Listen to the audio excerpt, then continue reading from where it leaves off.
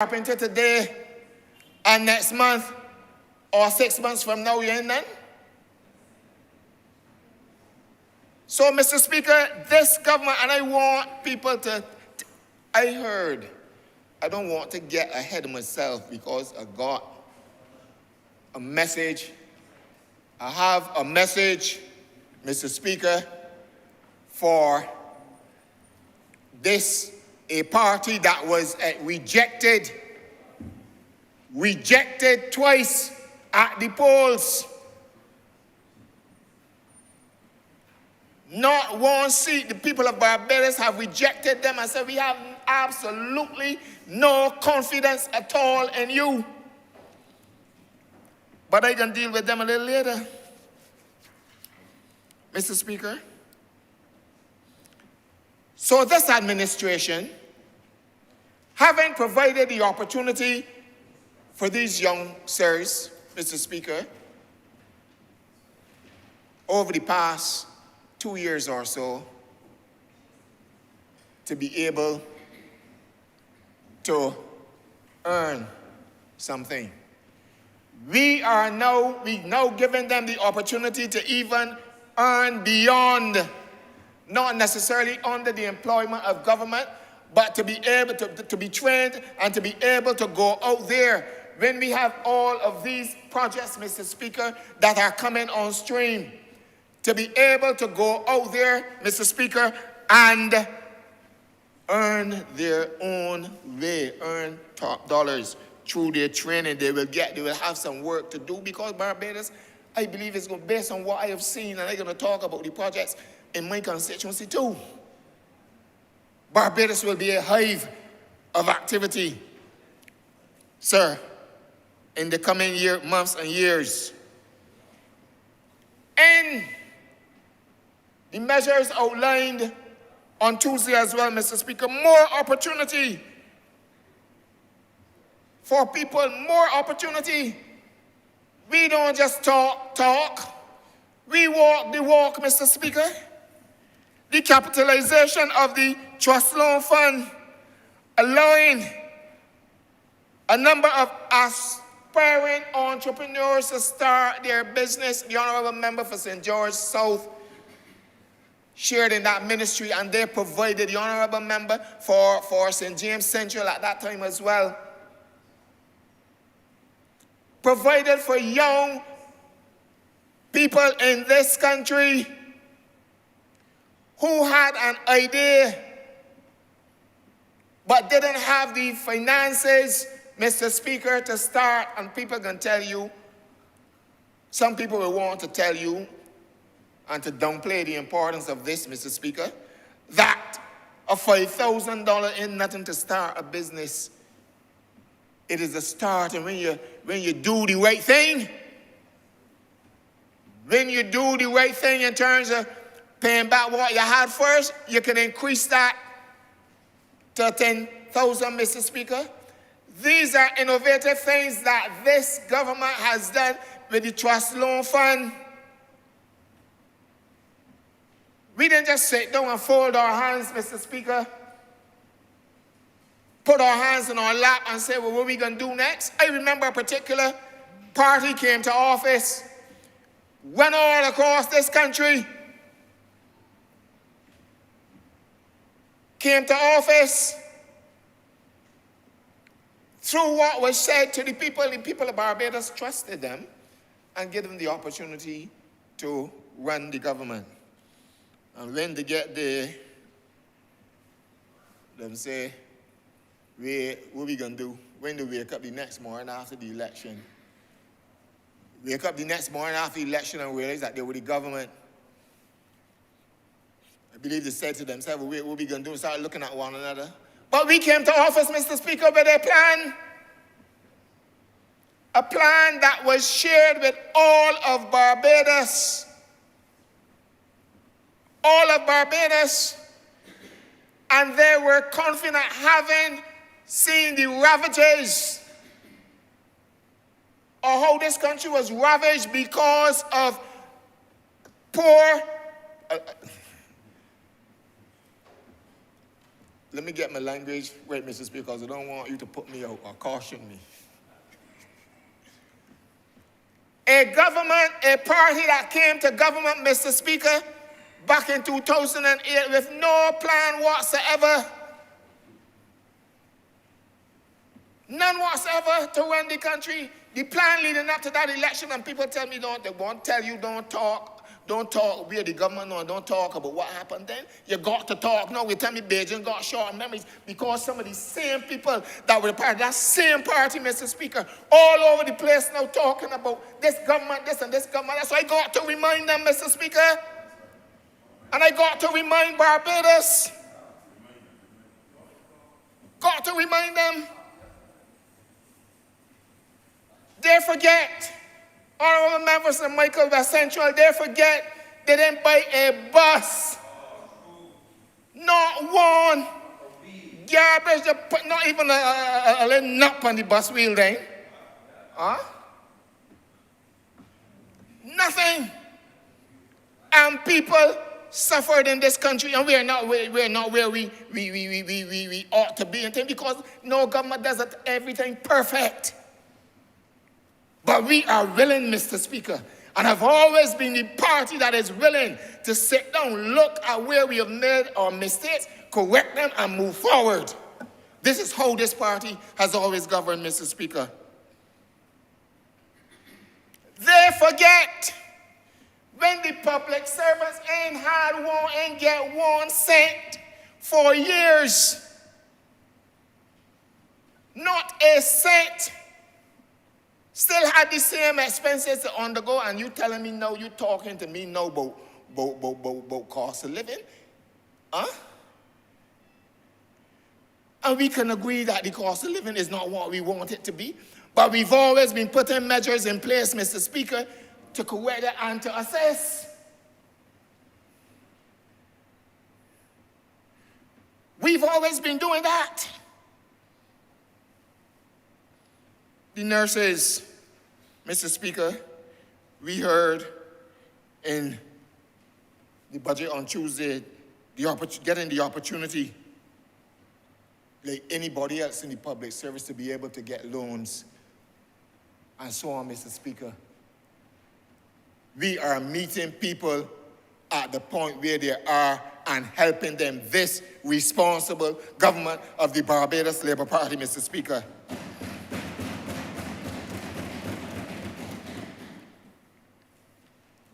When we face COVID, we introduce an elder care community program. You talk about innovation, you talk about looking at ways and means of how you can help people. At the same time, you have people being able to earn $1, and you have our senior citizens who have contributed, Mr. Speaker, to this country for years, who have helped to build this country.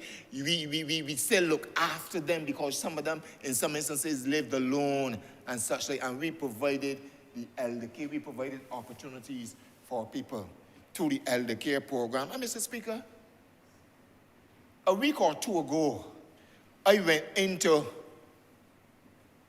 one of the community of Broomfield to look for one of my elders in there, one of the seniors in there. Pardon?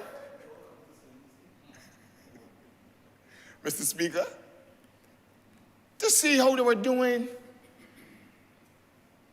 And she expressed thanks that she would have some person to come and comb her hair, make sure anything she wanted done was done, do some little cleaning, etc. for her, look after her, Mr. Speaker. This administration under the Honourable Member for St. Michael Northeast cares about people. So that program, Mr. Speaker, is a good program and has served the people of, because it's not just in St. Lucie, it has served the people of Barbados well. And long, Mr. Speaker, long may it continue.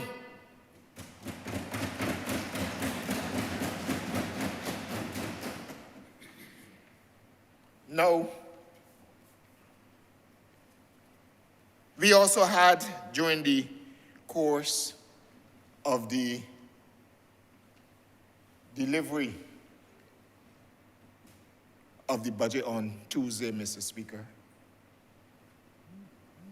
we complain, we talk about gas, we talk about diesel, Mr. Speaker, but the Prime Minister came back and capped the VAT for a further 6 months on diesel and on gas, because we know that these components are important to manufacturing and almost everything that we do in this country.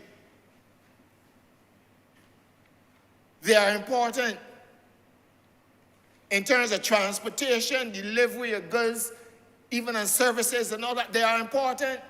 So we look at the things, Mr. Speaker, that will have an impact on people, and we can't deal with all, but we look at those that are the most important, in my opinion, Mr. Speaker.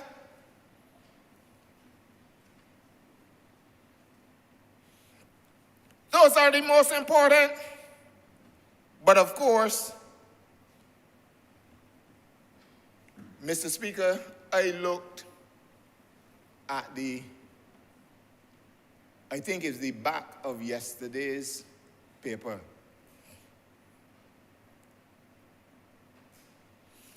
And I heard this morning, you know, you hear there's air pollution.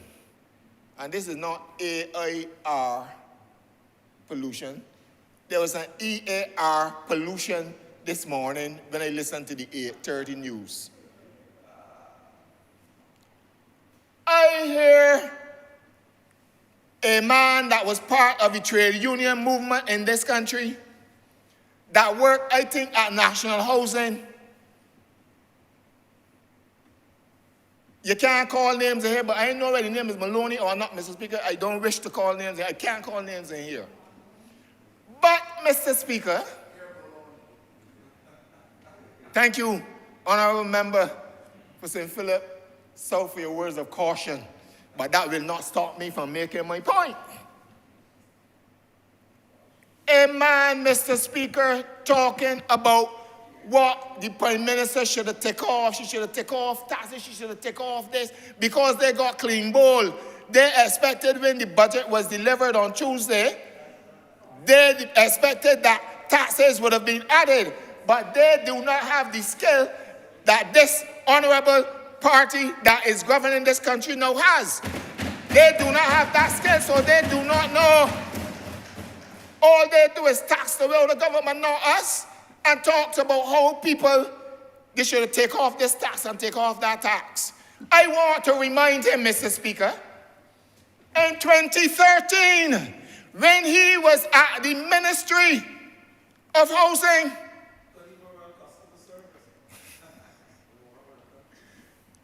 when he was at the ministry, Mr. Speaker, when they had the budget, if I can recall, remember how the people of Barbados were led down a path leading up to win an election, Mr. Speaker? And once the election was won, bam, in September, 3,000 people were sent home. He sat in the Ministry of Housing with young mothers, people with children, Mr. Speaker, falling down, wailing, and said, and did nothing, and you can come to advise this government? Can't advise this government, Mr. Speaker.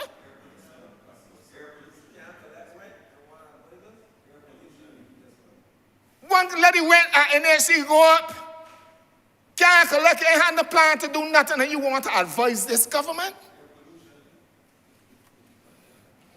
Air pollution, man, I had to get something to clean out my ears. Lord have mercy. I never had to make an appointment, Mr. Speaker, with the ENT doctor.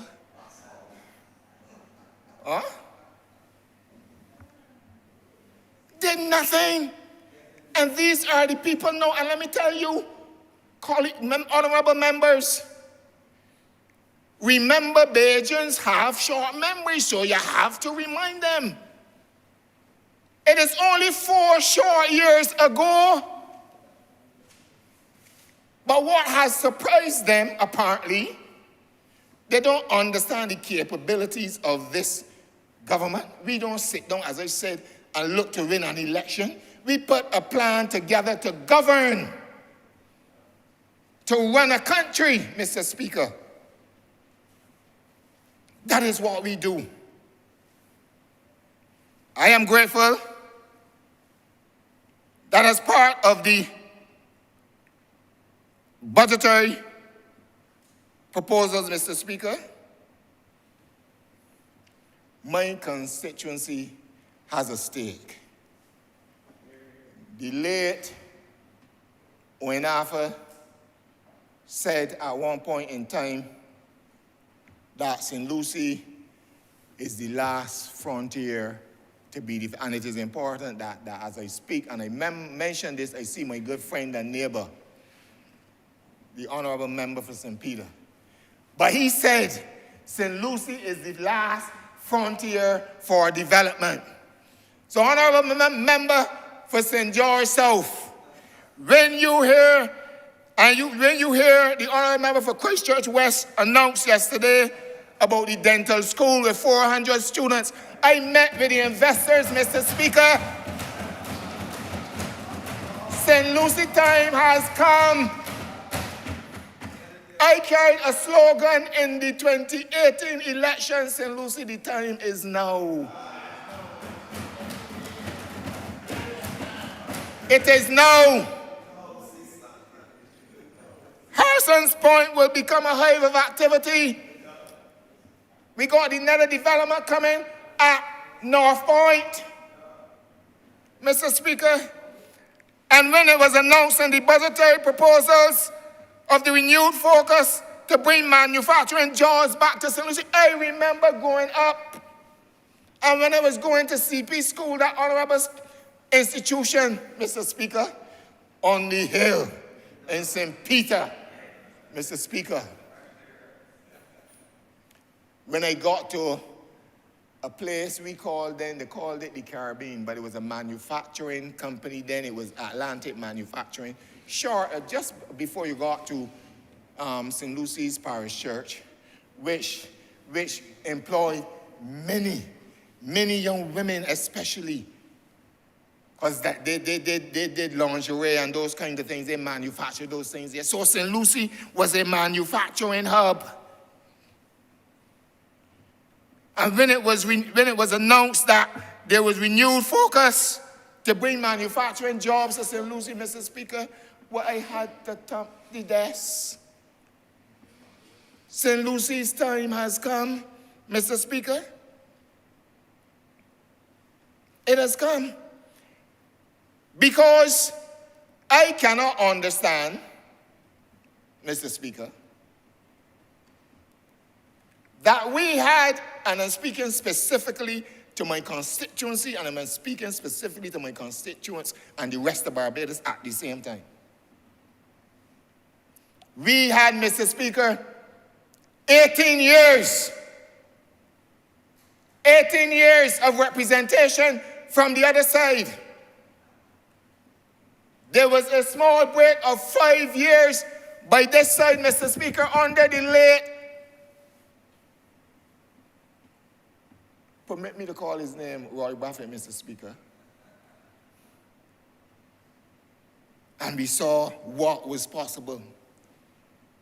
Then we had another 24 years in the desert where a man only sought to promote his business instead of looking after the business of the people of St. Lucie. So for 42 years, Mr. Speaker, the constituency that I now have the honor to represent suffered and languished, Mr. Speaker, lacked real development. No roads done, no roads. And when I offered myself for the third time, Mr. Speaker, not the first nor the second, for the third time, because I was determined, Mr. Speaker, under the banner of this party, because I saw what this party could do or has done.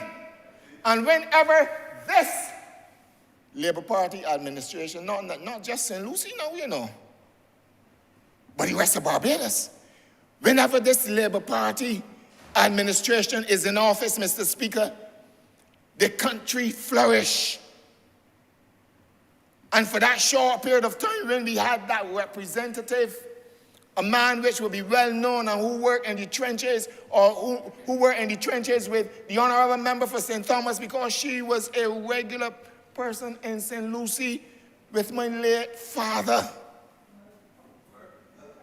who worked hard for this party. Mr. Speaker, whenever this party is in office, St. Lucie benefits, Barbados benefits. And so when I went to the people in 2018 and again in 2022, and they endorsed me, Mr. Speaker, as the one they believed could take St. Lucie forward, Mr. Speaker, I intend to do so along with the help of this administration, Mr. Speaker.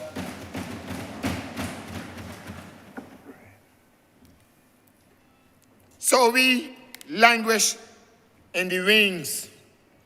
We languish in the wings. Not one road. We drove and we moved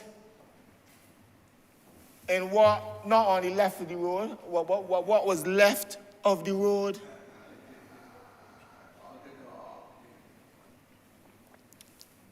Mr. Speaker,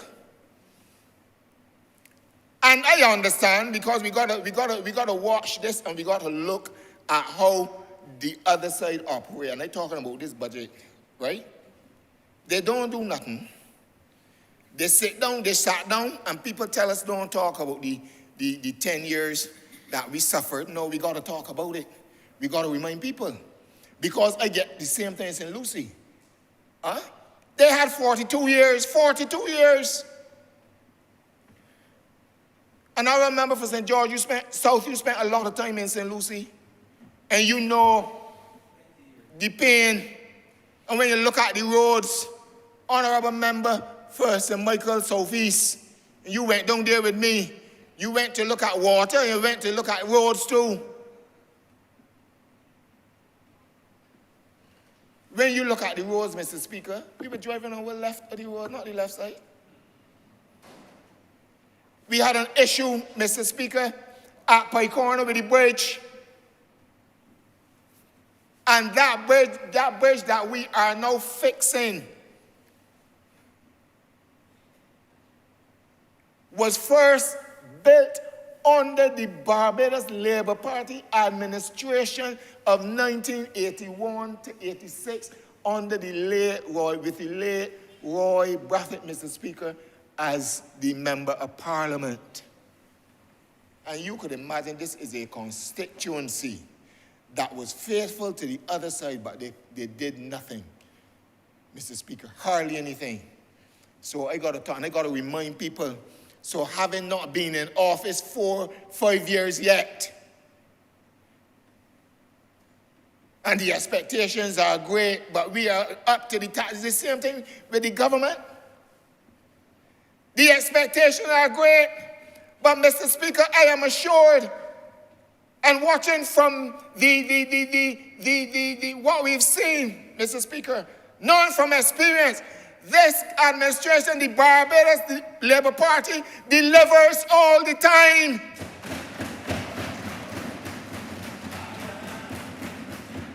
Mr. Speaker, and I'm sure we will deliver again. Roads like Crappell Police Station to Connell Town, Crappell Police Station to Archers Bay. Let me talk about Archers Bay a bit, Mr. Speaker. Let me talk about Archers Bay a bit. Archers Bay. Honourable member, watch the time, watch the time, watch the time.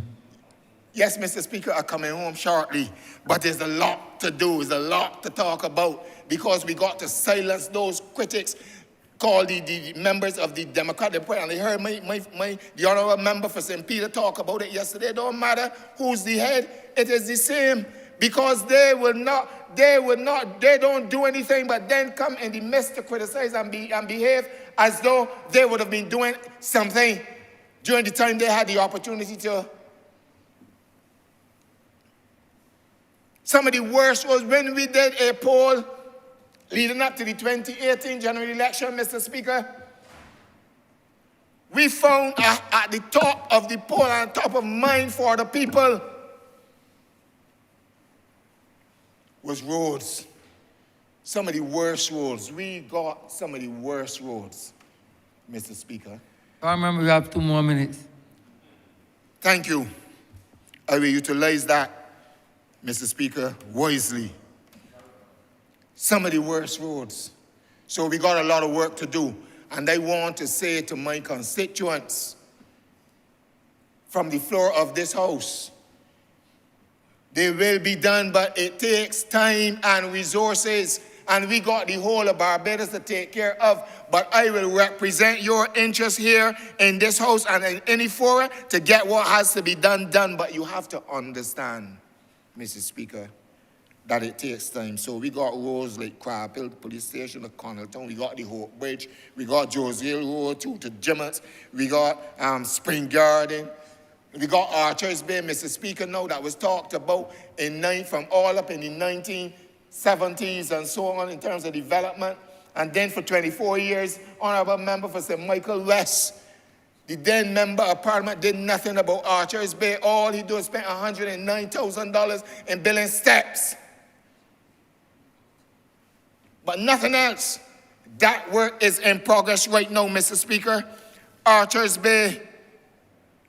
And I'm grateful to you, sir, for looking after that project for us with the BTII.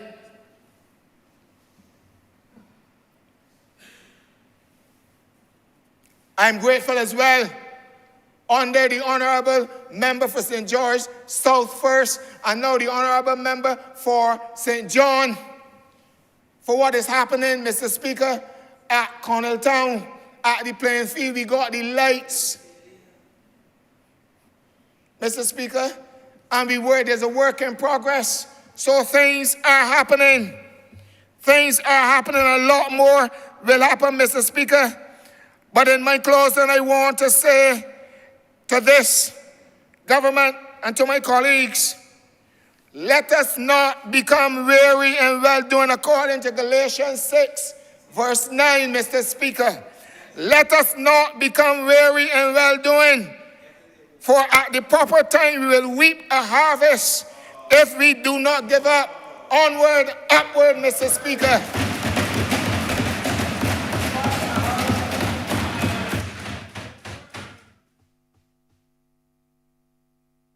Honourable Member for St. Andrew. Thank you, Mr. Speaker, sir. I almost forgot how fiery the member for St. Lucie could be, and has me here getting excited. To come after such a dynamic speaker is always a difficult task, but I will do my best. Mr. Speaker, firstly, I want to thank the people of the constituency of St. Andrew for their unwavering support of me over the past year. Every single day that I wake up and every day that I step foot into that constituency of St. Andrew, I'm reminded of how special those people are and how privileged I am to be counted amongst the very few who have placed themselves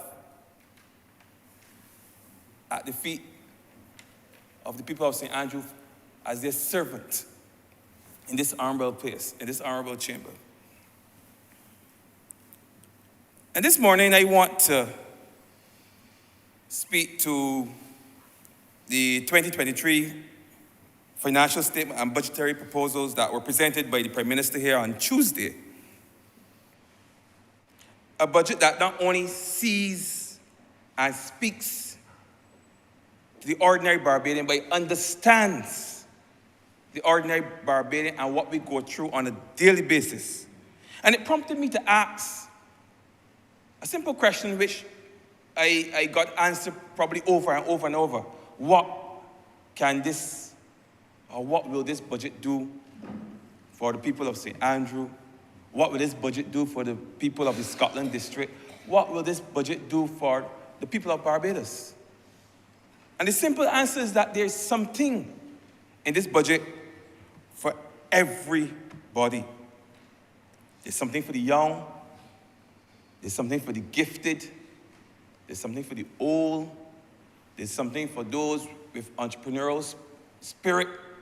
There's something for those who are talented and who are vulnerable. There's something for everybody. And what I also realize is that this budget also focuses on the small things. Small things. And there's one thing that I've learned since coming to this chamber is that it's the little things, those small things that matter. Sometimes we are distracted and we are often focused on the big things. But those very little things that impact the lives of everybody, those things matter. And that is where we have to sometimes focus our attention. And those things matter especially to those who are vulnerable, who are at risk. You know, those persons who are disabled or who are amongst the elderly. And for that reason, I have to confess now that I had planned to pretty much stay in my lane and speak to issues of water supply, issues of roads, issues of transportation, issues of the Scotland district. That was my plan. But having listened to the presentation by the Honourable Prime Minister on Tuesday, it would be remiss of me not to make mention of two departments in particular that do not reside in my ministry, but I think have been instrumental in the lives of the people in St. Andrew and all over Barbados, as a matter of fact, over the past couple of years, especially the last 3 years. And that ministry is the Ministry of People Empowerment and Elder Affairs, Mr. Speaker. The Ministry of People Empowerment and Elder Affairs. So it's only natural that I support the monies allocated to the Welfare Department in the tune of $32.5 million. And I believe $9.7 million that was allocated to the Community Elder Care Program. I want to talk about those two programs because those two programs brought me through that COVID period. Those two programs brought me through the freak storm. They brought me through Hurricane Elsa. And as you all are aware, St. Andrew was one of those areas that was heavily or severely impacted by the freak storm. And then 2 weeks later, by Elsa. And today there are persons who are still they're waiting the completion of the construction of their homes. But the Welfare Department and all that time has ensured that those people's rents are paid. Every single month there are requests for assistance with rent and those are paid every month. People are comfortable and they can wait because they're comfortable where they are because the utilities are paid, the rents are paid, and whatever little assistance can be offered is given. And also, because that would have happened right at a COVID period where so many people were were home unemployed. And I can speak to, I don't want to call it hundreds, because it would not be hundreds, but many persons within St. Andrew in particular. I know all of Barbados would have benefited directly from that particular ministry. I'm surprised that the Honourable Minister is not referred to as one of the most honourable, because he was right there on the front line, he and his officers ensuring, but both of them, because at that time, that point in time, the Honourable Member for St. Thomas would have been at the helm, but I know that the Honourable Member for St. Michael South came on and also did his part. But they were right there at the front line, on the front line with everybody, just ensuring that people got what they needed, the psychological assistance and help that they wanted. All of that was provided under that Ministry of People Empowerment. And that, believe me, mental health is important. We've come to realize how important mental health is, and it was because of that people were able to safeguard their mental health. The stresses that would otherwise destroy people, they were able to avoid it because of the direct intervention of that ministry. So I want to commend that ministry and commend the Prime Minister for the money that was allocated to that particular program. Also, I want to speak to the Community Elder Program.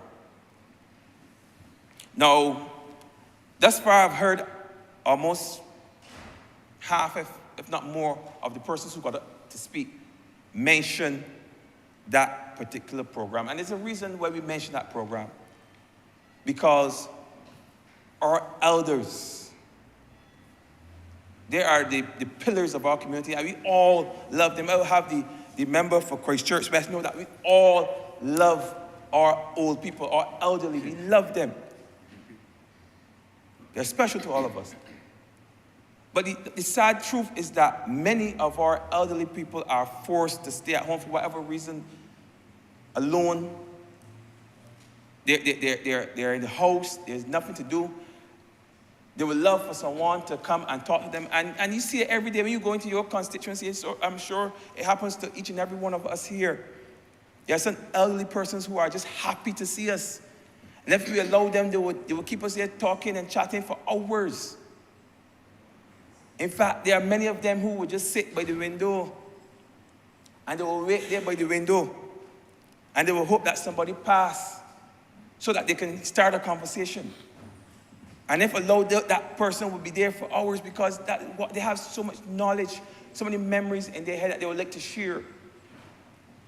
But there's nobody to share it with. And that's why this program is important. It's not just for the fact that these people are lonely, because yes, some of them are lonely. But there's no feeling worse than being at home and being made to feel as though you have no more contribution to make, as though you're useless. And though that's not the intention of persons, the fact is that because they have to be left at home and the children and the relatives go to work, they sometimes feel useless. They can't make a contribution to society. And this program brings persons right into the household and provides those elderly persons with an avenue by which they can share some of their memories, share some of their skills. And we've seen that where we've had knowledge transfer. There are a lot of skills that have been lost to history, been lost to time, because they're persons who possessed them had no one to share them with. And I know of one case where a woman even learned basketry, because the old lady that she was taking care of did basketry as a profession when she was younger. And she was able to learn that, and she was glad that she had somebody that she could share those skills with. And we have many examples of persons like that who would like to help and contribute, but they have no avenue, no conduit. And there's another thing too that I got to thinking from my exchanges with some of these elderly persons, from going around and talking to some of these persons when I visited some of them who were in the program. And that is the idea of capturing the collective memories of our elderly. You know, one of the problems of a modern society is that very often they do not see the importance of documenting their history, of chronicling their history, their cultural heritage, until it's almost too late. Of course, we have had the benefits of academics who would have written books over the years, compile stories over the years. And yes, that is all well and good. But through these elderly persons, we have access to some persons who were present at the time. Persons who lived through the riots. How many texts within our school system can we find on the riots of the 1930s? And the period before that and the period after, and there are people around who lived through that period. I went to a funeral of a lady, 93 years old, just on Saturday, on my birthday. So I know there are people who are even older. I know within the constituency of St. Lucie, there are persons 106 years and 107 years in the constituency of St. Peter and St. Andrew. We had a lady, she died now, 107 years. These people have memories that we are allowing to die with them. We've never put measures in place to capture those memories. I think that's something that we need to look at as a country. In order to capture the history. You see, we can have persons come into your home and sit down and talk to you and plait your hair and just have a chat with you. We can have persons come into your home and sit down and talk to you with the sole purpose of documenting your thoughts. Believe me, every single community have a history. And every single community has a story. Every single one. They think as a country we should make a concerted effort to capture the stories of every community. And it can be done. There are persons who have been trained at the university. In fact, when I taught at the university, I taught a course in Caribbean lexicography, which is basically the art of compiling information, compiling dictionaries, a compendium of historic facts that can be used and compiled and used for the edification of future generations. So I think it's something that we must look at seriously if we want to preserve our cultural heritage. Don't just go in there and chit-chat with the elderly. Let's sit down, have a serious conversation with them. Share simple stories that might just be mundane experience to them.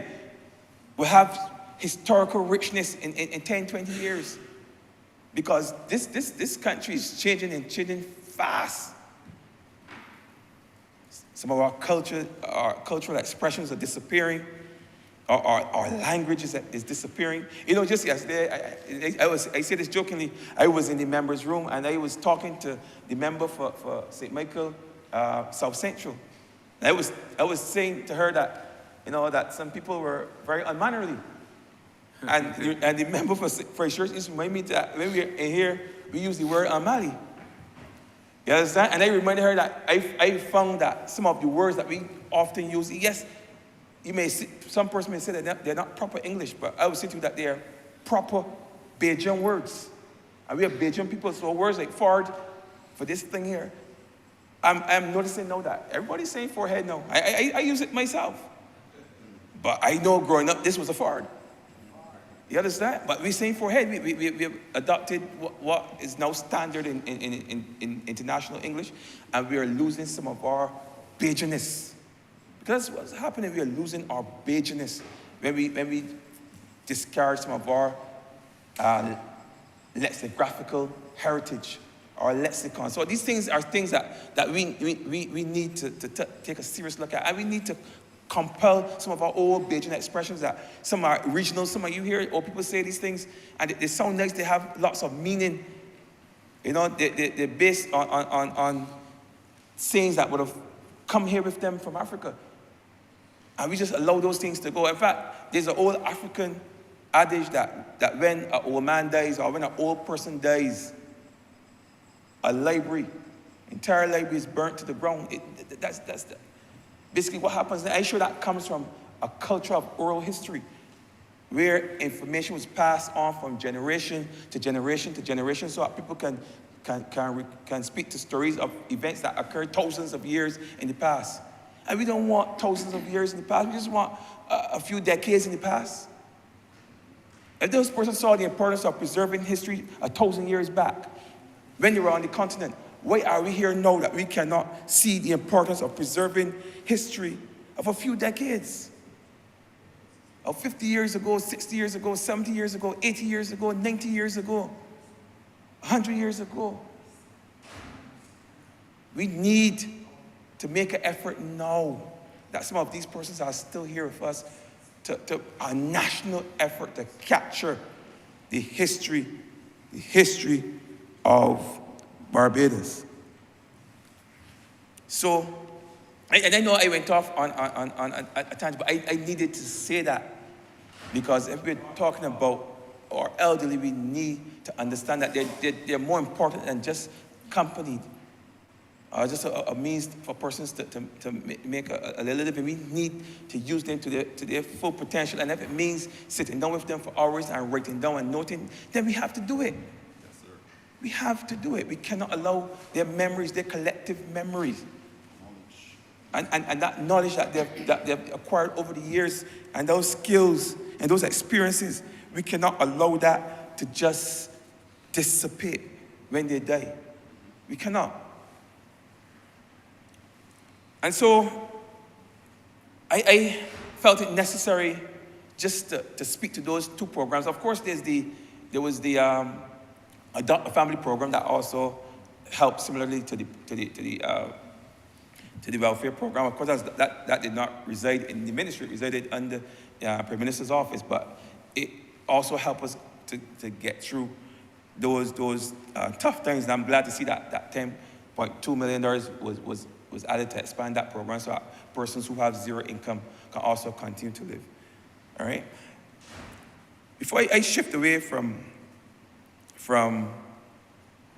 the welfare and these programs within the Ministry of People Empowerment and Elder Affairs, I was actually pleasantly surprised when I discovered some of the areas in which that ministry has been helping people over the years. I did not even know that they offered assistance with burials, with funerals. But it got me to thinking how we value our ancestors, our elderly, our old people. There are people in this country that will live in a house who will not change a board, but will save every cent they have to ensure that they have a good send-off. Every cent. Thousands of dollars. To ensure they go off in a dignified way. And I see how that ministry has been helping persons with that, because we've seen in other cultures, I think I've seen it here once or twice, where people will bury a member, a loved one, a member of the family in a piece of plywood box. A box made from boxing that they probably pull off a job site and make a box and bury people. And that's okay within that culture. But that would never fly in a Barbadian culture, within our Bajan cultural context. We would never accept that. Even if we had the money, we would beg, we would borrow, and we would borrow and beg some more. I don't think we would steal. But we would ensure that our loved ones, our mother, our grandmother, whoever that person may be, is sent off. Get a good send-off. A good send-off. Because we value our elderly here in this country. We value our old people. And I'm glad that the ministry is chipping in to see that people can have a dignified send-off. So I have to support that. I had to say that. You may not think it, but I am very much in tune with the cultural heritage of this country, very much in tune with the linguistic heritage of this country, very much in tune with the elderly within our communities. And I would support any effort, any measure to see that the lives of older people and such a vulnerable people in this country are improved. Now, as I said, I just went off on that tangent because I felt I needed to touch on that while I was on my feet, because those programs benefited people in St. Andrew tremendously. But I want to touch on another area, more in my lane, that I believe is very important that is shared here with Barbados today.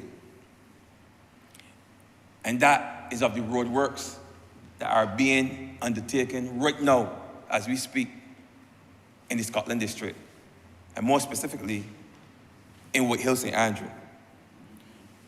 For those of you who do not remember, give me the opportunity to refresh your memories. It has been almost 9 years ago, on the 21st and the 22nd of November 2014, when we had steady rain the whole day, all through the night. And a large section of the road that connects Hillaby to Whitehill broke away and went down through the gully, separating that community. And this has been 9 years. That persons, not everybody, because a temporary footpath was put there, and the young and the fit could easily traverse that temporary footpath. But there are people down there that for 9 years, because of disability, because of old age and so on and so forth, have not been able to walk from their homes to the church, right at the edge of the breakaway. The church is right at the edge of the breakaway. They were not able to go to church for almost 9 years because they could not get over to the other side of the breakaway. But I'm here to tell you, Mr. Speaker, sir, and by extension all of Barbados, that I can say now with a certain degree of happiness in my heart, and you will hear it in my voice, that we have finally started the reconstruction of the road in Whitehill. Work has started.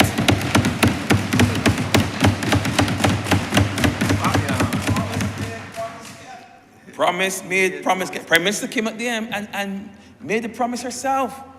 And my predecessor, Mr. George Payne, he would have worked and fought tirelessly to ensure that road was built in Whitehill for those people. In fact, the design that we are using, that we have reverted to, was Mr. Payne's idea. It was his idea.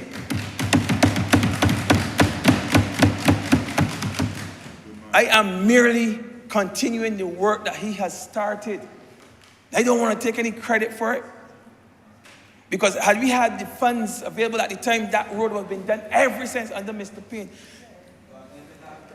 You understand? And that would be fine. That would be fantastic. The George Payne Road. But as I said, I don't want any credit for it. Yes, I worked hard to ensure that it happened. I was there. And not only make sure that the work start, but make sure that people in that community will get some work too. I told the contractor straight.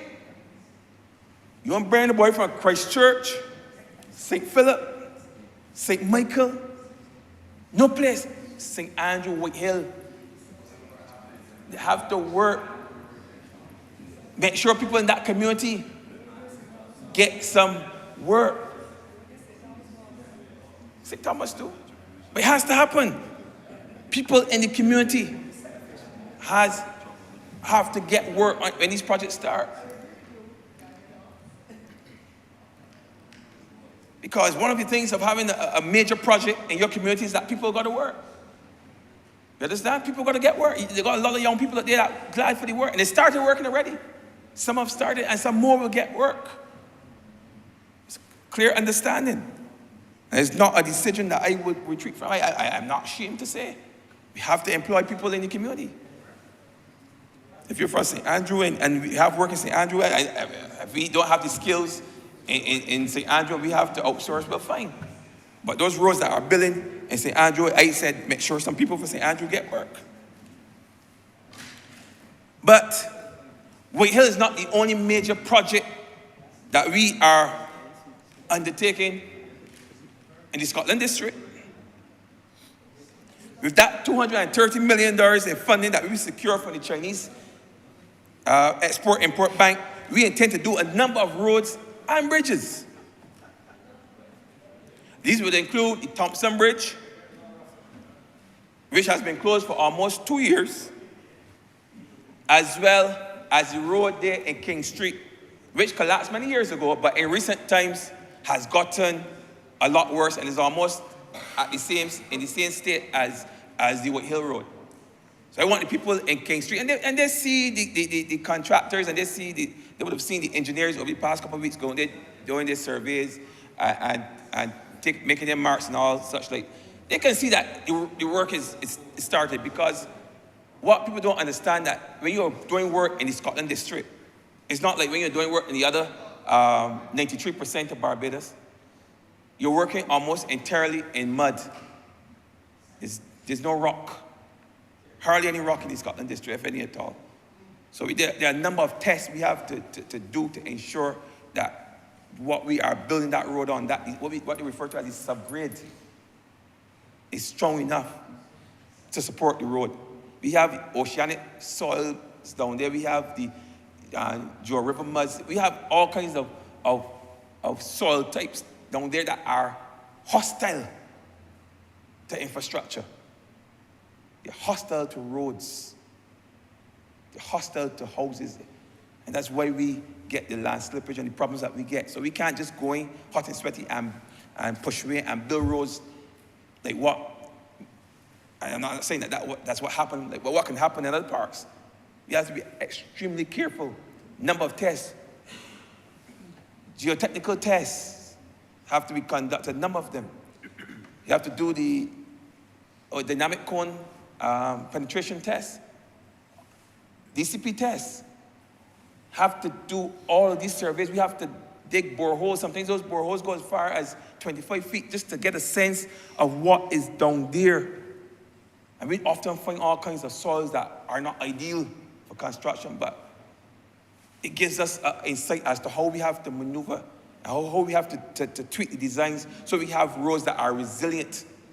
We have roads that can last another 50 years, because people will tell you often that there are roads down there that were there for 50 years and 70 years, but those roads for the first 30 or 40 years were only driven on by donkey carts and bicycles and walked on. So they had a good 40 years of easiness. But now these roads that we build, now we have to build for increased vehicular loading. We have to build for buses that are 18 tons and for trucks that are 30 tons and up.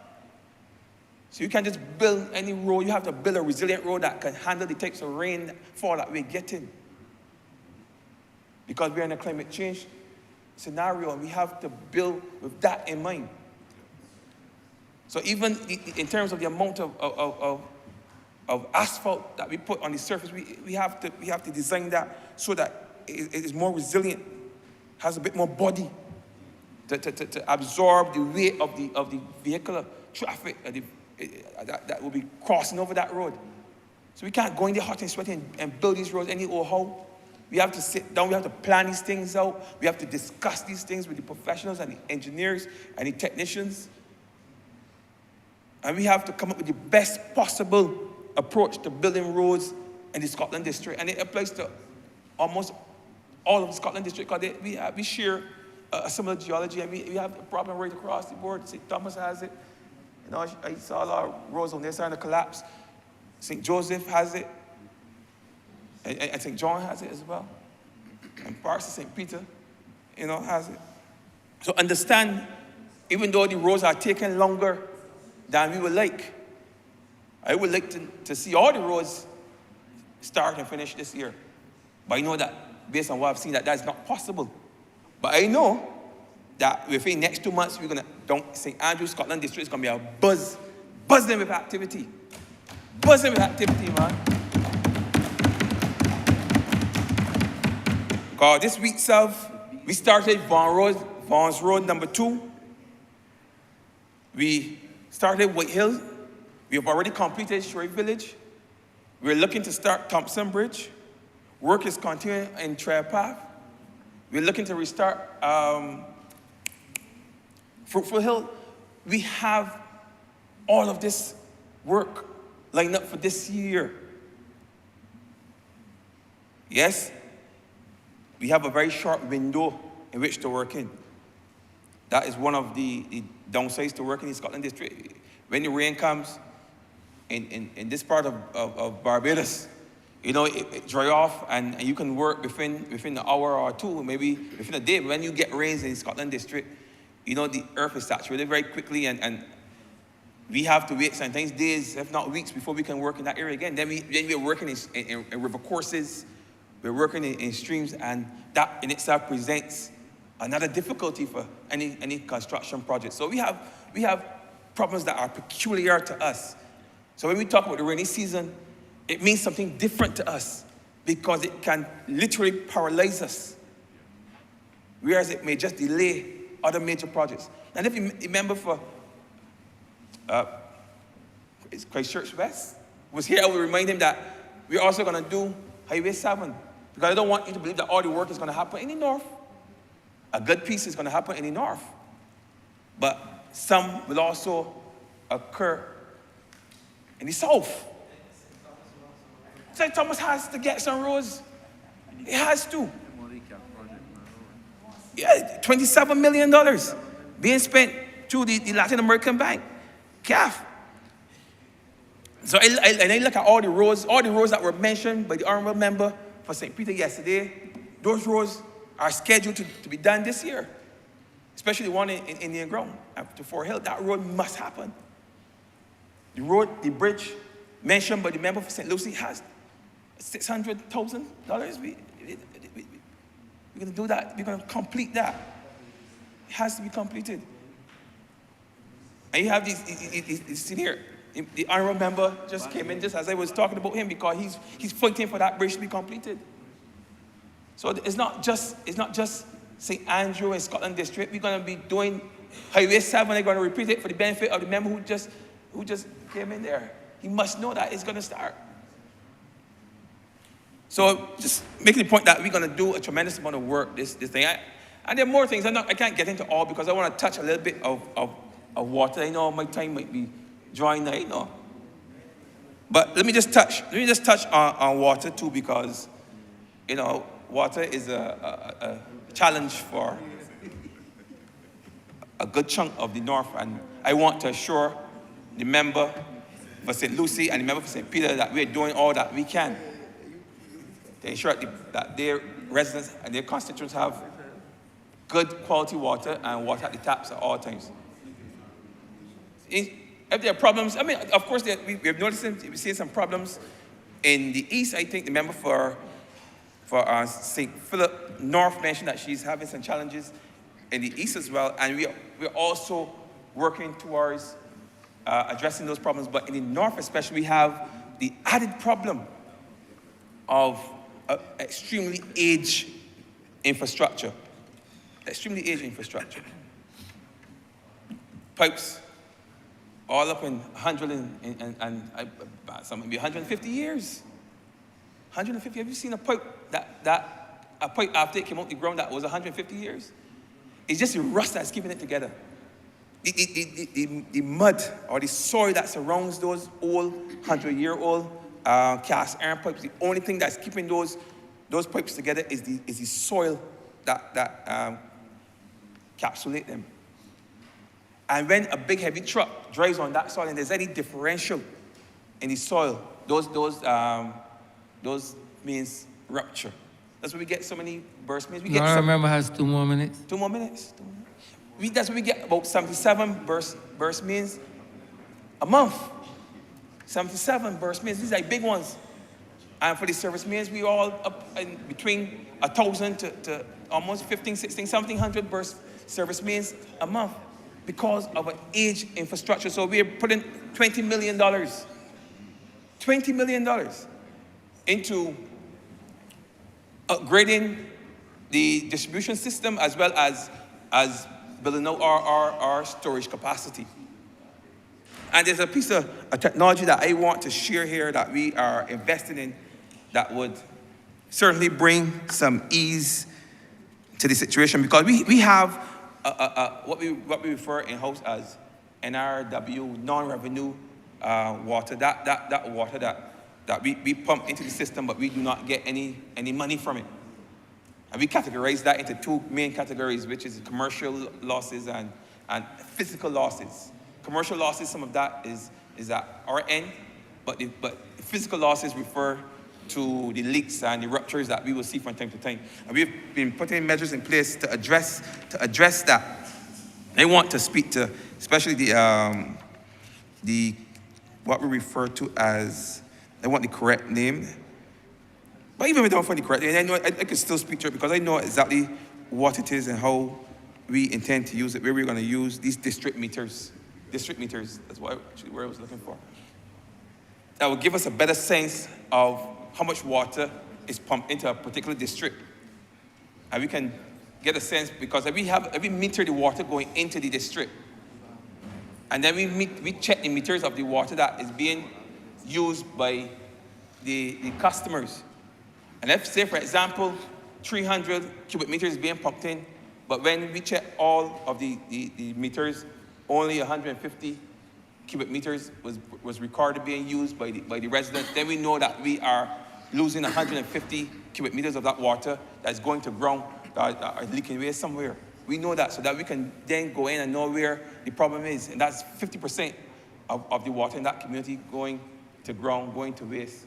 So these are some of the measures that we have put in place. And non-revenue water is a serious matter. In fact, there's a whole conference next week that deals solely with non-revenue, because it's an issue right across the board. And utility companies right across the region, right across the world. And tell me, if you're losing 36 to 40% of whatever good you are producing, you cannot survive. It's unsustainable. But that is the challenge that water utility companies, water companies all over the world are facing. And we are putting these measures, along with other measures, I can't get into all of them now, to ensure that we one, cut the amount of water that goes to waste, and two, we can also reduce our carbon footprint, because we still have to burn fuel to get the water out of the ground, and it's going to waste. So if we can get our water into usage, then we're gaining in two places. All right, I'm going to wrap it now. I'm going to wrap it right now, Mr.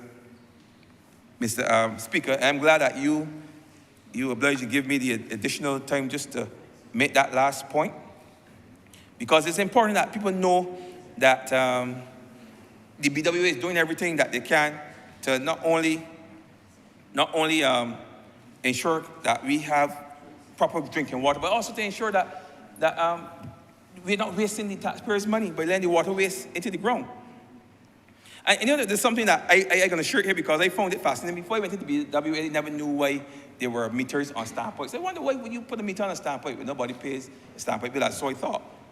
But that is also part of our approach in monitoring the amount of water that is being used on a daily basis. Because there are people, because they know they don't have to pay for the standpipe, they're going to turn it on and leave it on for days and weeks and so on. We can come in and say, wait, this people wasting water down here. And you see from time to time when one standpipe is disconnected, it's because people are wasting water. Honourable Member.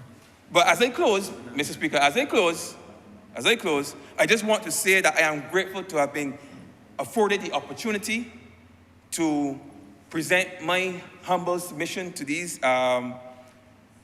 debates. And I also want to say that I fully endorse the budgetary proposals that were presented by the Prime Minister. I'm very excited to see the transformational changes that will, transformative, the changes that we will see going forward. I thank you, and I'm obliged to you.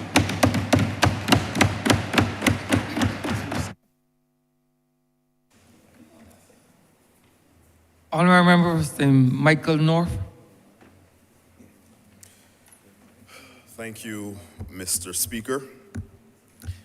And right at the outset, I want to share that it is always a privilege and an honor for me to walk up the steps of this Parliament and to enter this hallowed chamber, not only on my behalf, Mr. Speaker, but indeed, each and every time I do so cognizant of the fact that I do it in the stead of and as a representative of the people of St. Michael North. And I also want to say to you, Mr. Speaker, that I am also privileged an honor to be able to sit in this parliament with what I can consider to be one of the finest groups of hardworking, dedicated, committed, visionary individuals and leaders that this country has ever seen. I am happy to be a part of this Barbados Labour Party team. I'm happy to be a part of this Barbados Labour Party administration that is seeking not only to stabilize, but indeed, Mr. Speaker, to move our country forward into success and into greatness, into reaching the full potential that we know that we have as a country. Mr. Speaker, this is now the second budgetary process that I have had the opportunity to be a part of, having been elected by the people of St. Michael North in 2022, January that is. And the first time I was reflecting, Mr. Speaker, on my first budgetary speech. And indeed, I remember how nervous I was. I remembered I was thinking to myself, what am I going to say? Oh, man. Oh, yes. And I'm being reminded of, the jitters came through in my speech, and I fell back on my moorings from church. And that always guides me in everything I do. But Mr. Speaker, as I was reflecting on my journey from then till now, and the growth and the transformation that I've seen even in my own experience, in my own life, in my ability to understand my portfolio, my ability to understand parliamentary life and debate. I have much to be thankful for, Mr. Speaker. And I first want to thank God, because God is the one who gives me the strength on a daily basis, Mr. Speaker. He is the one who guides my every step. He's the one who gives me the courage, the confidence, and the commitment to get up every single day and to work not only on the behalf of the people of St. Michael North, but of course, the entire nation of Barbados. So I thank God for the strength that he gives me. And this is not an easy road, Mr. Speaker, you know it. Representing thousands of people, in some cases tens of thousands of people, it's not an easy journey for any of us. It is a heavy load that we bear. And indeed, you hear all the time that it's a really thankless job, because you do and you do and you do, and sometimes you don't get the level of appreciation that you may think that you should get for what you do. But indeed, I believe that every single one of us get up and we do it day after day, because we are committed to serving in the best interest of the people of our respective constituencies. And indeed, we are committed to serving in the best interest of the people of Barbados, Mr. Speaker. And I'm reminded, and I heard some of my colleagues, and clear you can see, Mr. Speaker, that we are a bunch of people who have a spiritual grounding in this chamber. So I must join those who have gone before me. And I must also use the word of God as context and to lay the foundation for what I have to say today. And I want to declare boldly that the word of God says, one writer said, I am who I am by the grace of God. I am who I am by the grace of God. And another portion of scripture says, it is in him that we live and move and have our very being. And I stand here today as the representative of the people of St. Michael North because of God, and of course, by their grace, by giving me the support to stand here on their behalf in this house. I want to go further by underscoring how grateful I am to them. Mr. Speaker, on a daily basis, I am blessed to hear from my constituents in different ways. Some of them will see me as I'm going through the constituency, and they will give me a word of encouragement. Many of them will send me messages and they will say that I am praying for you, etc., etc. And Mr. Speaker, I really want to take this moment right now to acknowledge them. This year has been a tremendously transformative year for me, and I'm excited and I'm buoyed, Mr. Speaker, by the support, the outpouring of support that I receive not only from the people who are closest to me, but from all across the length and breadth of St. Michael North. People who stop you and just give you a word of advice, a word of counsel. Sometimes you may not want to, you don't like what they say. You say, well, you should do more of this, you should do less of that. But indeed, Mr. Speaker, they do it from a place that is heartfelt, They do it from a place that is sincere, and they do it because they want to see, of course, the best from me as their representative. And indeed, I look forward, Mr. Speaker, to growing in my relationship with the people of St. Michael North, and I'm going to give them the best of my abilities for a long,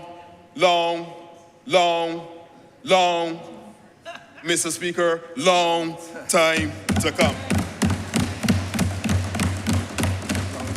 I need not tell you this, Mr. Speaker, but all relationships take time to grow and to develop. You take time to learn that other person, to learn the things that work well and don't work well with them. You get to learn their way of thinking. But over time, relationships develop to the point where you become one. You love each other beyond the faults that you may see in each other. You learn to love despite and in spite of the challenges that you come through and come across. And as with all relationships, the bond becomes so strong that you're able then to face challenges together and you're able to rise above and overcome those challenges as a unit and as one. And I'm here to say, Mr. Speaker, that I look forward to growing in my relationship with the people of St. Michael North, and I'm fully committed to this journey with them, and it can only get better from here. And I want to take some time because I'm here representing their interests, Mr. Speaker. So I have to speak according to what I do as their representative and have been doing over these last few months. And Mr. Speaker, in this short space of time, I've had the opportunity to engage with my constituents in many different ways. We have held multiple successful branch and community meetings. I meet with my constituents every single Wednesday, Mr. Speaker, as many of my colleagues do, at least on a weekly basis. Even if it's not Wednesday, some other day of the week, all of us do. We created, Mr. Speaker, the St. Michael North Community Wellness Program, an initiative that sees me and my constituents meeting on a weekly basis on Saturdays to exercise together, to fellowship together, to get healthy together. And this has been an initiative that has been very well received by all. Mr. Speaker, I would just indulge, if you could indulge me, last week we had a walk-up workout. And I didn't see you there, Mr. Speaker. I'm not sure if you're the walk-up kind. A walk-up workout. Well, you in that? Well, you should have been there. And it will come next time. I will give a special invitation to the Honourable Member for St. James Central. And St. Thomas as well. I invite all of you. A workout, Mr. Speaker. That's just one of the disciplines, but we've had so many. We had boxercise. We've had so many different, and really, Mr. Speaker, it's just another way for us to engage. But it's a way that I want to, because we're focused on health and wellness in this country and as a government, and not only that, and me as a member of parliament. We have launched 4 clean and green sites, and I want to, at this point in time, again, publicly thank the Honourable Member for Christchurch West Central. Every time I call, he comes. And we've had 4 so far, and 5 is on its way, Mr. Speaker. We also launched the St. Michael North Continuing Education Program, where I was able to secure 50 scholarships for individuals in my constituency to go back and get CXCs. Mr. Speaker, I meet with constituents, and when I hear them telling me about they're looking for work, etc., I say, you know what? Where's your foundation? What's your academics? Where are your certificates? And in many cases, I've had constituents that did not have even 1 CXC, Mr. Speaker. So you know, with 0 CXCs, your prospects are limited. There's only so far that you can go relative to the employment opportunities. And I said there must be something done about this, and we created the Continuing Education Program. It is a yearly scholarship program. We're looking to do 50, and we're going to continue to increase that. We did 50 last year, and we're going to increase that number. We're going to also add to that now vocational programs as well. For those who necessarily don't want to go the route of doing the hardcore academics, they can go the route of doing vocational training as well. Mr. Speaker, sir, we held a men's health clinic. And we're right now in the process, Mr. Speaker, of launching our St. Michael North Breakfast Program to provide warm breakfast packages to some of the students of our 2 primary schools within the constituency of St. Michael North. We're also launching the St. Michael North Mentorship Program very shortly, Mr. Speaker, for our teenagers who need guidance and who need special hand-holding, who need to hear a positive word, Mr. Speaker. And anybody who's been following me will realize that there are things I care passionately about, and one of them is youth development. I want to see our young people to become all that they have the potential to become, Mr. Speaker, sir. And I do not want to see them go in directions that they do not desire to go in and should not go in. So I'm going to do my part to give as many positive opportunities for those young people. Time will not permit me to go through all of the programs, Mr. Speaker, but I'm going to move on. And I really want to get on to the context of our speech today and why we're here. And I want to start by congratulating our Prime Minister and the Honourable Member for St. Michael North East for delivering what I think, Mr. Speaker, has been one of the most transformative, fair, balanced, forward-thinking and forward-looking budgets that I've ever heard in this honourable chamber. I want to thank the Prime Minister not only for delivering the budget speech, but I also want to thank her for the proposals contained therein. So many proposals that I believe, Mr. Speaker, they will benefit the people of St. Michael North and, of course, the wider populace of Barbados. I had the opportunity, Mr. Speaker, on Tuesday to listen to our Prime Minister as she delivered. And I believe that there are many items within this budgetary proposal that can speak to and can benefit all of the people of our country. And I believe that the general theme of the budget itself says much. Our Prime Minister spoke, Mr. Speaker, about mission transformation. She spoke, of course, about where we came from, and it was the mission critical agenda when we first came into office in 2018.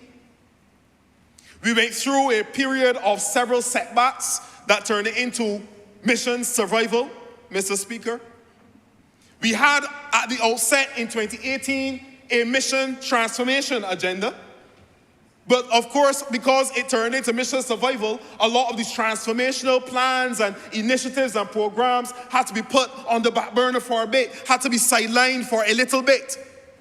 But now, Mr. Speaker, having gone through all that we went through as a country and as an administration, we are now in our stride moving towards mission transformation. But she did not stop there, Mr. Speaker. She went further to say that we are moving as a country towards what? Mission accomplished. Our goal, Mr. Speaker, is to accomplish these transformational plans and proposals that have been laid out, not only in this budget, but going as far back as the Covenant of Hope that was led by this same Prime Minister, this same Barbados Labour Party many years ago, Mr. Speaker. What are some of the proposals that I heard that I think resonate well with the people of our country? Mr. Speaker, there's an emphasis on training. And any person who has led an organization understands the value of a well-trained human resource team. Training makes all the difference sometimes in your ability to deliver or your inability to deliver.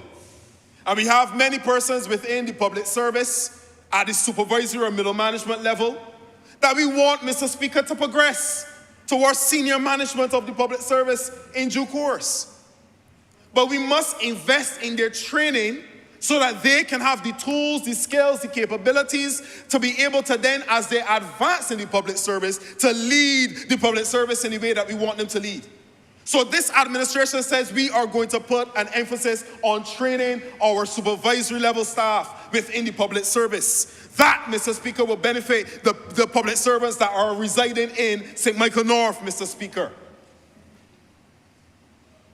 Not only are we doing general training relative to supervisory management and managerial skills and capabilities, but we're also going to be training and ensuring that we can successfully roll out what is called our commitment for results. And you heard the Prime Minister talk about it, these granular goals and objectives of each and every portfolio, each and every ministry. These granular goals and objectives that will guide what we do on a daily basis, not only as ministers, not only as a cabinet, not only as permanent secretaries, but down to the very level of even the messengers and every single person, the custodians, will be able to see what is it that this ministry is supposed to deliver for the people of Barbados on a daily basis. So we're going to train our people in our commitment for results process, which is already well on the way. We go further and talk about training, Mr. Speaker. We're not just doing training within the context of the public service, but we're doing community-based training as well. Parental training, Mr. Speaker, sir. Because we realize as a society, the most basic unit of any community, of any society is the family unit.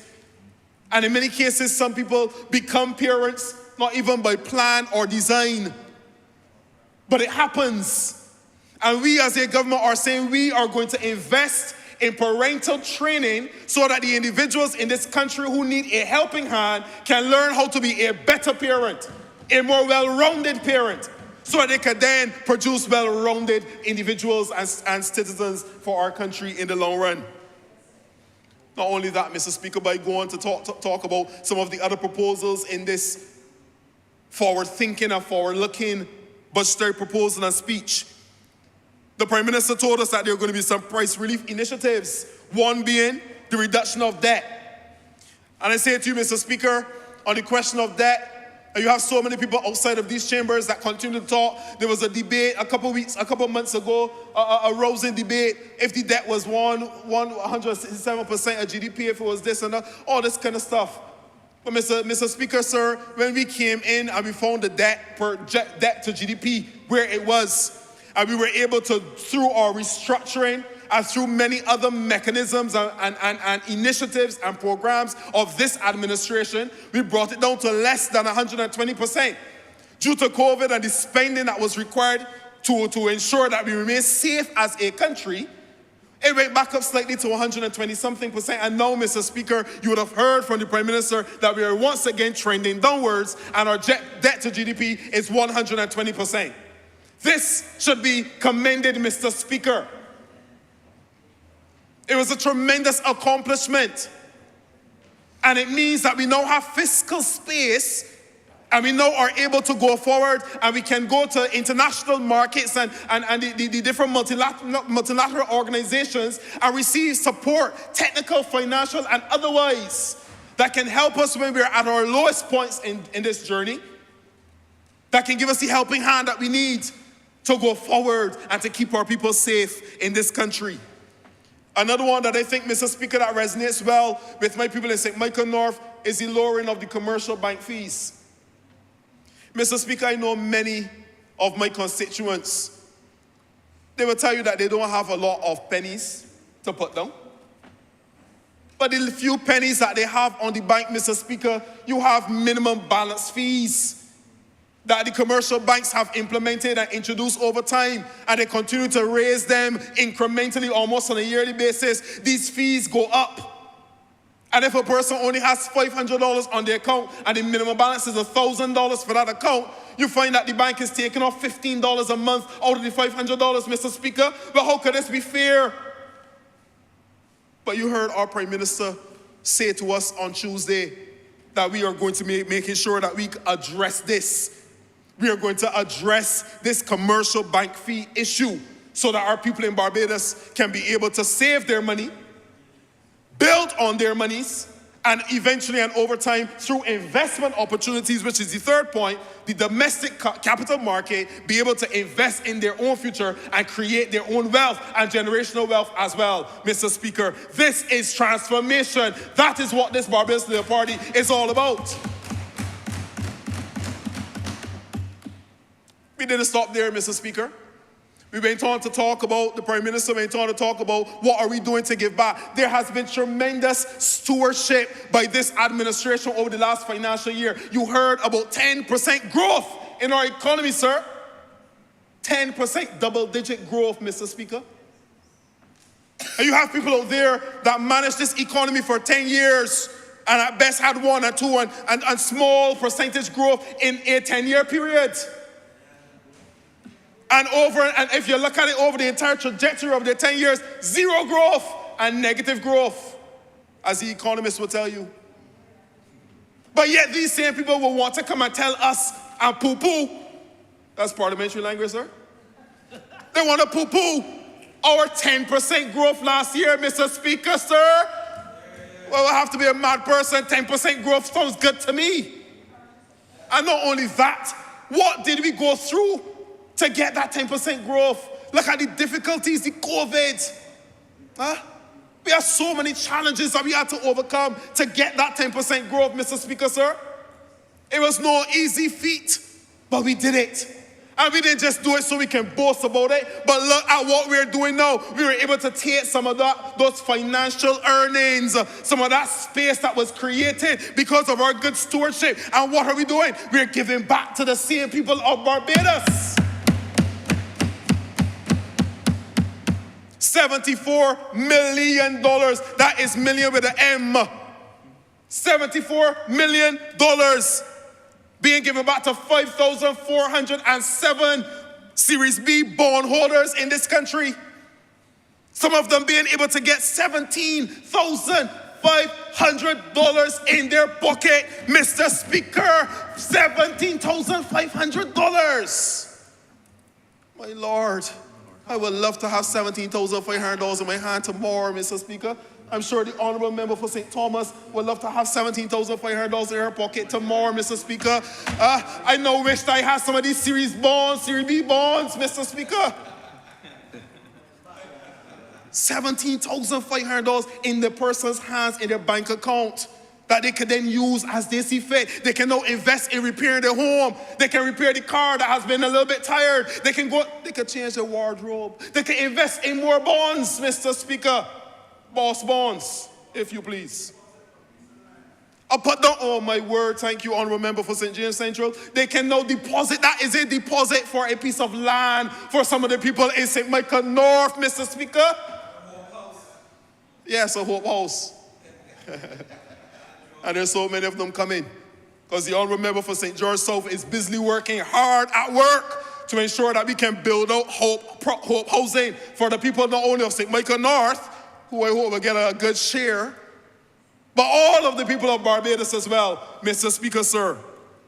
Not only that, but we took the money from our good financial stewardship and we're investing $8.5 million, Mr. Speaker, in expanding the dormitories where at the Barbados Youth Advanced Corps. Mr. Speaker, we are investing in our young people and in our future.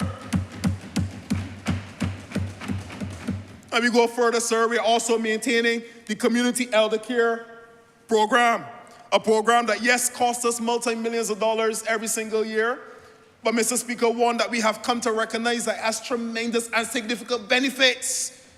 You heard the Honourable Member who spoke before me for St. Andrew say it's not just about giving them company and spending time with these elderly members of our society. Yesterday's children, as they're referred to. But, Mr. Speaker, they have a wealth of experience and a wealth of knowledge that they can share. And the program has not only been a benefit to them, but many of my constituents who are part of the Community Elder Care Program tell me how much of a benefit it is to them as well. Caring for our elderly, taking care of our own people, Mr. Speaker. This is what our Barbados is about. This is who we are. We look after our own. And a government could have said, you know what, we're spending too much money on that. Let's divert that money to something else. But no, we said we are sticking with it. It is tremendously beneficial to the people of Barbados, and we will continue to do it, and we're going to put money aside for it. That is what this government is about. This is a transformative government and a transformative agenda. So, Mr. Speaker, sir, I want to move on very quickly in the last part of my speech now to talk about my portfolio. And I want to thank the Honourable Member for St. Michael North East and our Prime Minister for giving me the privilege of entering her cabinet and giving me the privilege to lead a portfolio called the Ministry of Industry, Innovation, Science and Technology. Mr. Speaker, the people of St. Michael North sent me here. They elected me to be here, and I thank them for that. I thank the Prime Minister for selecting me to be a part of her team. It is an honor and a privilege. I do not take it lightly. And I believe that as we talked in this entire budget speech and the budgetary proposals about transformation, the transformation agenda, I am pleased, Mr. Speaker, that the ministry that I have the privilege to lead is very much at the forefront of the same said transformation agenda of this government. We are leading both the industrial transformation and, of course, the digital and technological transformation of our country at this point in time and in this journey. And I, nor the members of my team at the ministry, we don't take it lightly what we have to do. We get up every single day and come to work, seeking to drive this transformation, seeking to do what we can to move our country forward And Mr. Speaker, I want to say here right at the onset that change sometimes is very difficult. It oftentimes is very difficult. There's a saying that goes, the only thing constant in life is change. But change, unfortunately, is one of those things that people sometimes have great trepidation in facing and coming to grips with. The nature of this ministry that I have to lead confronts change on a daily basis. So we know it well. We see the pushback that comes from the populace sometimes when we're seeking to introduce a new thing, a new initiative. Because there's always going to be some reservation, some hesitation, some fear. So this ministry gets the brunt of that because we are at the forefront. We are the spear's tip relative to pushing change and pushing transformation. It has not been an easy journey in that regard. And as I reflected, Mr. Speaker, I go right back to the Word of God again. And I'm reminded of a portion of Scripture that says, I can do all things through Christ who gives me strength. I can do all things through Christ who gives me strength. And I'm also reminded of another portion of Scripture that says, even children become tired and need to rest. And young people trip on Remember for St. Thomas and fall. But the people who trust the Lord will become strong again. They will rise up as an eagle in the sky. They will run and not need rest. Sir, they will walk and not become tired. Mr. Speaker, it's a long journey, but we are going to rise up again, and we are going to rise and we are going to soar like the eagles with the help of God, because we're going to put our trust in God. I intend, Mr. Speaker, as the one leading this ministry, to continue to put our expectation in Him. Not an easy road, but I know that and I'm confident that we will accomplish what we have to accomplish. What are we doing in midst? On the industrial side of this transformation agenda, Mr. Speaker, sir, through our state-owned enterprise, Export Barbados, also known as BADC, and through our industry partners, we have been steadily chipping away at and strengthening existing industries in our country, all the while, Mr. Speaker, seeking to find, position, and build out even new industries in our country. And one of the first things I want to bring your attention to is the very transformation of that state-owned enterprise itself. Everyone knew BADC for many years. People call it IDC, BADC. People had other names for it, depending on how long you've been around. You had different names for BADC. But we are in the process of a complete transformation, not just a name change, Mr. Speaker, which has already passed cabinet and is going to come through this legislative house very soon. But not only a name change, but indeed the entire organization and its approach to the transformation of our country has been changed as well. We have moved from an organization that was simply focused on being a landlord of government's properties to now using those same properties as a place and as a spot for transformation of our country and our economy and our society. Mr. Speaker, the organization has pivoted and it is now oriented towards exports, moving our people from just domestic production to now moving those products off our shores so that we can earn some necessary foreign exchange and boost our gross domestic product, Mr. Speaker, sir. So the entire organization has been transformed. Our mindset, our approach, our focus has changed. And we are now, Mr. Speaker, we are zoomed in on. Our eyes are fixed on a target of building Barbados to the point where we are $1 billion in exports by 2030, if not before. $1 billion in exports. That is our focus. That is our aim. Industry is so much a part of our DNA, Mr. Speaker. You are familiar with the motto that is on our coat of arms: pride and industry. Industry has always been a bedrock of our country's ability to progress. Industry has driven us, manufacturing, small or big. I tell you, Mr. Speaker, you drive on the streets of Barbados, you see so much industry taking place. Our coconut vendors and the bottling and the packaging and the selling. You got packages now, you could get jelly, you could get the water, manufacturing. You have everybody making some juices. You got people turning all raw materials into finished products. Tremendous success. There's so much manufacturing, there's so much industry taking place in this country. It is not funny, Mr. Speaker, sir. And the goal of this portfolio, my ministry, and the team at BADC Export Barbados is to further enhance those industries, build them out, give them the support that they need, and also to bring even new industries to our country so that we can create job opportunities for the good people of St. Michael North and the people of Barbados by extension. That is the goal and work of this ministry every single day, Mr. Speaker. What has happened from December 2022? We have certified exports, Mr. Speaker, and domestic exports that grew by 11.3% and 12.3% respectively over the previous year. So when you hear people, Mr. Speaker, out there talking about where's the growth? Where's the growth? Where's the growth? Where's the growth? Asking all these questions all the time, where's the growth? There is the growth, Mr. Speaker. 11.3 and 12% growth in 1 year in our exports. Well, you can want more growth than that. But that's growth, Mr. Speaker. Or you could be asking for growth all the time, and the growth right there in the numbers. The results speak for themselves. Not only that, Mr. Speaker. Mr. Speaker, sir, we had growth in our certified exports from April 2022 to February of this year, Mr. Speaker, of 13.1%, equating to $165 million in growth, Mr. Speaker, sir. I mean, where the growth is, there is the growth. What does that mean in real terms, Mr. Speaker? That means more of our people are exporting rum.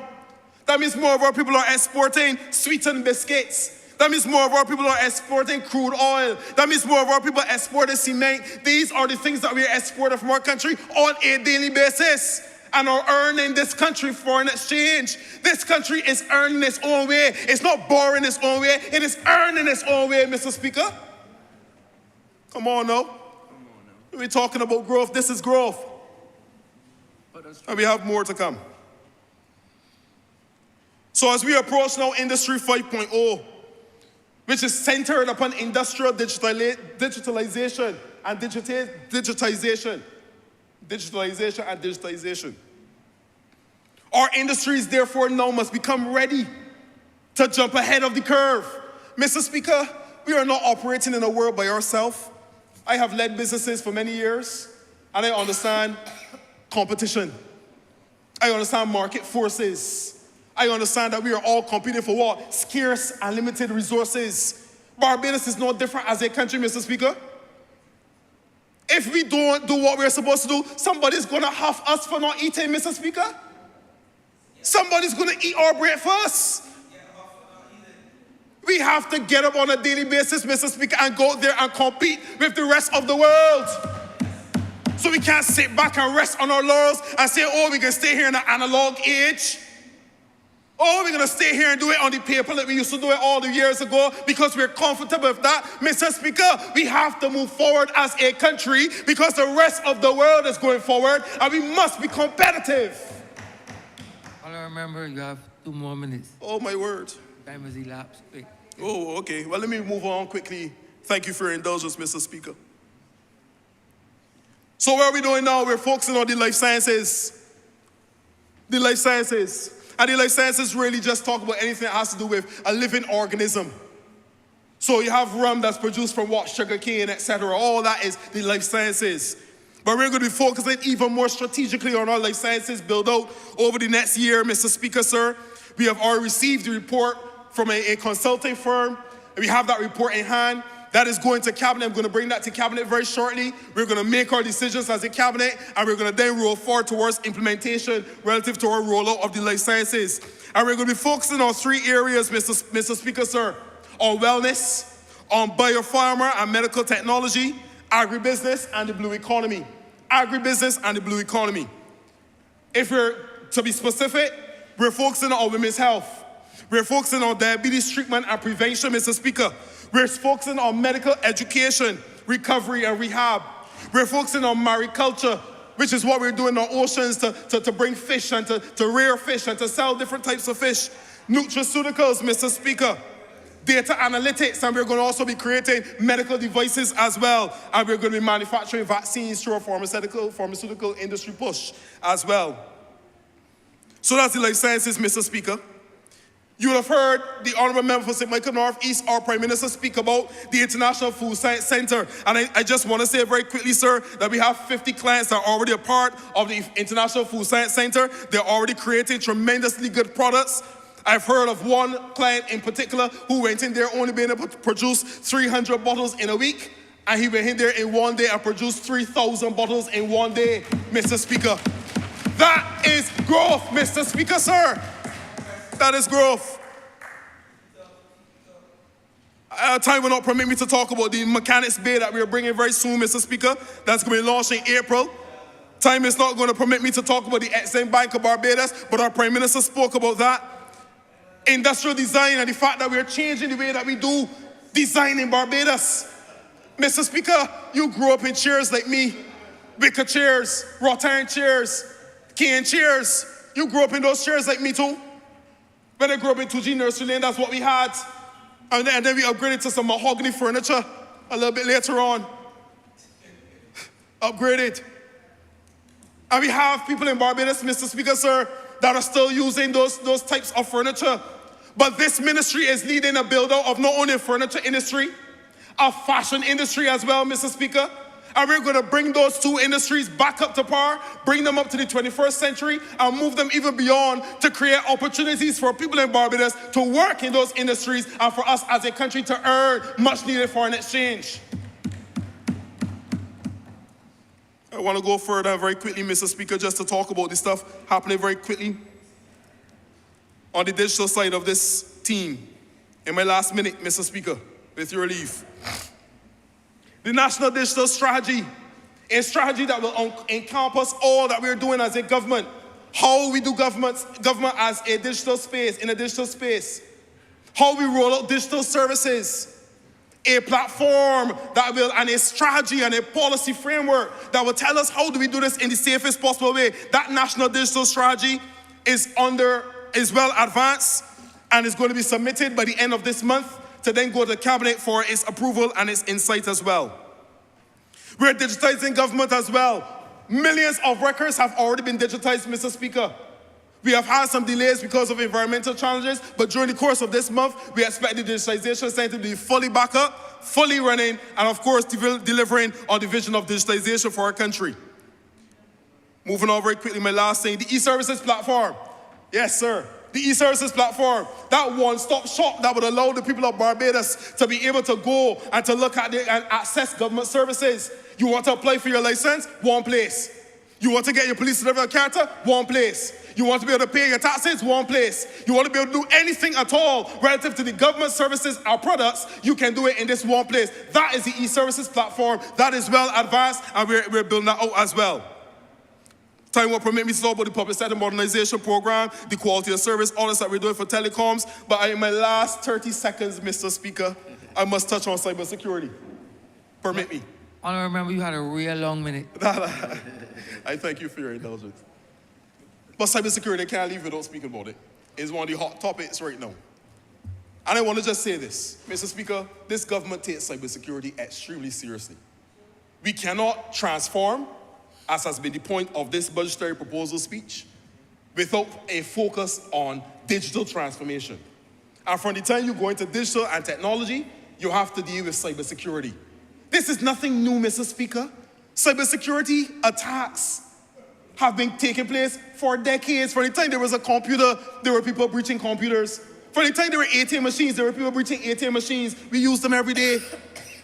All of these things are technologies that we have become accustomed to. But the reality is, as much as you use and rely on technology, there's going to be the risk that somebody out there is going to try to penetrate your system. This government is spending $3 million this year alone to make sure that we build out our cybersecurity infrastructure in this country, Mr. Speaker. $3 million. We don't take this lightly. And we listen to all experts. We have experts surrounded by experts. There's not one expert in Barbados in cybersecurity. There are dozens of them, and we listen to them all. But this is a process, Mr. Speaker. It is a process, and we are going to get there together. So I encourage the people of Barbados, join us on this journey. Don't be afraid. We have to go forward in this journey together, holding hands and trusting your government. We are doing what is in your best interest. When you see us doing something wrong, correct us, of course. But we are going to do what is in your best interest. And we know this is safe, the infrastructure is strong, and we're building it out and making it resourceful, and we're making sure that we're strengthening every single day. Mr. Speaker, I thank you for the opportunity. I'm obliged to you. Thank you.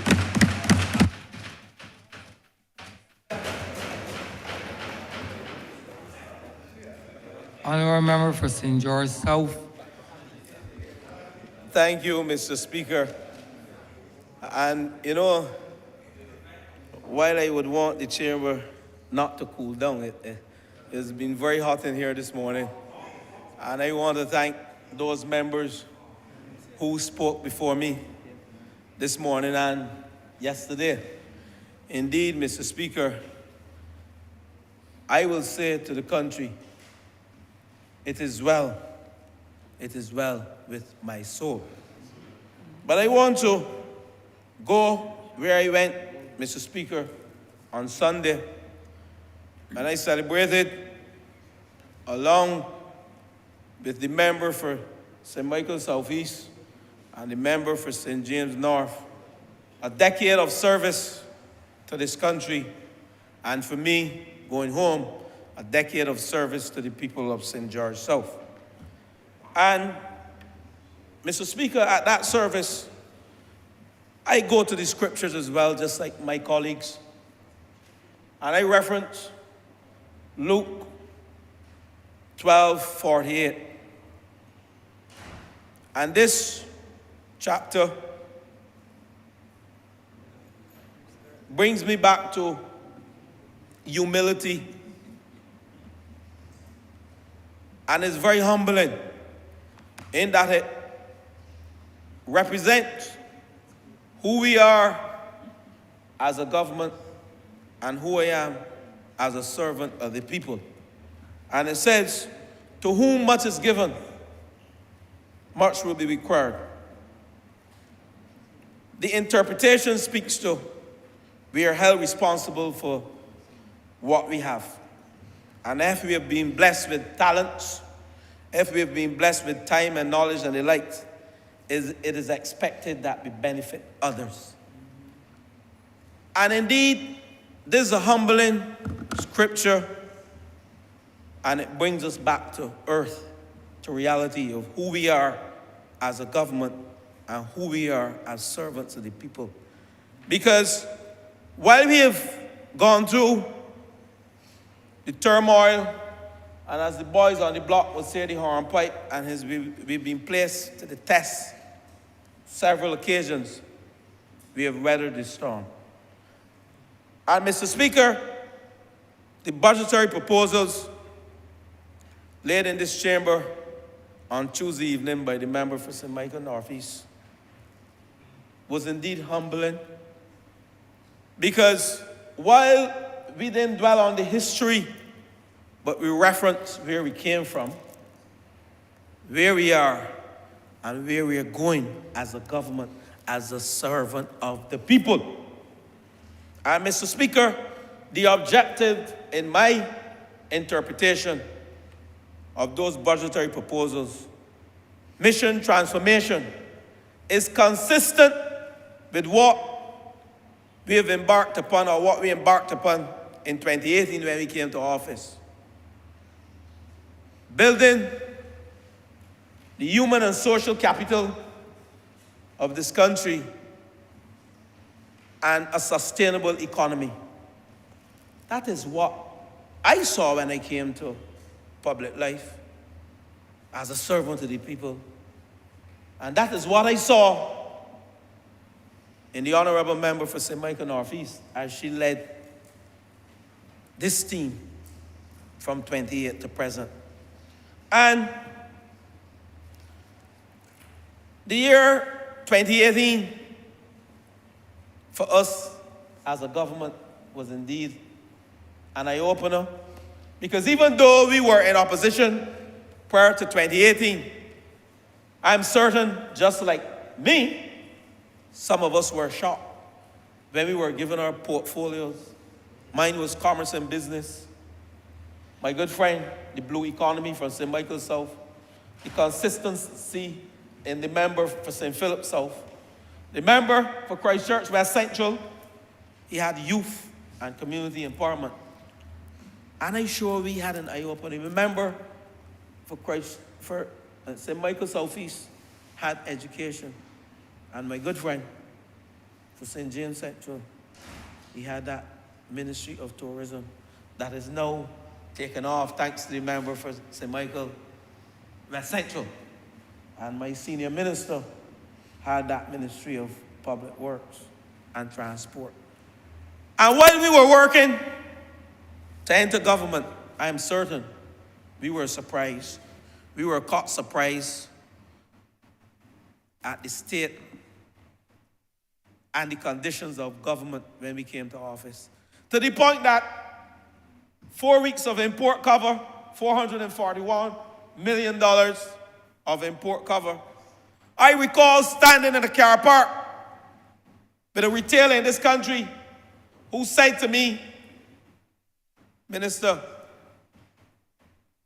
I could not, over the last 3 years, go to the central bank and get foreign exchange to bring in goods in this country. And the member for St. Michael West can tell you because he engaged in retail and wholesale, and he can tell you it is true.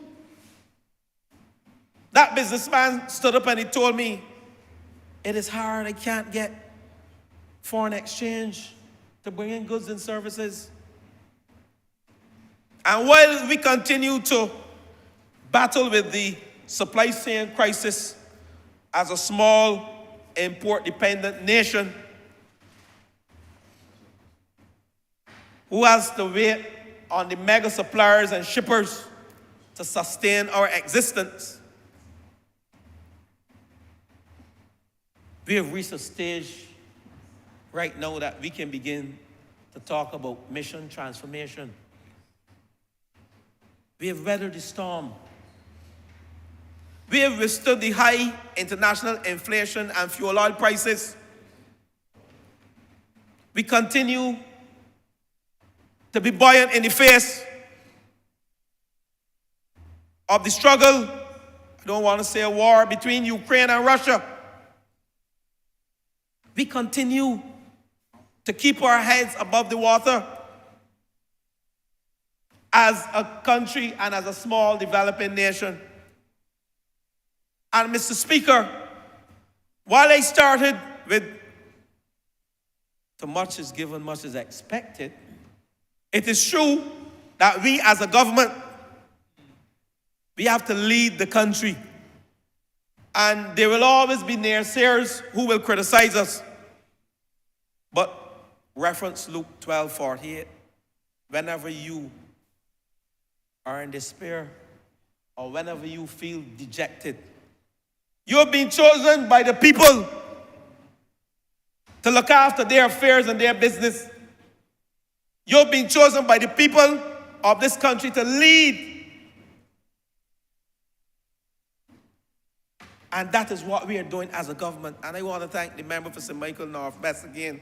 I'm not going to dwell there because all the members went through all the budgetary proposals yesterday, this morning. But I want to go shortly into what the Ministry of Housing, Lands and Maintenance, what is their role in mission transformation? What is the role of the National Housing Corporation in mission transformation? That is where I want to go. Because at the end of the day, we can mention all of the budgetary proposals, but where do we fit into that in our various ministries? Now I'm dressed boldly this morning because this is a statement that I'm making. It's a statement of me being out the box and doing things differently. This is a statement of me representing this team, not maintaining the status quo. Because we cannot talk about mission transformation and sit in a box. So this is a bold statement. as to who we are as a government and who we are as parliamentary representatives for the people of St. George and the member for St. Michael South Central for the people in St. Michael, Carter Village, and Britain Hill, and those. I just call her name because I'm looking at her. It's a bold statement this morning that I'm making. But, Mr. Speaker, I heard the member for St. Michael West Central spoke about airlift.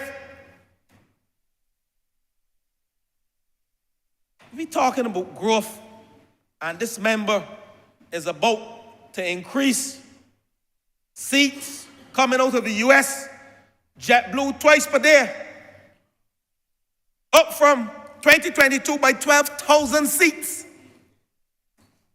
out of the UK. Then we're talking about flights in the Caribbean. Caribbean airlift only this morning, member for St. Michael West Central. I opened my phone and the first thing that came up, a flight going to St. Kitts. When last we had that? Years now. I know a man, thanks to the member for St. Michael South Central, he went to Brazil like Millie. He went to Brazil. The member for St. James, the former member, former minister, member for St. Michael West Central, he went to Brazil. But he come back like poor Millie with the wire wrap around his face and the razor cut upon his face. He ain't come back with the seats, the airlift, nothing. And now he's seeking to challenge the good member for St. Michael South Central. They talk about the former member for St. Michael South Central, who is now defunct and who will never return to public life again as a result because of you, the member for St. Michael's, the current member. But I go there because that is our main income earner, tourism. And while I will go into housing, if that industry is not booming, they say crap or smoke or a pipe. Gollywog, you call it? Wallywog. Crap or smoke or a pipe. In Bajan parlance, I can use a lot of that this morning because the people from the blocks in St. George and St. Michael understand those terms. And the city, crap or smoke your pipe if the tourism sector ain't booming. The member for Christchurch, East Central will be pulling out the here he ain't got if that industry ain't booming. My good friend and constituent, he's laughing. So, Mr. Speaker, I move to something that excites me. It excites me.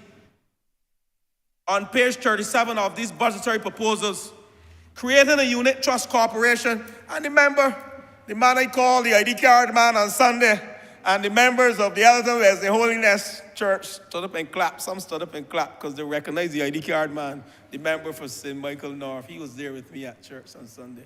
He spoke about this, creating a unit trust corporation to mobilize domestic savings. To mobilize domestic savings to give ordinary Barbadians a return on investment. But that is not all.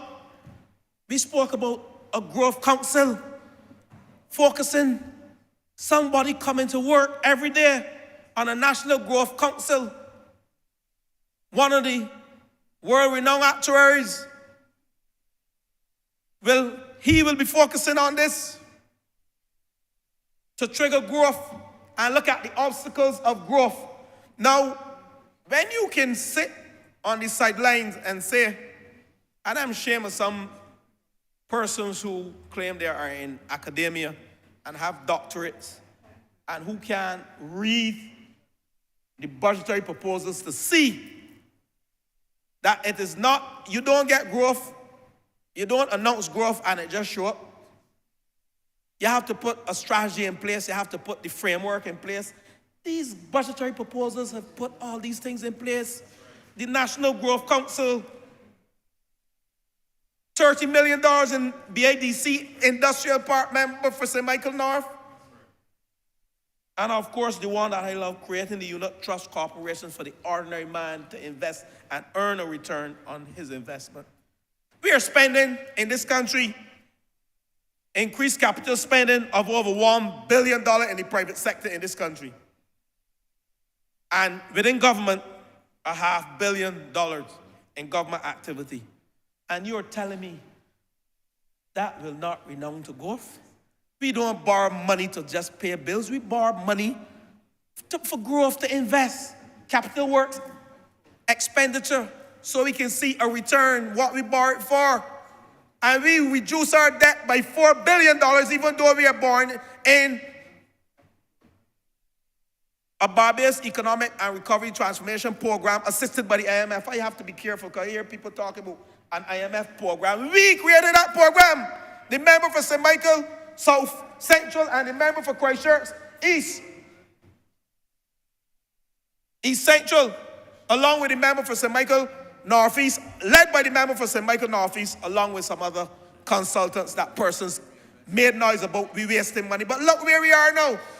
Look where we are now. This is not an IMF program. This is a Barbados Economic Recovery and Transformation Program that we handed to the IMF and asked them to help us. Let us get it right, people. Let us get it right. Let us get it right. Because much was given to us by the Almighty, and He expected us to do that for the people in this country. $2 million in the fashion industry. I recall as the Minister of Commerce some years ago, I loved that ministry. Ronnie Earl said, "Die in the money." Oh boy, leave him. Father, forgive him because he knows not what he says. He doesn't understand. I forgive him. $2 million in the fashion industry. We as a government, I recall, don't let me lose my train of thought, I recall giving a speech in Queen's Park at one of the few fashion events, looking at the apparel industry, the design. Miss Harewood was in charge, and I spoke about this is one of the industries that we need to revive. And today, I'm saying $2 million investing in the fashion industry. And this is lovely because I want to wear something bold like this, made in Barbados, to come and make a statement. I want to do it.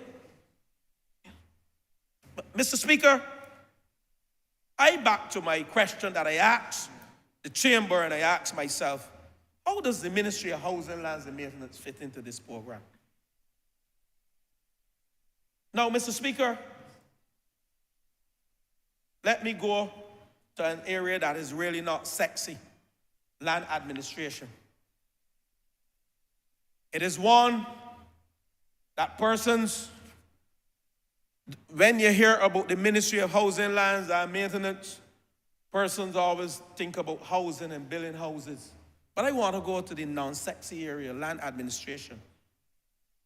In 1980, the Property Act was enacted. And basically, we saw back in 1980, at the time, lawyers for buyers and sellers of land were signing agreements. That took some 90 days. And I have the members of the Ministry of Housing, Lands and Maintenance team here who helped me prepare my brief. I want to thank the members of this ministry for the work they're doing on behalf of this government. It took some 90 days to engage in a land transaction as a lawyer. That is in 1980 under the Property Act. But in 1988, I think, that is when you had the Land Registration Act that came into operation. And we expected that by 1988, we would be world class, we would be fully digitized, and we would be operating in an era whereby it takes 7 days to engage buyer and seller of land to complete a transaction. That did not happen. And I'm standing here today. To whom much is given, much is expected. As a government, we have to get it right. Because the people elected us to engage in, to improve the ease of doing business. When the World Economic Forum published its report, the Global Competitiveness Index report in 2006, Barbados was ranked second in Latin America and the Caribbean. Barbados was also ranked fourth out of 125 countries in the Western Hemisphere, beaten only by Chile, Canada, and the United States of America. But we plummeted down to 77th. out of 141 countries in 2019, when you measure innovation and effectiveness, which all relates to the ease of doing business, right, member for St. Michael Southeast? But what was interesting in the years 2016 and 2017, no, 2015 to 2018, we were not ranked in those years, 2015 to 2018, due to insufficient data being submitted. You recognize what happened between the years 2008 and 2018. We were not ranked, and the member for St. Michael South Central, she knows this. We were not ranked. She prepared probably this report that I am referencing. And the member for Christchurch East Central. And in 2019, we plummeted down to 77th out of 141 countries. And the ease of doing business, which I shall go to now. I speaking to you because to whom much is given, much is expected. Huh? I don't want us to lose sight of what we have to do for the people in this country. I don't want us to beat up our chest because they have given us the mandate to get things done. I ain't afraid to make that statement.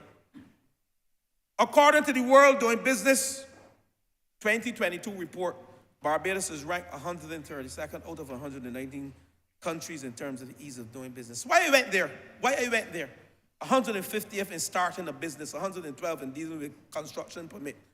We are at a stage now, members in this chamber and the country, where we have to move land administration and conveyancing reform by utilizing technology so we can have land transactions completed in 7 days. That's where the world is going, first world. It ain't a sexy topic. But if we do it, what it will do for the ordinary man who wants to buy a piece of land. And I was talking to one of my good friends who's saying, if we can do this, if we can utilize blockchain technology to improve land titling and e-conveyancing, we will reduce the cost of land transactions in this country by probably half of what lawyers charge you today. I am not criticizing the lawyers. I'm just talking the facts of what we need to do as a country. And that's what these budgetary proposals of transformation speak to. So that is where the national housing, part of where we fit in as the Ministry of Housing, Lands and Maintenance. We have a mandate this year to ensure that land transactions, land titling, e-conveyancing, land adjudication, registration of titles become a lot more easier and improve the ease of doing business in this country. That is where we have to go as a country. And that's where the mission transformation is all about.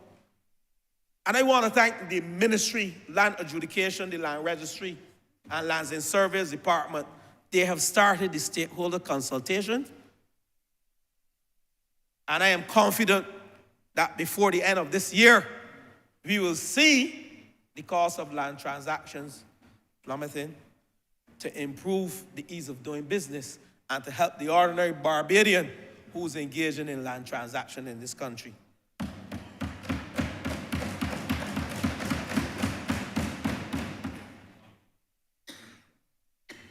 I started there, Mr. Speaker, because one must understand that while we are charged with building houses, it's not the only thing we do in the Ministry of Housing, Lands and Maintenance.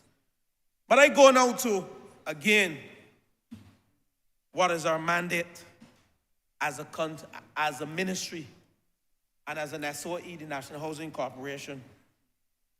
One will support me in saying that housing is an exemplary expression of the prosperity of a nation, of a society.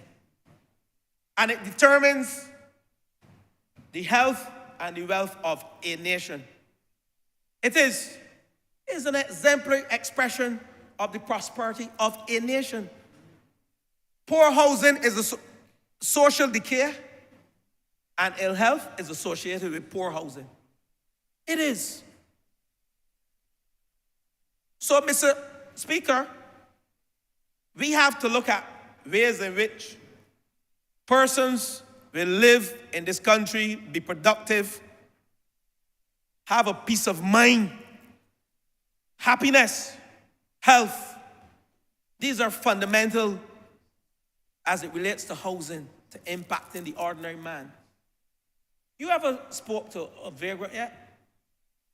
Most of what they're saying to you, they want two things: something to eat or somewhere to live. And check the history of this country and you will see the homeless people are the ones who are the most vulnerable. They don't have any place to go. A home is where you pay taxes from, where you vote. People send you correspondence to home. They don't send you to in this parliament.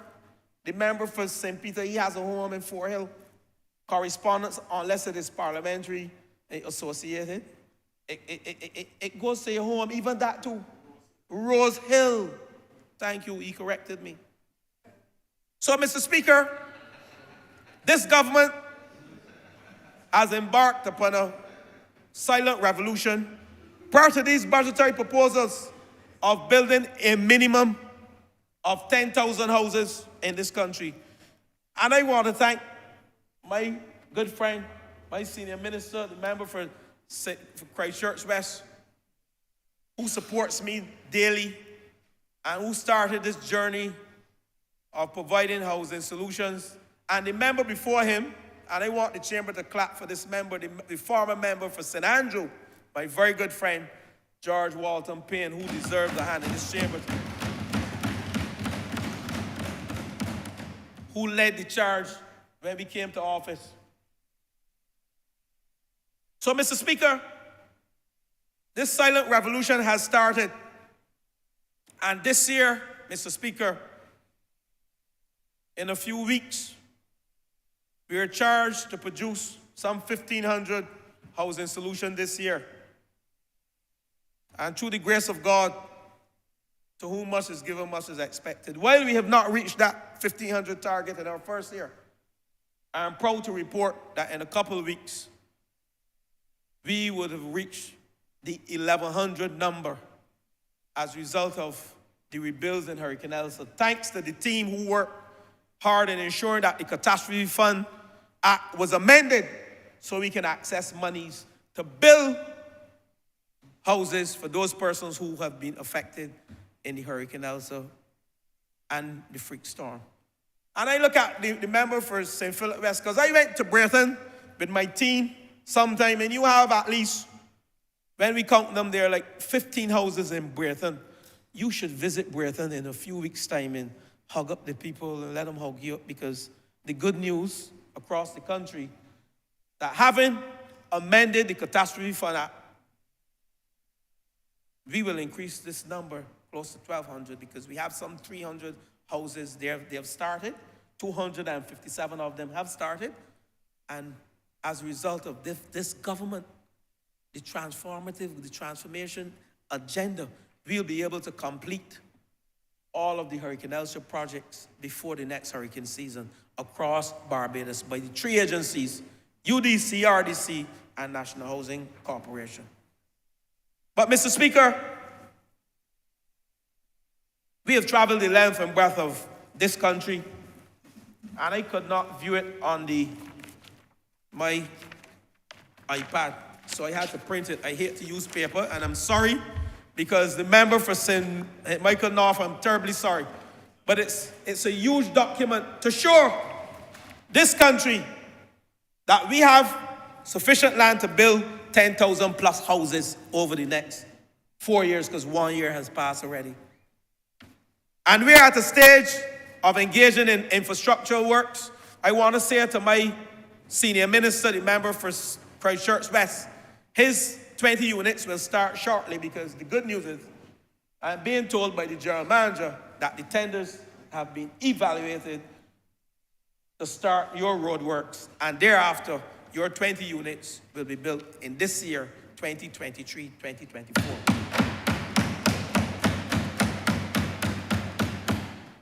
We have a target of some 2,500 houses to make up for the deficit this year.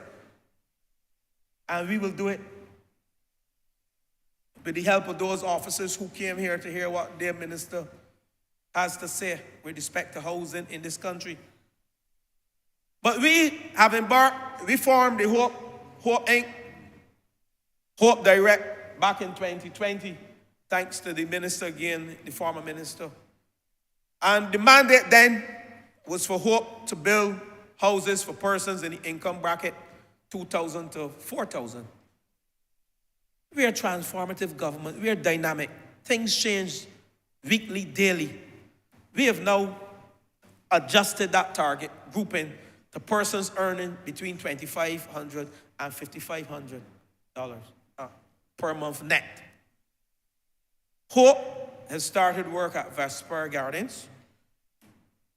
And thus far, in the constituency of St. James Central, and thus far, they have built some 83 homes out of 152 there. All the other houses have started. Phase 2 has started. And we are confident that in this year, 2023, 2024, Hope will build 2,000 houses as part of this silent revolution. Now, Hope has also taken on the mantle and the responsibility of building houses for low-income persons. Persons earning less than $2,500 net income net monthly. We had a show house in Queen's Park last year, AgriFest. It's not there now. That house has gone to a Hurricane Elsa victim in Bush Hall. And the other one has gone to a Hurricane Elsa victim in that wonderful constituency of St. George South. I'm sorry, Senior Minister, we only had 2. And we have to give respect to the member for St. Michael Northeast, who led the negotiations to introduce into this country more economical house building options so that the ordinary man can own a home. And I am saying to you this morning that the Hope Inc. is utilizing photovoltaic to reduce the mortgage rate to the ordinary man homeowner, both in those 2 categories of under $2,500 and between $2,500 and $5,500. So the cost of a Jurvilla house, a 2-bedroom Jurvilla house, which would usually cost, when we add up all of the direct costs associated with getting the house here, $190,000. As a result of photovoltaic, which would usually cost roughly around $130,000, will now cost $99,000 as a result of the PV being installed on the roof. And a 3-bedroom, which would usually, as a result of the total direct cost associated with it, $145,000, will now cost $120,000. The Hope Direct homes, a 2-bedroom Hope Direct house at Vesper Garden, is being valued at $380,000. And the cost of that 2-bedroom, as a result of the innovation of this government to install photovoltaic on the roof to reduce the cost, because that will pay for the infrastructure and the land. A cost of the Hope Direct home now would be $190, where the $160 will give you equity in the house. That's a 2-bedroom. And a 3-bedroom will cost some $242, having valued at $415,000. Now, Mr. Speaker, if that is not transformational, I don't know what is. Because, Mr. Speaker, you recall there were some days and some years when engineers in this country could not get work. I recall coming out of university in 1992 and could not get a job in this country as an engineer. I had to go and teach. Yes, I taught at that institution. A nice young lady was there, member of St. Michael's South Central. She was there. Was always a very nice young lady. Still is a mature lady, always nice, yes. And we had craftsmen who could not get a job in this country. Yes, chemistry and integrated science. Yes, of course. Who could not get a job in this country as a result of the lack of vision?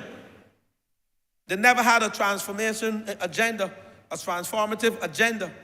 They never had one.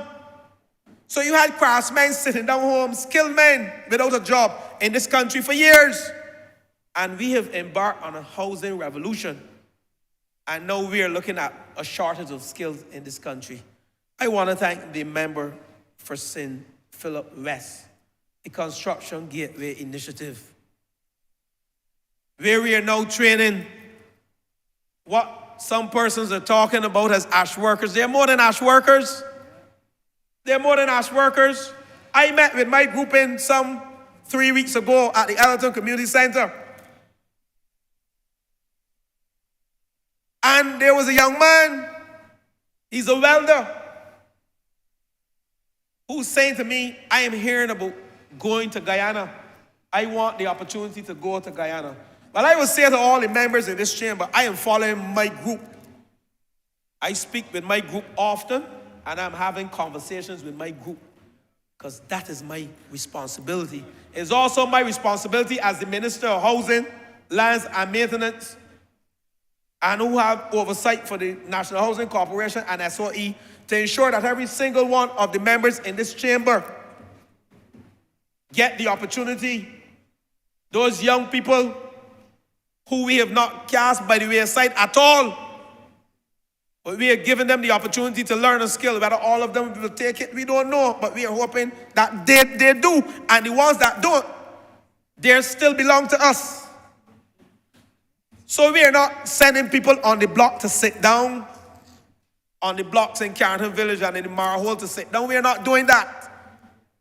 Nor in the Pine to sit down. We are giving them a skill that they can come back and offer service to the National Housing Corporation and help us in this construction boom. Help us in this construction boom. We have also said to contractors, we want you to take on 2 or 3 of these guys in this building boom as you seek to build out the 500 Hurricane Elsa rebuilds that we have left. They're about that 517 or so. We are asking you, let me get it right. I don't want to misquote anything, because there is something called the media who writes everything you say, and they might misinterpret. How much more rebuilds we have? We have a total of 495 rebuilds left. These will be done before the hurricane season. I want the country to know that. 495 rebuilds. And we want to take those workers who have been enrolled at the SJPI, Samuel Jackman Prescott Institute, and the Barbados Vocational Training Board, and Barbados Community College, bring them on board with the skills, the artisans, to help us rebuild these houses. And then there are the Jovilla houses, the transfer of technology, the pre-cut houses, hardwood houses. We need skilled artisans to erect these houses. 1,000 houses a year coming here. As I speak to you, 18 houses are here from Jovilla, and 11 of those houses will be installed at Clifton in St. Philip, the member for St. Philip South. And then we are going to River Crescent, St. Philip North, sorry. Then we are going to River Crescent with another 25. But we have room across this country, and the most land we have is in St. Lucie. We are coming to St. Peter. We have land across the length and breadth of this country for these houses. We have to get the approvals quickly, and my good friend and senior minister is now responsible for planning and development, and I know without a shadow of a doubt that he will work with me to ensure that we get a fast turnaround time with these houses. But Mr. Speaker, don't let me keep dwelling on the houses, because the proof is in the eating of the pudding. And if you travel around the country, you will see what is going on. Let me move to a topic that I enjoy, urban regeneration. And why I am going there, I got you checking your watch. Just checking everything. yeah, I actually recognize they have about 7 to 8 more Oh, you minutes. did? Yeah. Or you are computing your time Oh. and not my time. Continue on, remember. I just thought I'm the person that computes time, not you. Thank you. Thank you, compute Mr. design. Speaker. There's so much to talk about in this transformation process that we have embarked upon as a country that I can spend the whole day in this chamber, elucidating and explaining. But the urban regeneration project, and I want to thank the housing planning unit for the work they're doing. The member for the city, years ago, Mr. Speaker, and I have this document, Housing and Neighborhood Upgrade Program, October 8th, 2009, at a launch held and 2 ministers, a former member for Christchurch West Central and a former member for St. Philip North, who shall never return to these chambers, where the Inter-American Development Bank provided some $30 million to engage in a housing upgrade program. In the areas, 4 pilot sites were identified, and I'm coming to Allen View just now. Cat's Castle and Greenfield in Bridgetown, Gardenland in St. Michael, member for St. Michael North Gardenland, and Allen View in St. Thomas. $30 million. Ask me how much money was utilized in that program under the last administration. Less than 1/8 of the money was utilized. And the member for St. Michael's South Central, she can tell you how much money went back into the IDB when we came to office, because she presided over it. They had 60 million. They didn't even use half of it. And you have the member for Allen View, the member for St. Thomas. We have land, National Housing has land there to recite 40 persons from the Harrison's Cave, who, in our view, Allen View sits close to the Harrison's Cave on the roof. And as a result of some of the challenges, we have to do a geophysical study by the Ministry of Transport, the Ministry of Tourism and International Transport. And I'm being told that study has started. Thank you, the member for St. Michael West Central. We spoke about this, and we only spoke about this less than 2 weeks, and here you are with action, man. That's what this government is about. We have to make sure that the member for St. Thomas gets her fair share, $30 million US by IDB, and we had to send back more than half because they did diddly squat. Now, urban renewal, Mr. Speaker, we can boast about all the buses that we buy traveling around the city. We can boast about all of the investment in hotels and Bridgetown. And if we don't improve our housing stock, what will happen to us? We have to address the basic services and the upgrade in the infrastructure that we need. This money was supposed to address Greenfield. I'm the Minister of Housing. We operate right next to Greenfield, and it would be remiss of me if we don't address Greenfield as part of the urban regeneration project. The land was given to us as a government by the landowners, and my housing planner, who's here, Chief Housing Planner, is actively pursuing this. We will be doing our social survey shortly. I'm sorry I had to come to this chamber without doing the social survey, but the member for the city and I have been touring the city, looking at ways in which we can ensure that the commercial side matches the residential side, because we can't allow Bridgetown commerce to look so lovely and the tourism sector, the tourism belt to look so good, going from the Pierhead right way up. And then we have persons in Bridgetown living in squalor. We can't have that. So that's all part of the regeneration. That's why we are relocating those residents at Halls Road. That's in the plan as well. land for those residents at Halls Road. And I know the member would be happy. 11 recitements, or if that is a word. We will be reciting 11 households there. And Greenfield, when we finish the East-West project at White Park Road, the light gauge steel houses, we will bring those persons out of Greenfield and house them there and clean up Greenfield. This government can't leave the people living in squalor. And I look left to me, my deputy prime minister, respect due to you. Your Honourable member has 2 more minutes. You know, I don't even have enough time to speak on Allen View and Rock Hall relocation and all of these areas. But Allen View will be addressed after the geophysical study has been done. We have the land. Lower Burney, the Pine, we have engaged in an electrical upgrade project. Since 2019, I have the project manager here. We budgeted some $21 million to address what we call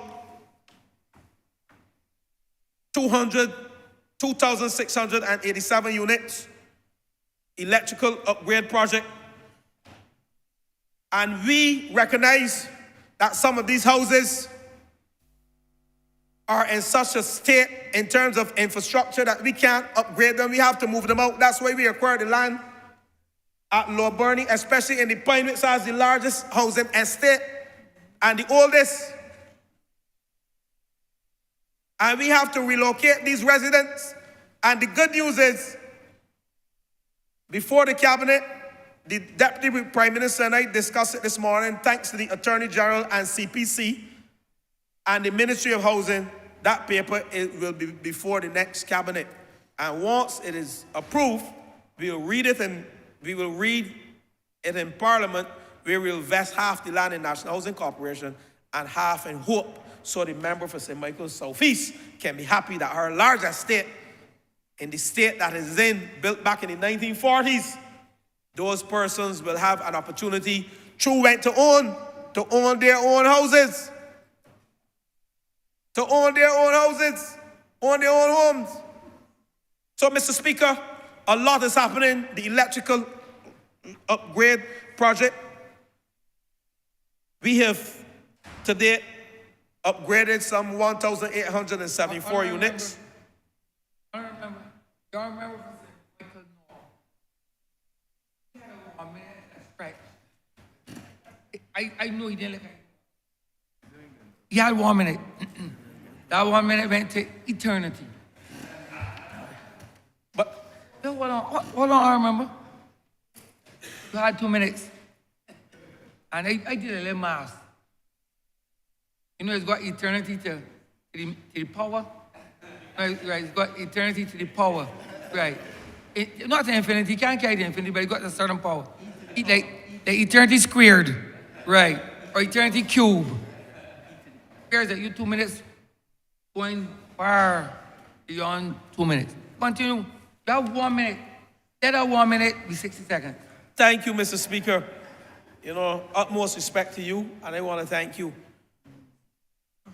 The electrical upgrade project, and I want to end here because National Housing remit, I didn't get to speak on the restructuring effort, which is part of the budgetary proposals.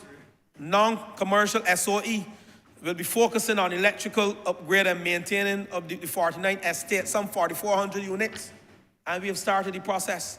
We will also transfer, under the 20-year transfer program, some 1,700 units, I think 1,708 units, so that we will have left some 1,200 units to upgrade electrically, and we have started the process.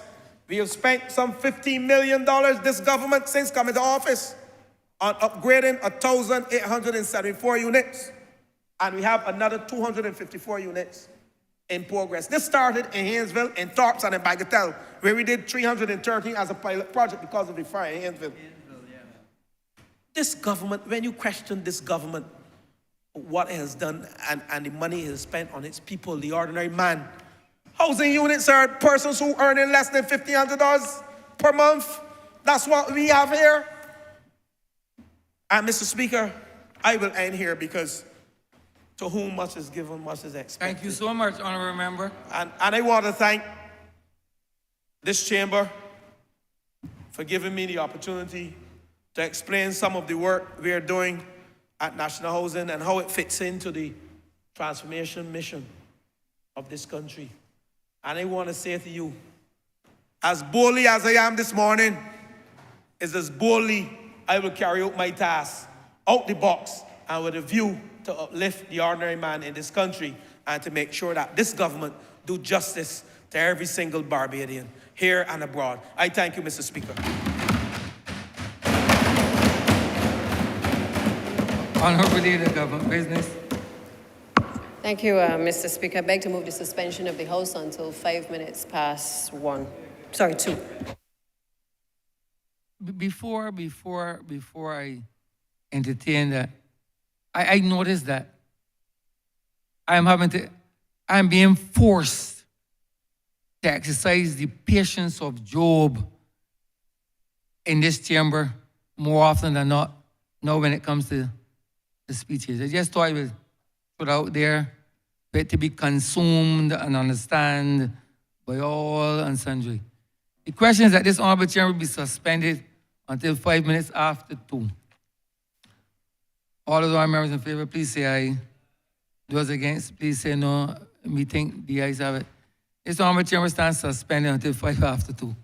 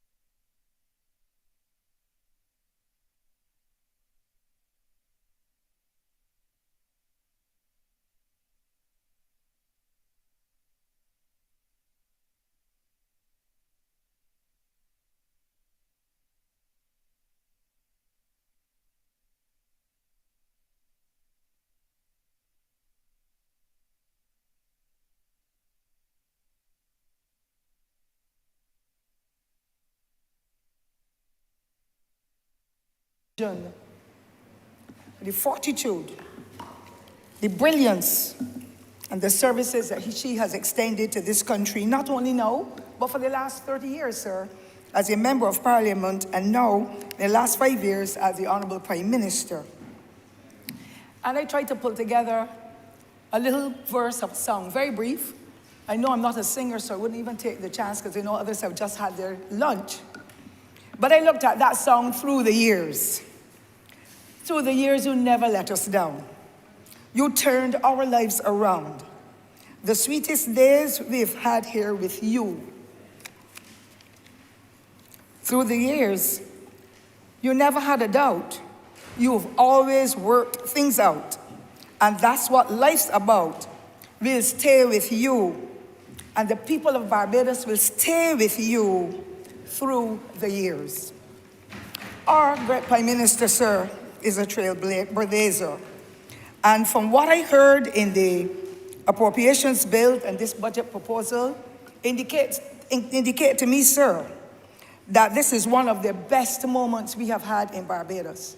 And what even made me the proudest woman in this country is to see that this is the first time in our history, from 2018 and 2022, a female has taken over the reins of this country and has surpassed many of the male persons who represented us as prime ministers in Barbados. And it gives us, the women, I think there's 7 of us here, the opportunity to understand we too can make a difference, not wanting to climb to the level as prime minister, but there's nothing wrong with having that ambition, but serving with the distinction that these honorable members in here, all 30 of us, sir, male and female, have given to the people of Barbados day and night. And sometimes we do not tell our constituents and others the hard work that we put in to make sure that these things happen and that the budget of this nature could come about. It calls for vision, though, sir. It calls for a person who is a nurturer. This Barbados Labour Party, Mr. Speaker, sir, has given us a way forward. The equity that is involved, the service that has been extended, the trust that has been put in us and us in the people of Barbados has really shown that Barbados is a great developing nation. And therefore, I want to say how happy I am to be a part of this distinguished government and, of course, playing the same role as to serving the people of Barbados at every step of the way. We always know, and that is the theme for the Barbados Workers' Union, where there is no vision, the people will perish. And our leader and the team and the rest of Barbados have given us that opportunity to be able to lead and to give that vision and to get the results. And the results, sir, are resounding, and we heard of them on Tuesday here in this honorable chamber. I have been around working in the governmental sector for more than 53 years, listening to budgets from all forms of prime ministers in this country.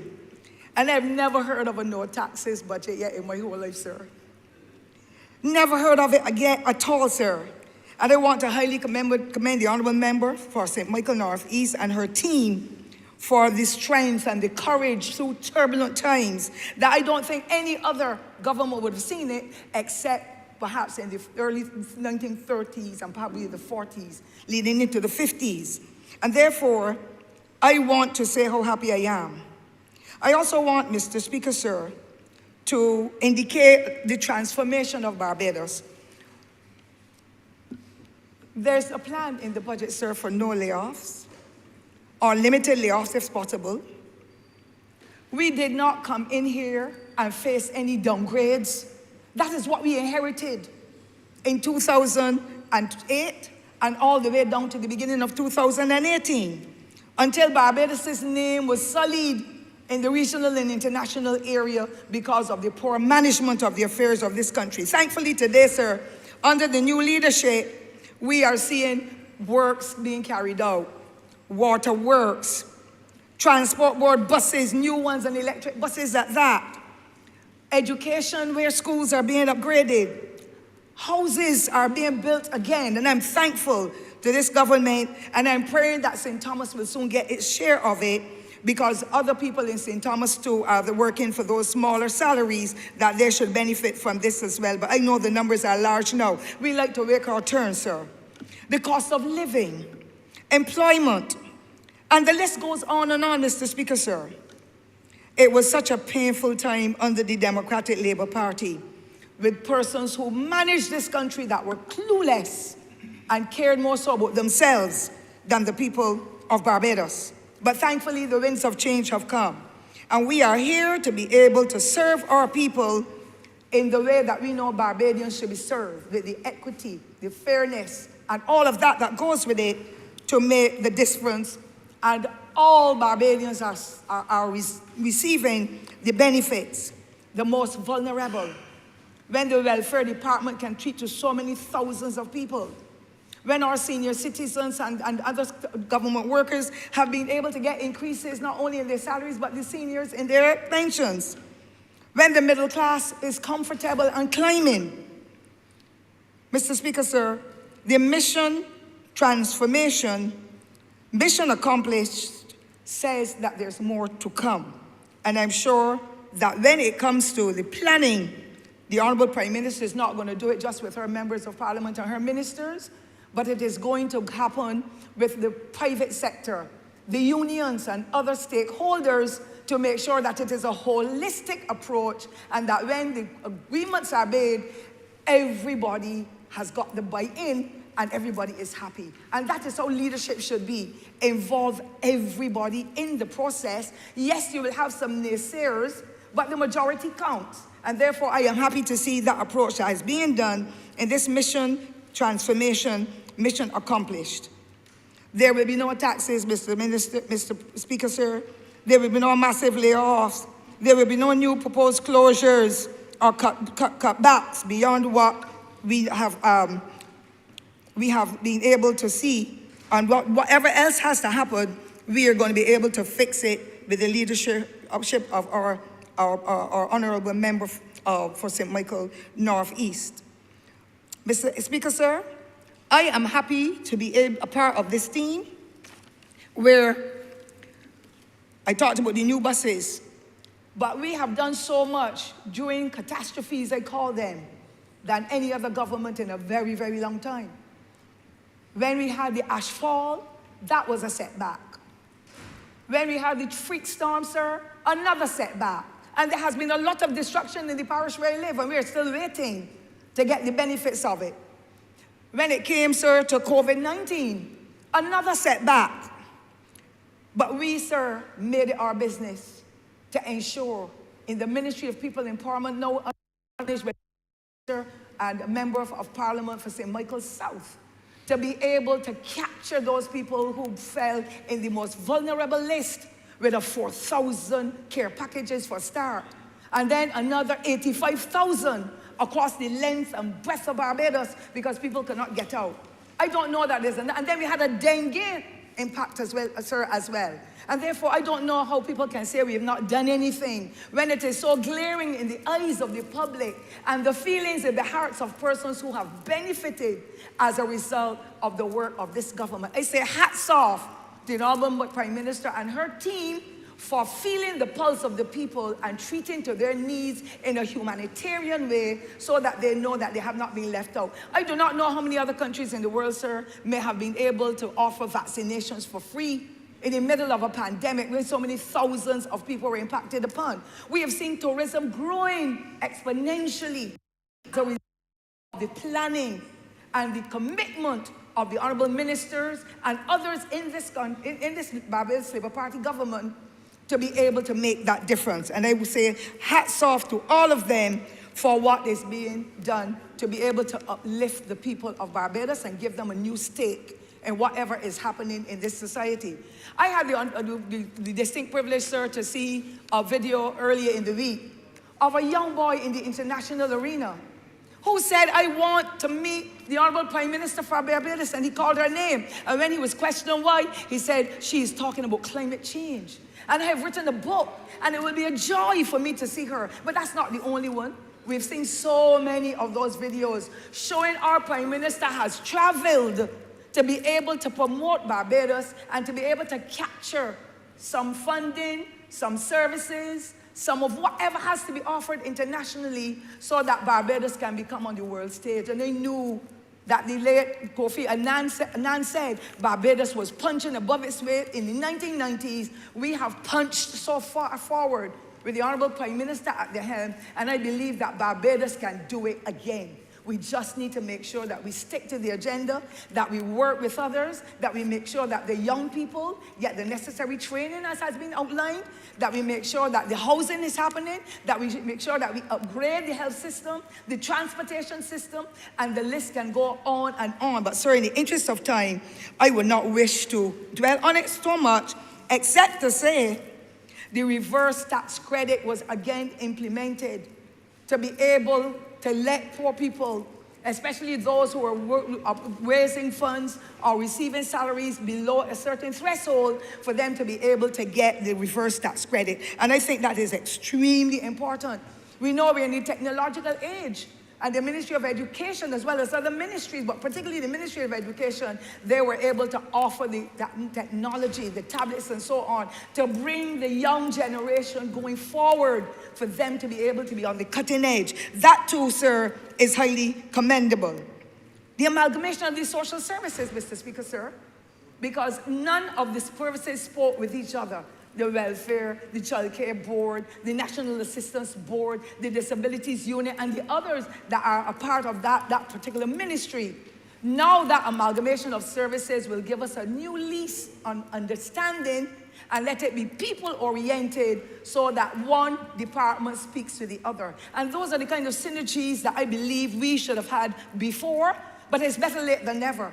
And therefore, this government is going to make sure that the people of Barbados get the best deal, whether they're paying taxes or not. They are Barbadians.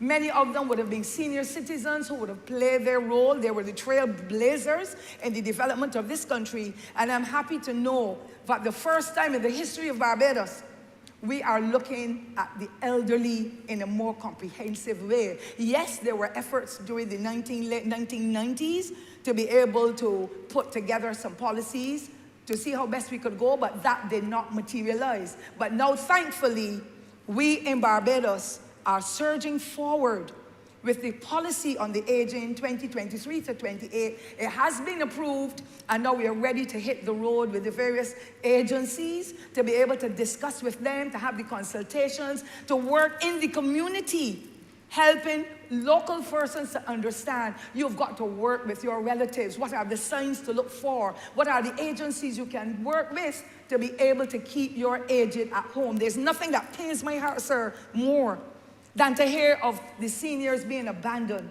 whether it's at the North Point or it is at the Queen Elizabeth Hospital. That is not how you treat your own. That is not how you handle your parents, your guardians, your godparents, and so on. But all of a sudden, that is happening, and we are destroying the life and the contribution of those who have laid the foundation. And I, sir, want to highly commend Dr. Wiltshire, sir, if you would allow me to call her name, Paho, as well as Doctors Devonish and Dr. Lawrence Nurse. They have been working assiduously to be able to bring the policy as well as the legislation. And Mr. Speaker, I don't have to tell you, every week almost 1,000 calls, WhatsApp messages more so, from families who are saying, we are glad for it, but what do we do? We are glad for it, but my neighbor is suffering. I need the police to come. And I'm ashamed, Mr. Speaker, sir, of some of the stories that are being told. And there's evidence there where our seniors are taken for a ride. They are being robbed, raped, beaten, abandoned, abused in a way that no other generation, I believe, in this country has ever treated the aged like that. Our foreparents did not have the free education. Many of them only went to second and third standard, but they understand what it was like to have that familial approach and to hold families together. And a lot of it was to do with the extended family. Because the father, the grandfather, the mother, the aunties, the uncles, they lived in the same environment. And they therefore looked after the aged. Nobody went to we call it the district hospital, nobody arms house, unless they had a sore that could not heal or whatever. They remained in the home and the old time remedies were applied and those persons lived long. So Mr. Speaker, I must let you know, every week I pull the extract from the newspaper with the funeral announcements. And there's no week that we do not get many persons in the 90s, the late 80s, the early 90s, and some centenarians. Because Barbados has had such a wonderful foundation built on the good education as well as the lifestyle. Because our foreparents walked for miles to get to work, to get to Bridgetown, to get to church, wherever they were going. And therefore they ate what they grew. And it was a more nutritious meal than what we are seeing now. And our older people live longer, but they needed the care in their aging years. And so I think it is important that the community component has to be most important. I always talk about my mother who looked after my grandmother. She didn't have any skills as a nurse. She was not a hawker, yeah, for sure. But she also worked in the plantation as a laborer. But when my grandmother had the stroke, my mother looked after her in the home because we would not have had any money to pay a doctor anyhow, as well as all the other things that would have been required. And that therefore, my mother used the camphorated oil and all the other things and boiled them up in a pot because there was no proper utensil, and made sure that my grandmother had her shoulder where she had that stroke. She had it slicked every morning, every night, sponged her off before, did give her the meals that she could use, put a nutmeg after she took off the shell into her mouth, and she would suck on it, and then a regular hopping ball at that same shoulder that had the stroke. She would just massage that ball or bend, squeeze it, until my grandmother at 85 years was able to walk again, Mr. Speaker, sir. The care was such a fantastic one, and that is the reason why we have persons living in the communities now who are addressing some of those issues, helping those seniors to keep stronger and better and more lucid in their thoughts, because they just sit at home when they're alone. And I cannot blame those families that sometimes have to leave them in the daytime because they have to work and they're the major breadwinners. But some of them sit and they pick their fingers, they pick up the dress hems, the males pull up the hair, all kinds of things. And I want to laud those members who spoke earlier about the companion community project, where they are getting better attention. But I cannot close, Mr. Speaker, unless I make mention of the National Assistance Board that would have been in existence since the early 1980s with housing, and now the quality work that is extended, and almost everybody is calling to ask for the help. We can only do so much with the resources that are available, human resources and otherwise, but I believe that the National Assistance Board must be commended because they do not the daycare as such, but they do an activity in the villages across Barbados. There are about 22 or 23 of them, as far as I can recall. And they are doing knitting, sewing, drama. They're having farming choirs. They're doing physical activities. That is what they want in their old age, instead of sitting at home and doting away, as we know is happening in many instances. So I want to say, sir, that the legislative framework as well is also ready for the Law Review Commission to be able to attend to it, because we must have the legislation if we are to hold some of those family members, some of those lawyers, I have the proof, some of those doctors who say that the old people are dotish when they have not even seen them according to reports that are coming, those vandals who come from overseas as deportees, those neighbors in the community because the old people befriend them or they befriend them, going in, taking over the furniture, taking over the car, having sexual relationships with them, Mr. Speaker. It is frightening. And the records are here on my phone. Unless somebody steals it, I wouldn't have it all, because I'm not in the technological world, sir, as you and the others are. But I'm saying this is not how Barbadians have been before. This is not what our people are like. But we're getting now some new things coming in. There are some preachers as well who have these old people paying $500 and $600 a month, I was told, for the loans that they have for their fussy churches they're now building, or whatever you call them, cathedrals, whatever. I think that that is grossly wrong, and we need to nip it in the bud. And so the crisis unit of the police force is extremely active in making sure that once the information is shared, they are following through, because without the legislation, our hands are tied. And so I'm happy for all those who come in as the stakeholders to be able to make a difference. Indeed, Mr. Speaker, we have to have the synergies with our various other ministries. So you cannot have persons who are seniors who are suffering and not have stakeholders who are part of it integrally. We cannot do it without the Ministry of Housing. We cannot do it without disaster management. We cannot do it without the Ministry of Health that has that aspect of the alternative care under its watch. We cannot have it without those faith-based groups and volunteers, retirees. And Mr. Speaker, I want to say there are some novel things that we have been doing in the Special Advisory Department, where it's just Dr. Wiltshire and myself, but we are doing the best we can, because we can do it once we get the resources, and we are. And so we have looked at a project because we're watching what is happening with our young males in Barbados in particular, because we have so many thousands of single parent homes with women at the helm. And I'm not saying that all of them are not trying their best, or all of them are not trying to do a good job. However, too many of our boys are treated so badly, Mr. Speaker, sir. They are ill-treated. The girls are going to school, ribbons in their hair, bubbles in their hair, earrings in their ears, every textbook, and the boys are looking like Scruffy Dan. Their hair is not combed, some of them are not bathed, the clothing is tacky at the beginning of the school term. Some girls are coming in with everything intact, including the school books and some money to buy some snacks. The boys are walking along with the clothes that they had before, some of them too tight. And when you say, why are you coming like that? What is happening? Ma'am, my mommy said my daddy ain't putting money in court, so she ain't spending my sister money for me. How can we treat our children that we have? Sir, you wouldn't know about carrying children, sir. You wouldn't know that burden. But how can a woman carry boy children or a child at all and then separate from it when it comes to that stage? It is no wonder why our boys are so angry. It is no wonder why our boys feel shunted. And then to compound it all, our primary schools have few males.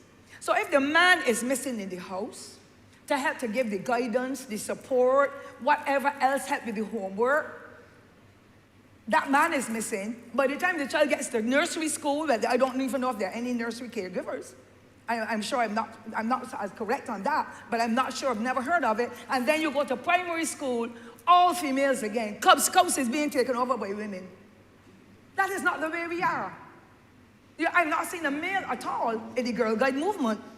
But the boys don't have anybody to pattern them, to guide them, protect them. And when it comes to break time, the boys go for a run, and then you hear, don't come in my class, you're sweaty. Don't come in my class, you're sweaty. What is a boy expected to do?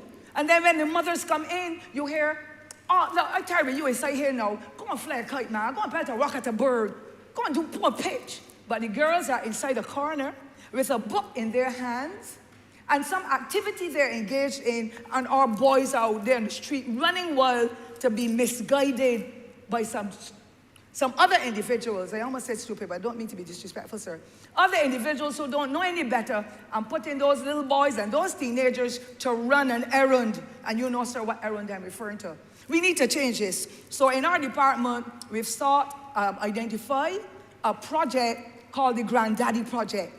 There are too many retired males in Barbados who serve this country exceptionally well, from the defense force, from the police, from the post office, from the prison, as carpenters, masons, shoemakers, and all that, would be glad. And this intergenerational project, Mr. Speaker, will help to merge the relationships, the experiences, whatever else can be offered, where the young boys will learn from the men, and the men will learn from the young boys. And it will happen with the girls too over time. But because our women are more dominant in the households, that is the reason why we are targeting the males at this time and in any other profession.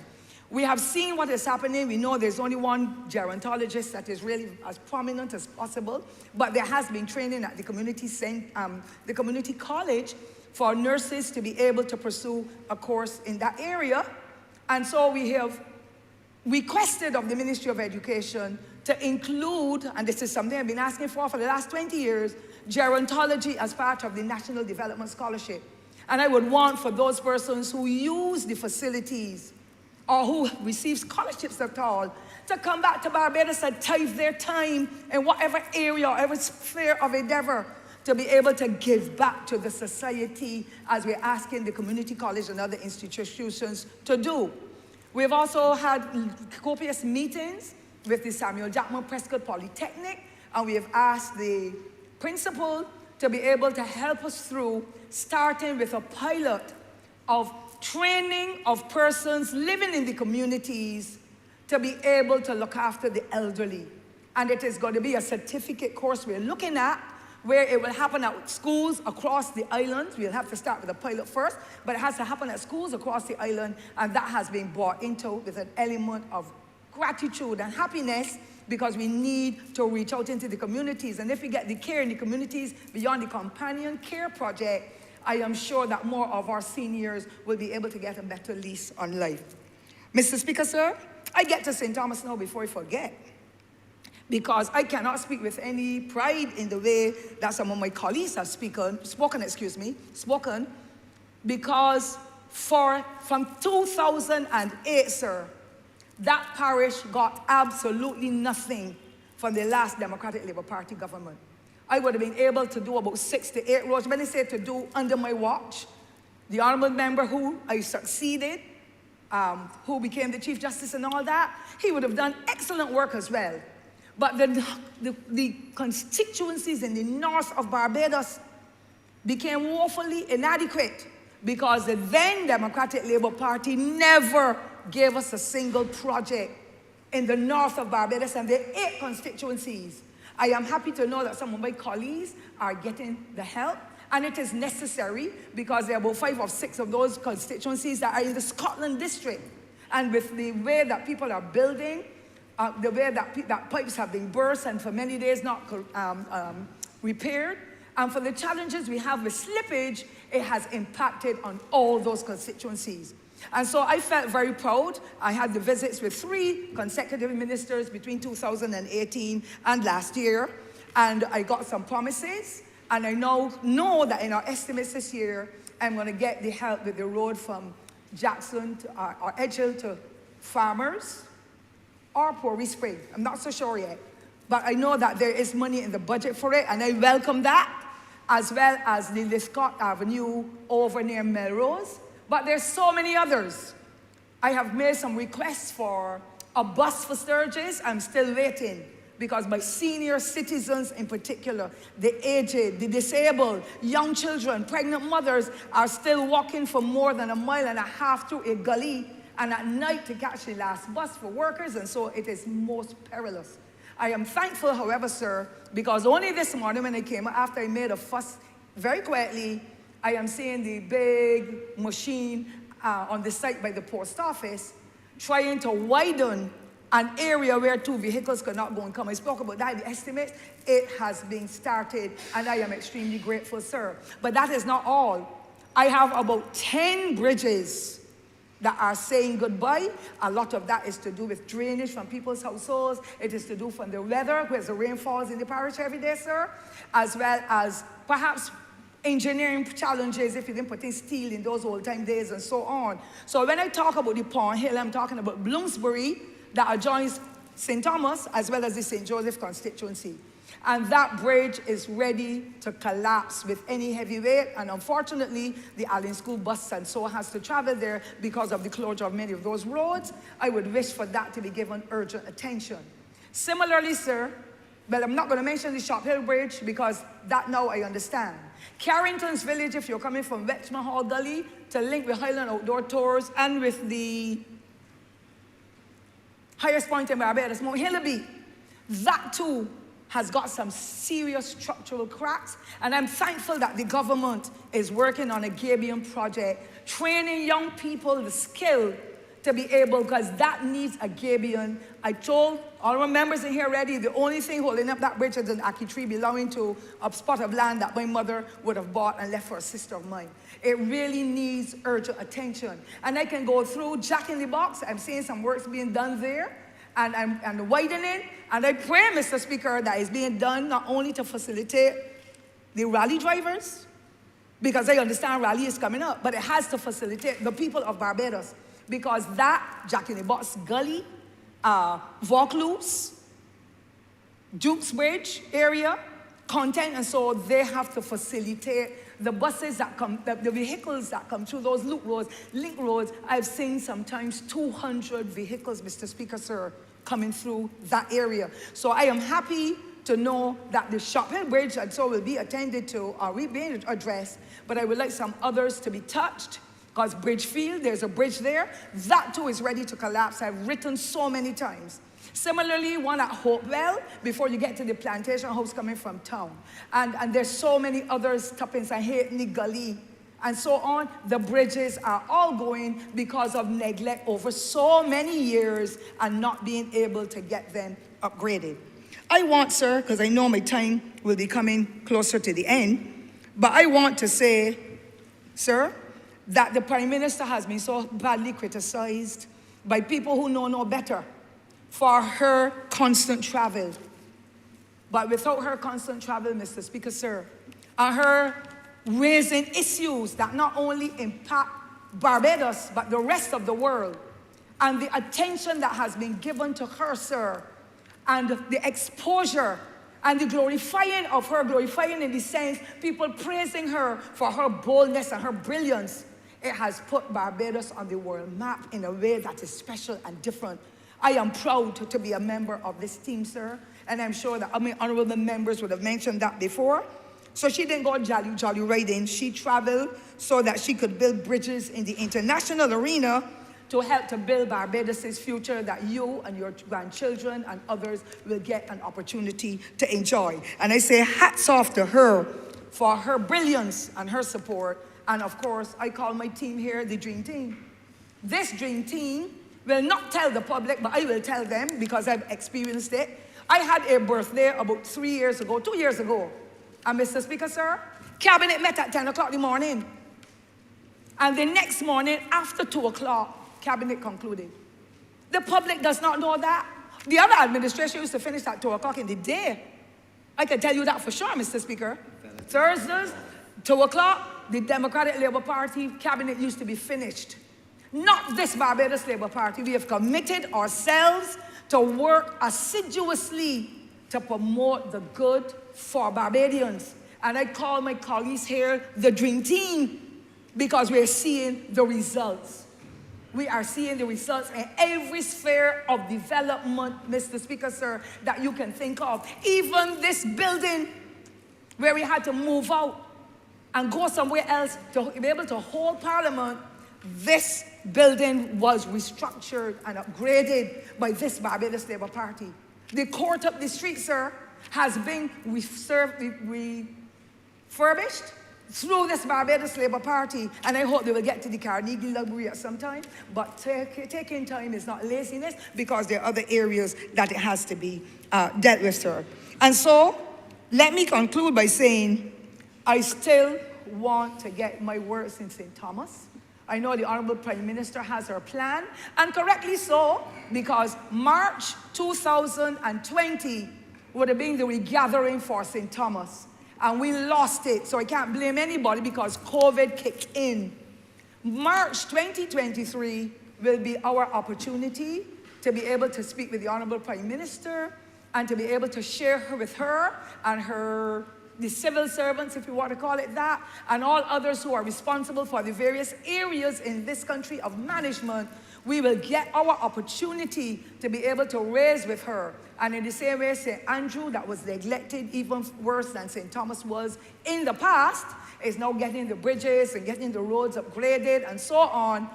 I know that St. Thomas will benefit. And so my back is so broad, Mr. Speaker, I get cursed every day. She don't do nothing for nobody. But I did 7 roads, so, sir. In the time that I came in after the great Sir David, the former Member of Parliament, sir, had done what he had to do.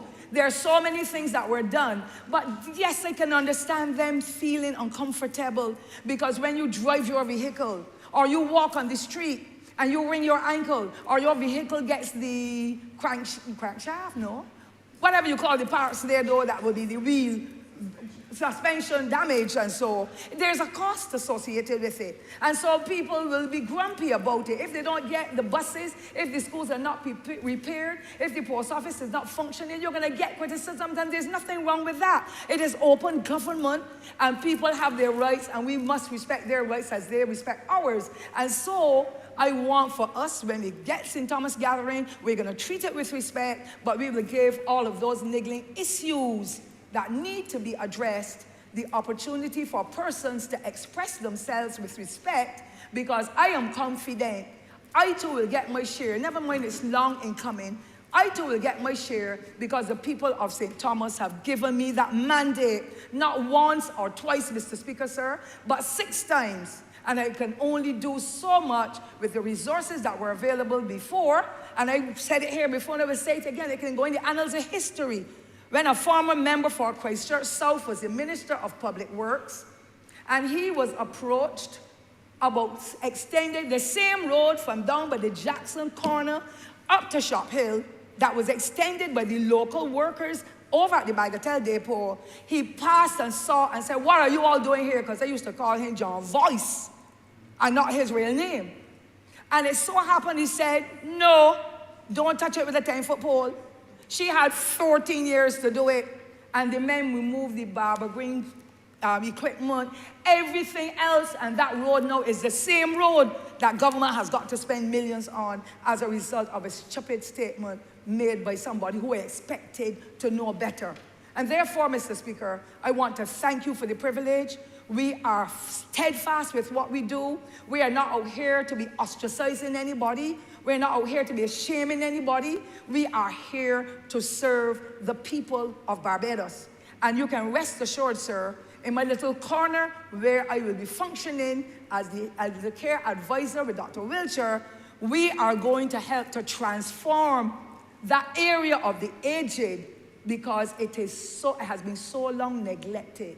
And there's so much to be done. The people of Barbados are ready for the consultations. Our branch members are ready. The constituents are ready across the country for the open dialogue, the workshops, the consultations, you name it, sir. And all I want to ask the honorable members here today is, when we are requesting meetings with those agencies that are going to be directly involved in the process, release the civil servants so that we can all do it together and leave speaking with one voice, because at the end of the day, it is the people of Barbados, and none of us knows, Mr. Speaker, sir, when the dementia or the Alzheimer's or the disability or whatever will impact on us will come. I've seen the best and strongest and most vibrant Barbadians fall to the ground with an accident or with whatever challenge there may be. They can no longer help themselves. And from lying there with no support, no guidance, no communication, they too will fall apart. None of us knows what the future holds. So together, we can make the difference once we have the dialogue, once we put forward the proposals, once we make sure that the government's funds, the taxpayers' funds, are spent correctly in the areas where the funds are due. We have absolutely nothing to be ashamed about, because together we can achieve the goals of reaching out, touching lives, and turning them around, making a difference in this society that we have been called to serve in. And to those whom much has been given, more is expected. Collectively, we can do it all, because Barbados comes first. And it is not to do with politics. It is to do with serving humankind at every level, despite whatever the circumstance. And therefore, Mr. Speaker, sir, I highly commend the Honourable Member for St. Michael North East and these other 29 members here and the rest of the public and the civil servants or the public servants for the roles that they have played. And I cannot forget civil society and the other stakeholders who work hand in hand with us to save our boys, to help to ensure that our seniors are well cared for, to ensure that the disabled, and the Honourable Member for St. James North, he has been working on piloting the legislation to make sure that the disabled get the best of what is being offered. Let us continue, sir, to work together, forget the niggling or the nuances that impact upon the simple things that we do or the difficult things that we have to endure, because it is one nation, one Barbados, one people, despite whatever color, class, or creed, or status for that matter, or age that we are. And so I highly lend my support and that of the people of St. Thomas and Barbados behind these budgetary proposals and this appropriations bill. And therefore, I wish to thank you, sir, for your patience, for your kindness, and I thank all honorable members for whatever support would have been given in the various areas, because the clean and green under the honorable member for St. Mike's Christ Church, West Central, got it right? For his vigilance and his dedication to keep Barbados clean and green, and of course the botanical garden that the senior citizens will now have one of the most state-of-the-art facility for a geriatric hospital. I thank you, sir, for your patience and your kindness.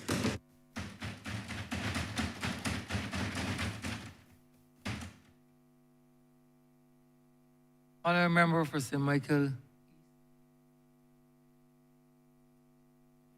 Thank you, Mr. Speaker.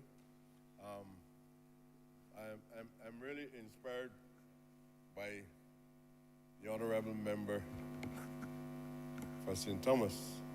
I don't know why I move off of where I wanted to start, but I think it fits in very much into the model of building a classless society, at least a society that has no race divides. It speaks to equality and justice. And I've heard other members spoke, not only today, but yesterday, about the importance of some of the special virtues of life. The word courage was applied a lot yesterday. And to be honest with you, I regret, due to circumstances, I was not here yesterday to hear my good friend from Christchurch spoke with the level of clarity and courage in which he spoke yesterday as well. So, but I want Christchurch South, so I want to let him know that he has a brother, and I'm grateful at least that some of us enjoy the freedoms of speaking our minds. You know, I was saying these things are so important to where we are going, and to, as long as the words are shared with a genuine effort to reach positive objectives. All objectives are not positive. And I was thinking in terms, sir, about this interpretation of a budget. And among intellectuals, people believe that a budget is exclusively about high taxation. And I said, what else is to a budget? Why do we have a budget? And then we had 9 days of estimates and 3 days of a budget. And this political ritual leave everybody in a specific mood of almost one of confusion. And everybody wants to make a good speech, and if we can get it last for 10 days, they will do so. I believe that this thing has to be more than that, especially if we're looking at not only present generations, but showing respect for the ancestors. As the Honourable Prime Minister indicated, that if we are truly a civilized people, we must always pay homage to the ancestors for the work that they have done, that even allow us to be here, to now shape policy not only for those who are current, but those who are unborn. And early this afternoon, sir, I was studying the redevelopment or the reconstruction of this great civilization for our people. And now we are victims of a deconstruction, and we are victims of the destruction of a civilization. And anybody who knows their history well would understand what I'm talking about. Prior to the 1620s, even before that, under the Spanish, Cortez, and Pizarro, and all of these men who were down here, the Spanish was down in the region. I'm not talking about Barbados, but some people believe that Barbados is global. That every place that you go, since the Barbados was there, and everybody in there must follow the history of Barbados. But Cortez was into massacre and a program of genocide to the indigenous people in Latin America. And we had the Columbus gang and others into massacre and the destruction of the African civilization. And I start there, and some people are very uncomfortable sometimes when you start there. And I would hope that one day before I go, I would be in a black cabinet and a black parliament, not a cabinet, put me on the cabinet already. I would hope that I'd be in a black parliament where people would recognize that life did not start in the 20th century. And that the only way you can understand the challenges that we face as a government, they can only occur if you fully understand that journey in our history that allows us to be here, sir. And I think that we better understand that rather than starting off with a view that this is the budget and we must remember every dollar and every cent that is allocated to a specific ministry, and that as a consequence of that, we're going to offer some new deal that will change the course of history. You only had a government in your hands 71 years. Black self-government, 71 years. So the thinking by black people in this country to be able to do something for the good at this level only occurred as a government, and not even at this level of democracy, from 1951. And we have done good. Less than 100 years. And you have to look back and say, look where we are. Unfortunately, we've had a number of burdens that were imposed on the society at different points in time. But there was a time when we had, sir, not even a museum, and even what was available, it was not available to us. We had no library, and today, sir, I went because I want to refresh my mind on Gordon Lewis' views of the growth of the modern West Indies. And I went downstairs searching, and they can't find, they got a space down there, they call it a library, sir. All the books stack up. All the books stack up down there, and the time they ain't got no shelves. And it's most unfortunate, sir. I would like you to use our authority, because one thing that should be available to us at this time in Parliament is a library.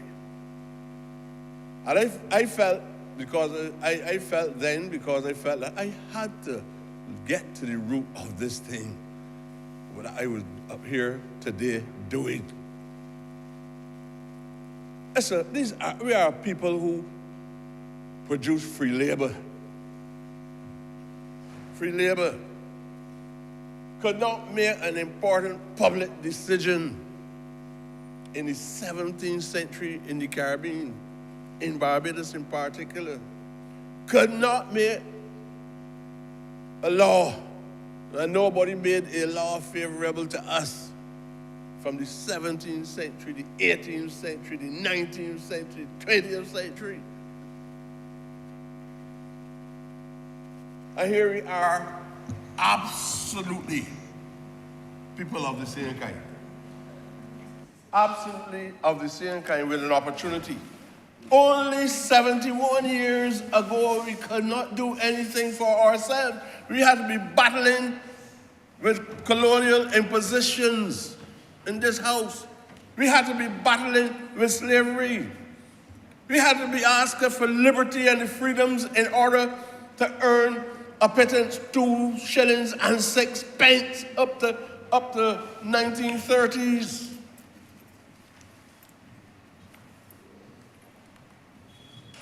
And now we're now talking about building a geriatric hospital.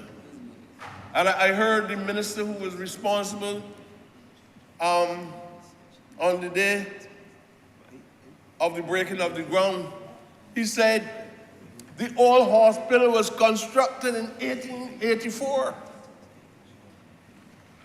And it was not constructed for us. It was not constructed in 1884 because the pirates. Ooh. Oh, this isn't working. It cut it out. They mash it. The pirates at the time, sir, requires no 2 microphones.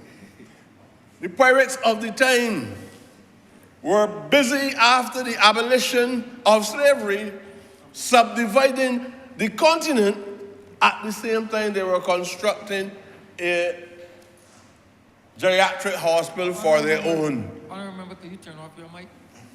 Yours is faulty. Oh, mine's faulty. No problem. They were constructing a hospital for themselves. So here I listen to people every day say, look, these people starting wrong all the time. We did this, you did nothing. In the 1880s, what could you do? You did not even have anything called true freedom nor independence, nothing. It was still only strong colonial rule.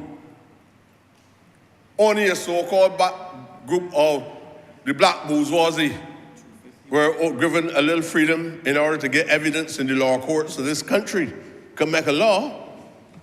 But because of the treacherous role that you played in the revolution, you were granted permission to give evidence in the law courts of this country. And now the opportunity is here for us. And that's why I said it is a growth throughout the whole archipelago of the region.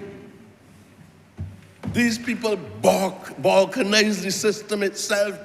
And that is where the issues of class and issues of race and everything now are very much part of our vocabulary. We now have to resolve these issues as a people. And because of the education which we have, the minute that you raise these issues of social divide and social stratification, the people who have been a victim of racism are now the people who are being called racist in the society itself. That is what we have to deal with. So every time you want to come up sometimes with a law, I ain't talking about the kite thing now. That's another thing. I don't know that. But every time you want to bring a law to this parliament, you have to consult with these people, you know. Anytime it's going to affect them, they want consultation, you know. But the labor class don't really have that privilege, even though we have labor unions. Because the labor unions still fighting to get their name up on the statute book as a legitimate institution to fight on the behalf of workers. So what is that we are building? If we are building a new institution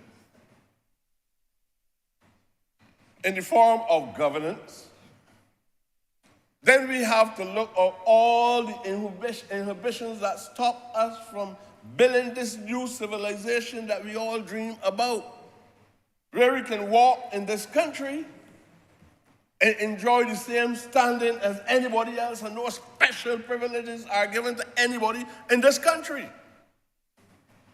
And I've heard views being expressed, but I still need more clarity. I've heard about the king's prerogative, all these things I heard in here. So the king's prerogative is that the king could give you the land. Yet we got a sovereign state. And where people used to play cricket before on the beaches, they can't play cricket no more. Because a man put a restaurant there without even permission from the town planning department or any government agency. So I asked myself, where are we? Where are we in 2023 when people can do as they like and people believe that they have that divine right to do as they like? And we don't have the courage to speak about it, because as you say something about these things, you're demonized as being a racist. Land that was stolen from us. That is what it is. And all that we're saying, give us a state in the country as well. And I got that view yesterday that somebody else understood what we were saying yesterday from the honorable member from Christchurch West. Is that correct? Rob? South. I felt as though everything that man said I can identify with. It has nothing to do with partisan perspectives. I don't know about anything else. I know that there's nothing partisan about it. But it is a requirement, especially at a time when we pull off 30 seats on 2 occasions within 3 or 4 years. I have no opposition in here. You don't have anything to even stimulate the thirst for a serious debate, because everybody is expected to throw the line. And it's not anti-Barbados Labour Party view or anti-government view. It's a view that a man must be able to express, or a woman, if they want to. And if we are to share ideas to reach that great civilization that we are talking about, because it's civilization, you know. These people destroy and plant specific structures in this country that makes it very hard for parliamentarians within their lifetime to do any fundamental thing to bring about the changes to give comfort, especially to the working class. And all that was being said yesterday, the working class must not be on the periphery. Whatever policy that we put in place, make sure that the thoughts of the government must at all times embrace the masses of people on the ground. That is important. And I would always make reference to last year. Well, I don't know these constituencies so good, that geography has got me confused. But last year, the honorable member from St. James Central and St. George South, they spent time sharing ideas on how we can put together, construct, whatever word you choose to apply, and put provisions in the law to bring vendors in this country who were the first entrepreneurs in the region to the center of our economic development. We try to remove all the psychosocial damages that were planned on them, that probably still remain very much in the Barbadian mind. Because of a vendor, if a purse drops in any of the streets across Barbados, and I don't care who passed on the road in a tie, who look clean and decent, nobody draw the view that this is a suspect. So there's a view about certain people in this society that cause them at all times to be perceived as less than human beings in this country. I would love to see where all people, even though it's an ideal type, I would love to see where all people are well respected. This government needs to be unique. And it must not be the voice of a prime minister that's saying things that catch the image of the entire globe. It must be the voice and the principles and the virtue that guide these institutions. Yesterday, I heard the point being made about what is going to happen at the 31st of March. Nobody don't believe that is an important question that must be answered. I don't know where you live, but I can tell you, I have to be answering that question every day. When I open my front door and come out, I have to answer that question. And therefore, any economist that worth his salt, or even any Christian that worth the salt, must understand the validity of the question of what do we do? Especially when we boast about economic growth and development, what do we do when we push certain people out on the brink? Because the next thing after that is death or prison. So the body on the brink of destruction as a result of an economic order that boasts itself of sound intellectuals making a prediction based on a selected indicator to prove that the economy has grown and therefore we are witnessing great development. Yet, an important indicator is also poverty. Because all the latest reports on the state of the, well, they don't even use that term anymore, of the third world, but the Caribbean economies has been showing us that people are dying from hunger and starvation. And there's a high rate of unemployment, high rates of poverty. It means that there is greater work for the economists. They must apply themselves. I expect them to apply themselves in that discipline in a more meaningful way so that we can not just pick up some model and plant it upon a colony, a civilization that has no planks, no props for black people in it. I expect, sir, that even if we offer a kind gesture of $5,000, for example, to a trust fund, we've got to face the reality.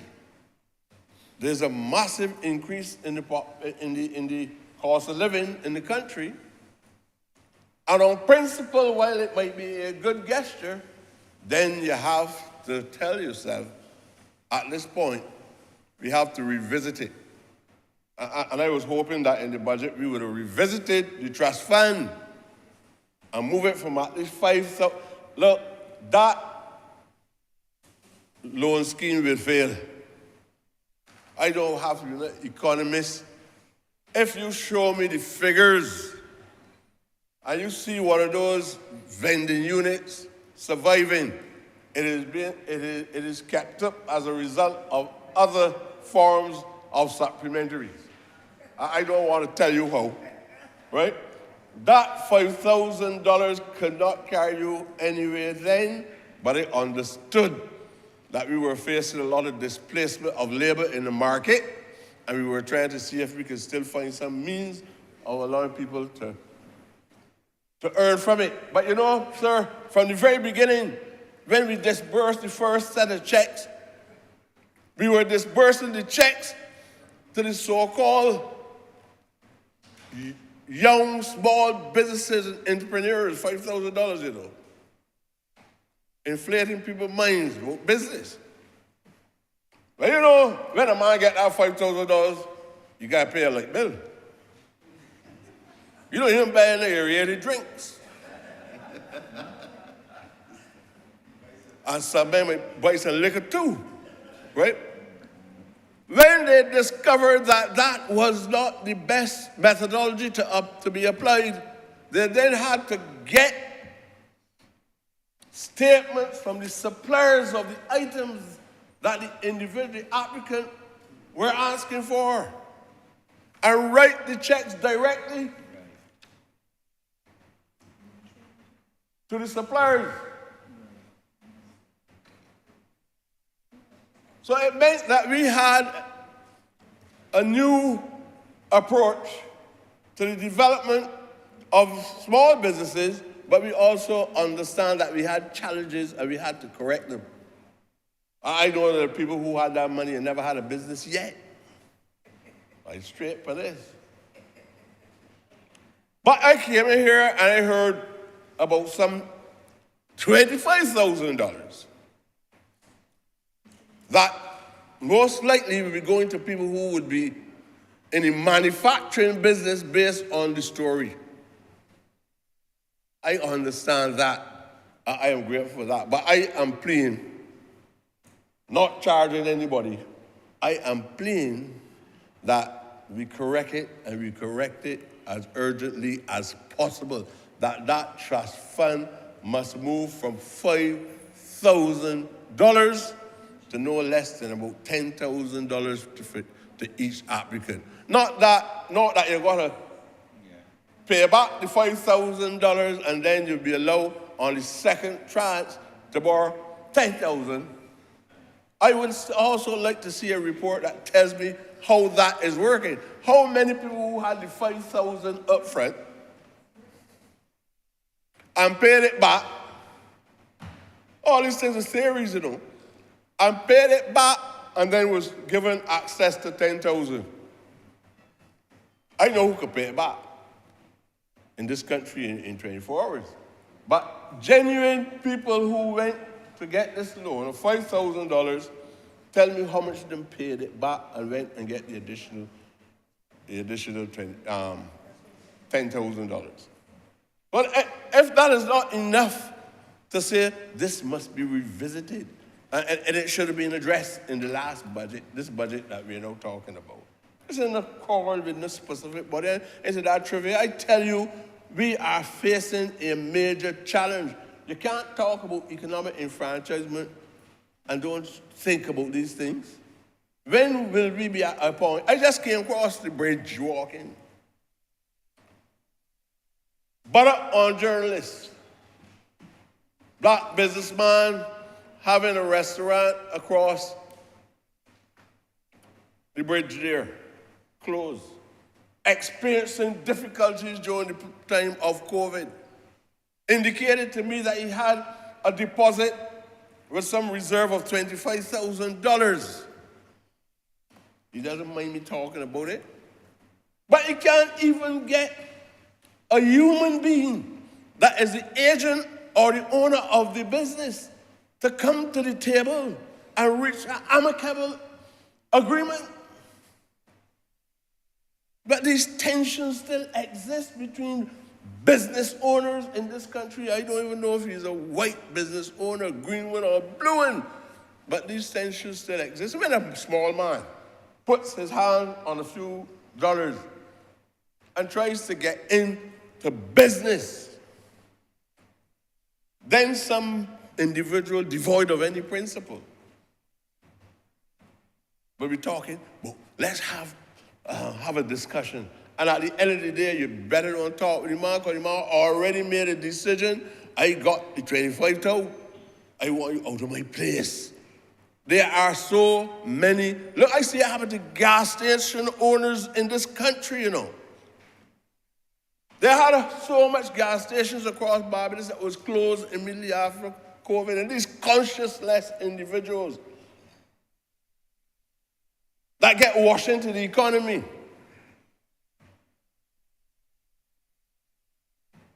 They went to me and learn out the business management on that. And sir, if you want a job, and you were not an attorney, you got to write a big letter to them, and they can't read and read. You know what they want to discuss with you if you qualify for the job, and you can't get read. And I said, what this man do with these locks and come in and ask me for a job, can't get it?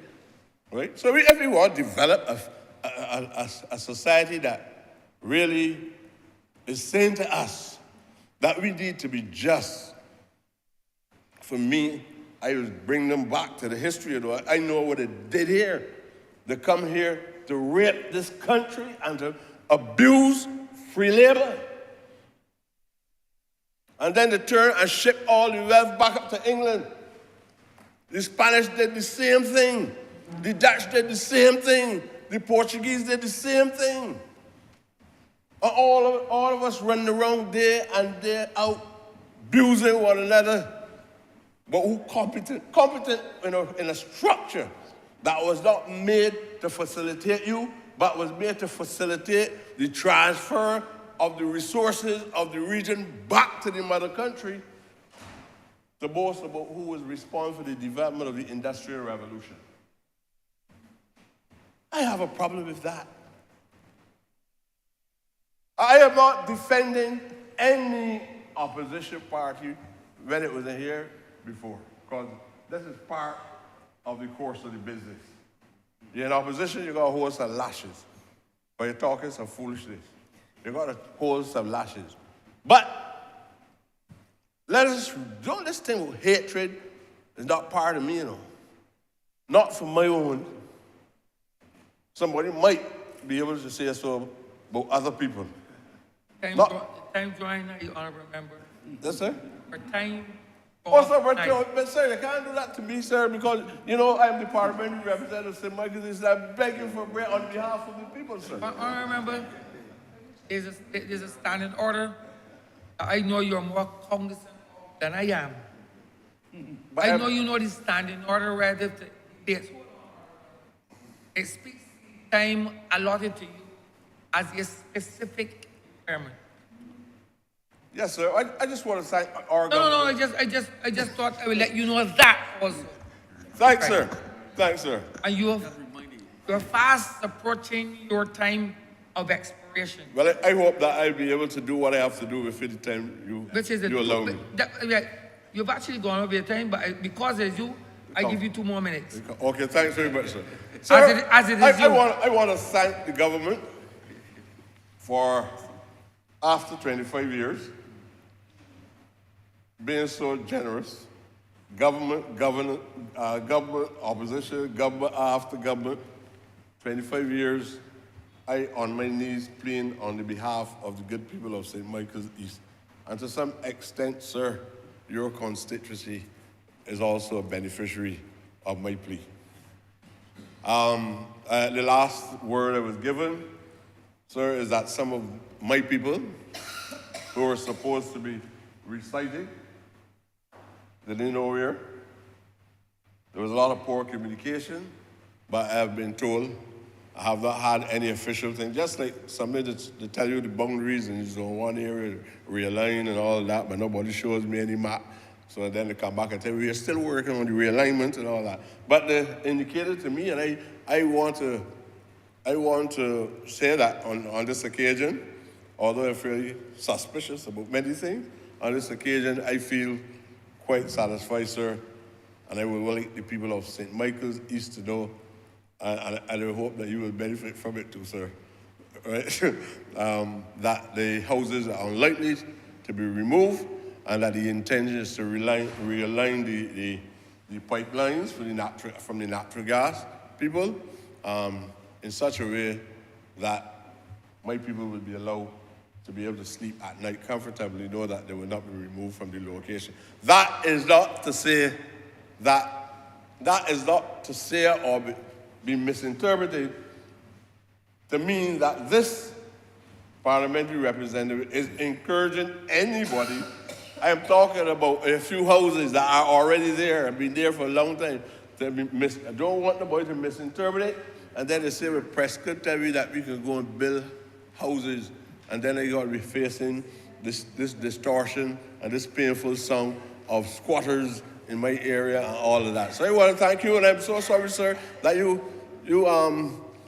I really, really want to say something about a progressive program of what I call community agriculture, which the Minister of Agriculture has allowed me to take charge of being the chairman. You will get other times to do that, Honourable a Member. special care project. You will have another occasion to do But that. I want to let everybody here know that not only parliamentary representatives will be beneficiaries of this project, but many ordinary people will be able to benefit from the distributions of chickens and the setting up of the aquaponic systems in every constituency, in every little village. We will make sure that ordinary poor people will be able to enjoy these benefits. Thank you very much, sir.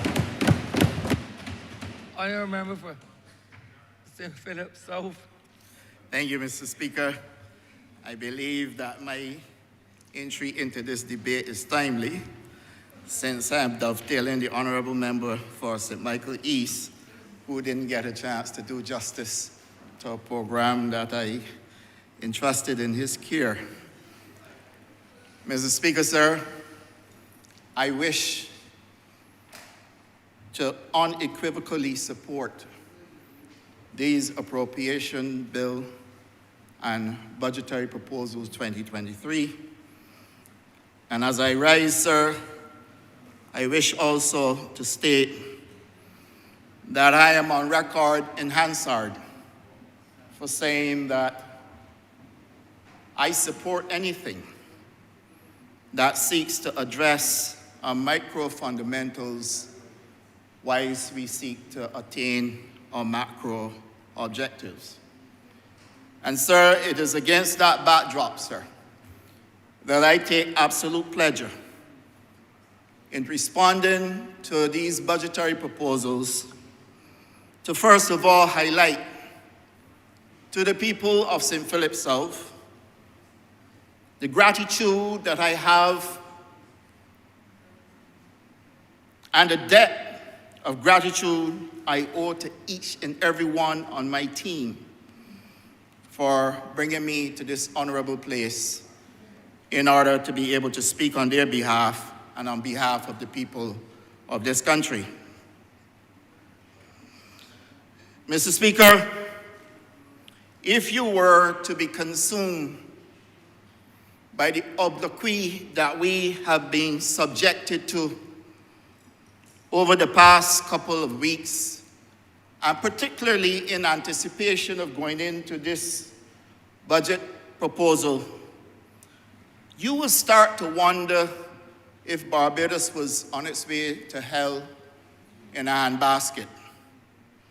But sir, I am even more mindful, sir, that we run the risk in this country of having people who appear just in their own personal interest, sir, to use the level of crudelty that exists or permeates among our people in these days, to be able to blind them and hoodwink them into accepting levels of mischief, deception, sir, perfidious conduct of epic proportions, and more importantly, a charge against this country, its leadership, and all the honorable members in this chamber, just in the name of gaining political office.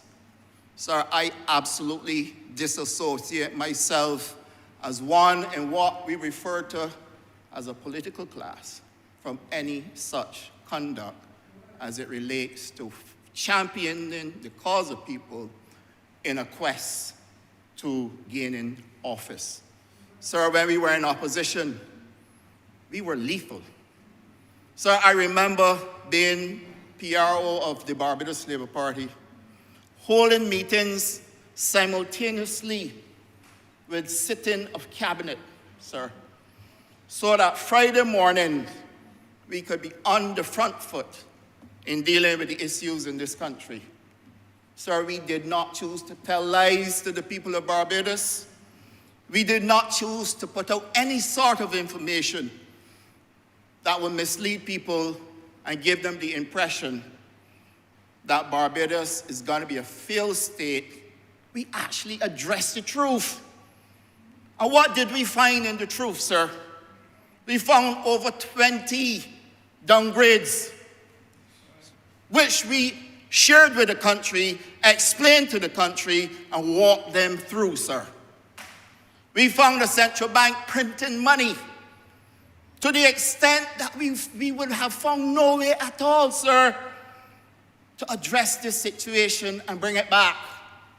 These are the things that I sat with the team, Mr. Speaker, sir, and addressed in order for us to show Barbados why we were a better option than the government that was in power. I find it difficult, sir, to accept that you're going to now subject the people of this country to levels of deception, Mr. Speaker. Deception, sir, in instances where you have certain operatives. One who speaks to being some scientist or engineer that has the greatest cerebral Barbadians could ever come to ever achieve from the great Almighty, sir. But not telling the truth about his days living in London in a place similar to the one we have in Black Rock.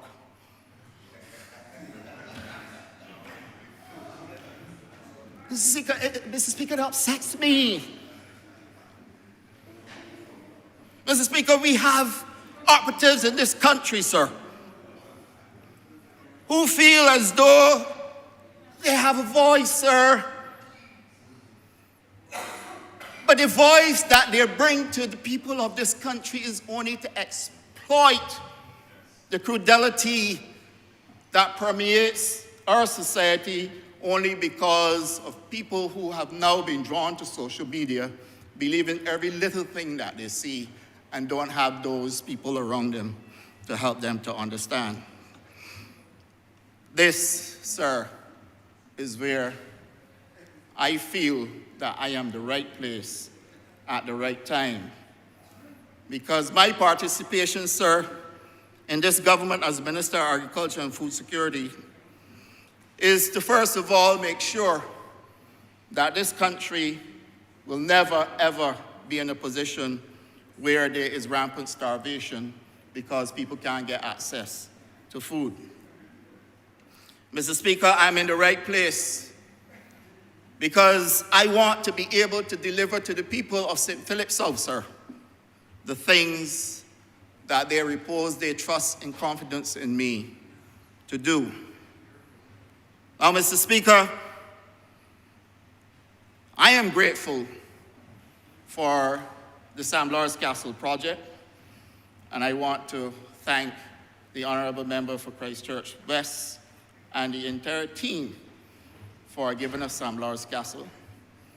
Mr. Speaker,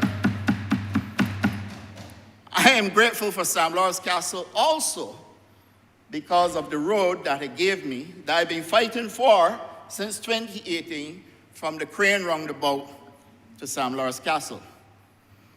Mr. Speaker, I'm grateful for Sam Lawrence Castle because it gave me what all Barbadians are asking for, sir, and that is the connection to natural gas from Bel Air all the way to Sam Lawrence Castle. And I say to the people of St. Philip South, fear not, more is to come. I gave you the roads in Gemswick that you were asking for over 70 years. I've given you Bel Air. I gave you Long Bay. Mr. Speaker, more is to come. Stand by. Because the one thing I will not do, sir, is to go into any campaign promising people things and then don't fight for them. I understand as a member of a cabinet that sometimes, realistically, you cannot always deliver at a time to meet people's expectations. But once you are delivering, sir, you have kept your word, and that is the reason why you earned the title Honourable Member. Mr. Speaker, I wish to say to you, sir, that when I looked at the budget, I asked myself one simple question. Am I worse off than the day before the budget? The people of St. Philip South that I represent, are they worse off than the day before the budget? And sir, when I ask myself that question on my own behalf and on the behalf of the people of St. Philip South, sir, I am drawn to George MacDonald. George MacDonald is the author of a book called At the Back of the North Winds. Sir, the title of the book alone should tell you something about the contents. And Mr. Speaker, I quote George MacDonald. Are we worse off than the day before? I quote, sir, no. It will not be, it will not,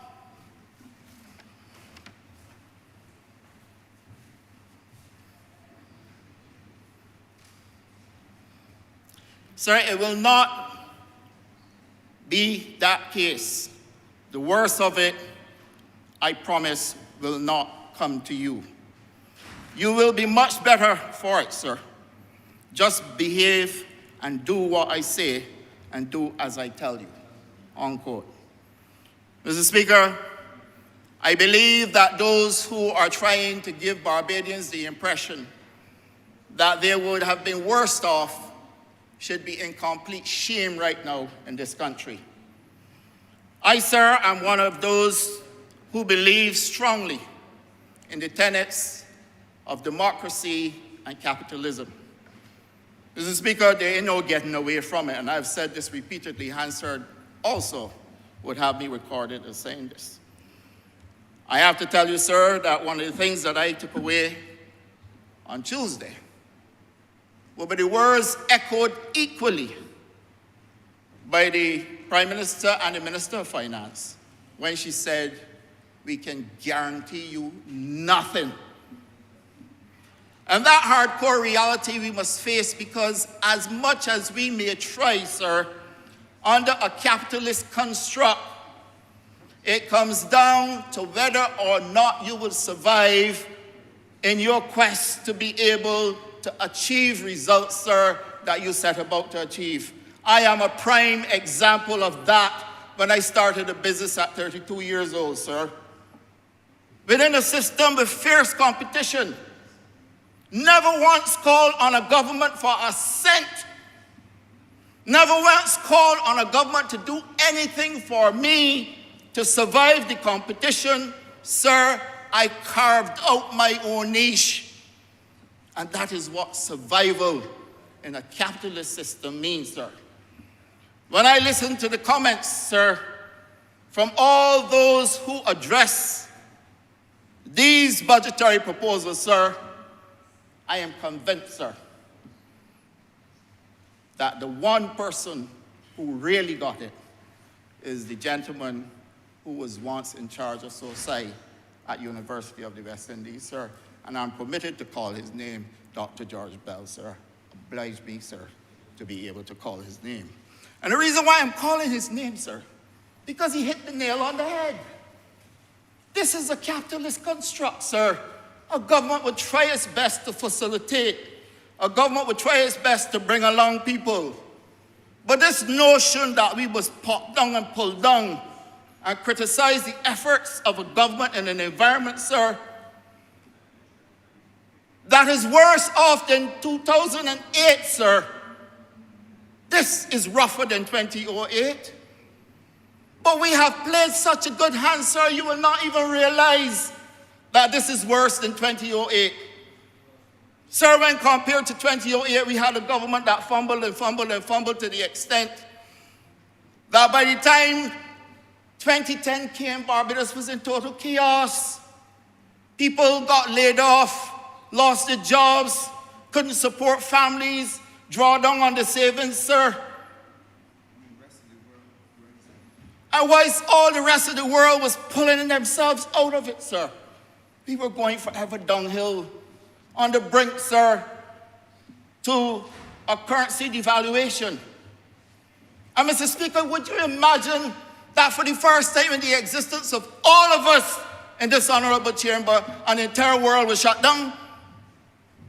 Think about that for a moment, sir. No economic activity whatsoever, sir. It happened in 2020. And if that wasn't enough, sir, would you believe it repeated itself in 2021? And then after that, sir, as if we were to be challenged to the core, we had an ash fall, and then followed by a freak storm, and then followed by Hurricane Elsa, sir. And at no point in time did Barbadians go through the suffering that they all went through between 2008 and 2010, sir, and the remainder of the years of the last administration, sir. And so when I speak to you and tell you, sir, that people may choose to criticize us. But I have no problem with criticism. We are not perfect government. I have a problem with political perfidy. That is my position, sir. Now, Mr. Speaker, I really and truly want to talk about my ministry. And looking at the time, sir, I will try my best to get through. No, you will not try your best. You will do your best. I will not try. Sir, You will not try. corrected. I will do my best Correct. to get through, sir. You will not try. I wouldn't want to offend the chair in any way at all. Please don't even attempt it. Thank you, sir. So, Mr. Speaker, you know, I have had my full share of compliments. Wherever I go in this country, when people greet me, they say, "You're doing a good job." That must make a man feel good. I have a few critics, sir. Sir, there are a few critics that I will address at a branch meeting. This is not the place for it. Because the things that I want to say to them, I will not bring to this honorable chamber. Except to say, sir, that when I say it, it's not going to be pretty.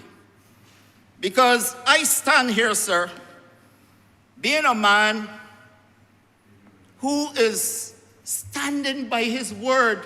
Sir, if I tell you that I'm going to let you off the hook, and you and I agree, and then you turn around and try to stab me in my back, sir, you cannot face me again, sir. And so I am going to leave this for a branch meeting where I will deal with these issues, sir. Because never in my life, sir, I have committed myself to a ready-made jacket that I didn't try on.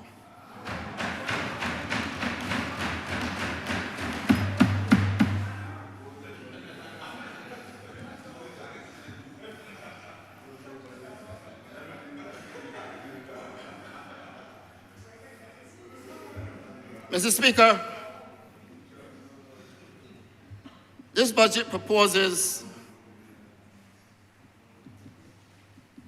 an important government infrastructure and institutional investment program, sir, to the tune of some Barbados $170 million over 3 years. It has committed to the expansion of housing, road repairs, expanding the fleet of electric buses, sir. And you would have heard the Prime Minister mention that we are getting a $15 million tissue culture lab at the Home Agriculture Station in order for us to be able to expand crop production, sir, and to be able to give farmers in Barbados clean planting material so that we can reach the stage of being able to export, first of all, to the UK market, and then, sir, beyond. Barbados stands in an ideal position, sir, to be a hub for us to take advantage of the export potential that we have before us. This is the reason, sir, why I have brought to this honorable chamber pieces of legislation that would put us in a position to be able to achieve this objective, sir. And sir, I make the difference between objectives and goals because a goal is more of a long-term, medium long-term thing. Objective are things that you're about to deliver within the short term, sir. And I spoke, sir, in this honorable chamber, in the well of Parliament, about us developing a sweet potatoes project, sir, to be able to export to the UK. Sir, I didn't only speak. I spent all of last week, Monday, at the Home Agricultural Station with designers, the suppliers of the materials, sir, to construct that lab so that we can have a lab, sir, that is going to give us 14 million cuttings, sir, of clean sweet potato planting material, sir. We are going to supply all the farmers in Barbados with clean planting materials so that they can be part of this project. Previously, they struggled and were subjected to crop failure, reduction in yields, because the material had disease. Mr. Speaker, only last week, the designs for that lab came back to us, sir. And we have a lab with designs, with specs. And we are about to embark, sir, on the establishment of a lab in Barbados that would give us an opportunity to not only supply all Barbados with sweet potatoes, with yams, sir, cassava, and Edo planting materials, sir, but for us to also be able to assist our CARICOM brothers and sisters, because we understand that if we are going to achieve our objectives of reducing CARICOM food import bill by 25% by the year 2025, sir, then we're going to have to be able to assist each other. Equally, Mr. Speaker, sir, we talk about resilience. Every time we talk about climate change, we talk about climatic events, we talk about resilience. Mr. Speaker, that lab is going to give us a chance to establish, for the first time in the history of Barbados, a seed bank that will put us in a position to be able to store seeds to recover after a hurricane, sir. Mr. Speaker, we are also taking our stakeholders in our confidence, sir. I have been bombarded with phone calls about an increase in price of feed. Sir, a private entity that is faced with the same logistic challenges. Sir, the same challenges, the rising prices, conflicts between Ukraine or Russia and Ukraine, sir. All of the same challenges, sir. And we have made a decision to put $6 billion at the disposal of a manufacturer of feed in this country to help livestock farmers. My view, sir, that when we approach third, fourth potential increase in the cost of feed, I felt we need to go to a direct injection in support to the farmers. In this honorable chamber on Tuesday, it was announced that $2 million will go to the BAS for direct support to the farmers so that they can go to greener modalities on the farms and improve farm management so they can increase production, sir, and take advantage of the increased production rather than we continue to fight issues with increasing price of feed. Sir, that to me is the best solution. Mr. Speaker, Barbadians love pudding in sauce. Barbadians love pickled breadfruit. We have a project going on, sir, that is first going to give us 2,000 breadfruit trees, plantlets, that will be distributed across Barbados for Barbadians to plant more breadfruit trees and help the Honourable Member for St. Joseph, who has been calling on me since time immemorial for us to have a breadfruit tree project. Sir, we now have a breadfruit tree project, and the breadfruit trees were shipped to Barbados, sir. This is what you call work. This is what work looks like, sir. And I feel sometimes extreme pressure as a minister, being able to deliver on things that when I'm finished speaking about them, I hear voices of discord to make it look as though you have done nothing. Sir, I feel, sir, that the critics must recognize where agriculture is today compared to where it was 20, almost 30 years ago, sir. Sir, I have some numbers that I wish to share with this honorable chamber, sir, so that we can get a sense of understanding what is taking place in this country, sir. Barbados has seen an increase in production in 2022 over 2021 for a number of crops, sir. Sweet pepper, sir, 3% increase. 2021, 460,459 kilos. In 2022, 463. Beet, sir, a 6% increase from 115,695 to 122,613 kilos, sir. Onions, a 6% increase from 1,402,000 in 2021 to 1,486,000.4 kilos in 2022, sir. Thyme, 6% increase from 62,922 to 66,786.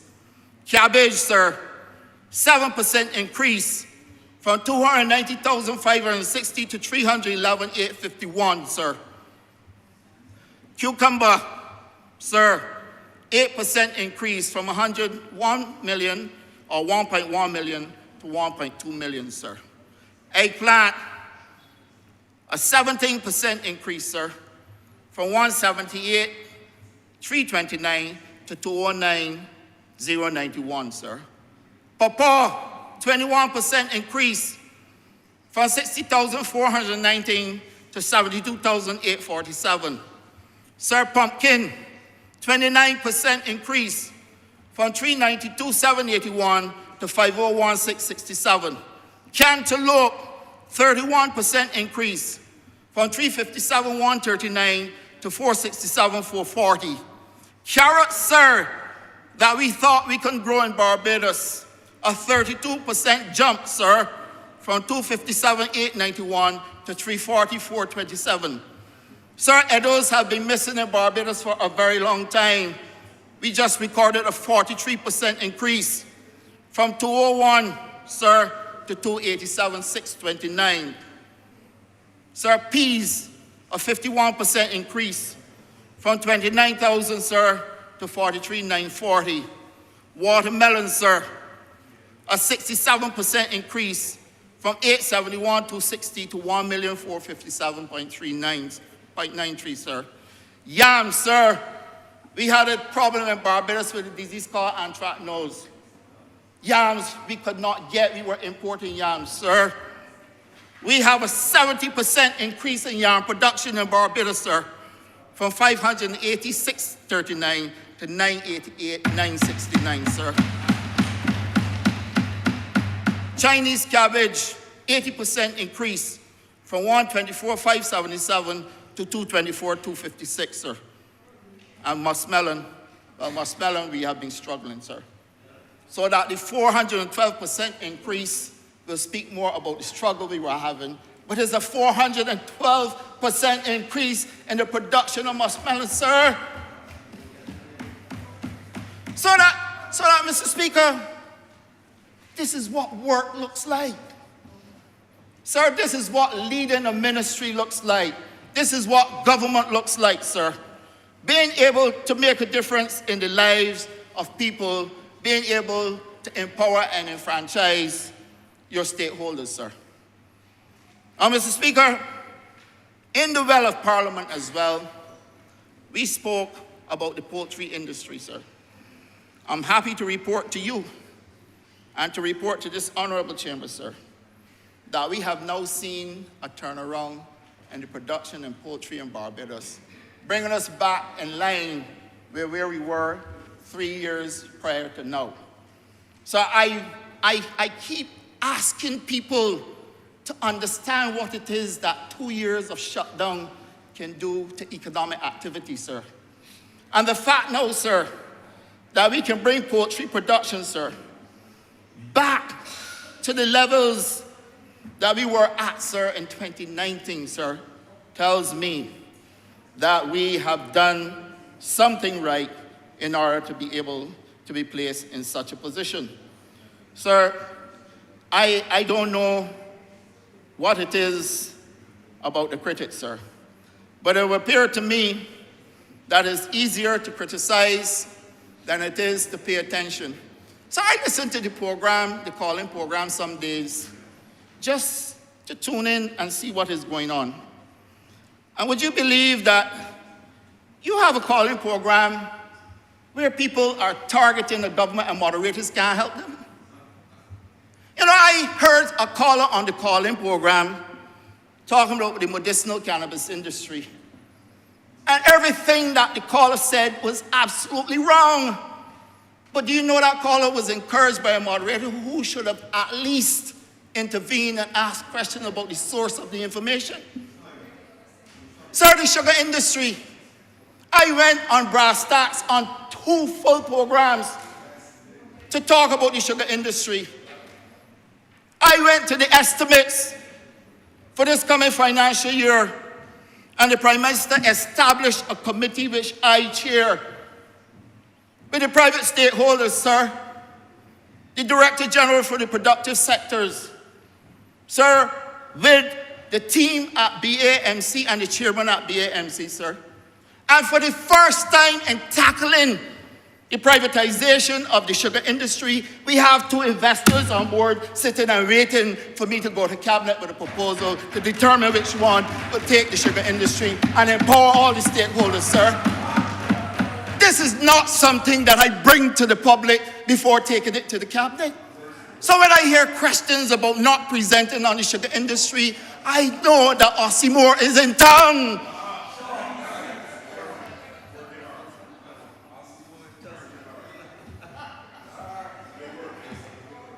It's a fact, sir. Because you cannot expect me to breach the rules and protocols, sir. So first of all, divulge to the public who these investors are. And then secondly, speak to the public about something that our cabinet has not yet even seen. Sir, I have done the best I can in terms of bringing the public along. And I have committed, sir, to giving them full and frank disclosure as soon as this matter goes to cabinet. Mr. Speaker, I say to you, sir, in closing, that we find ourselves in a position where there's a level of perturbation, sir, that exists amongst those who feel that the time has come for them to get back to Bay Street. Sir, I want to say to you that that time may be quite far away.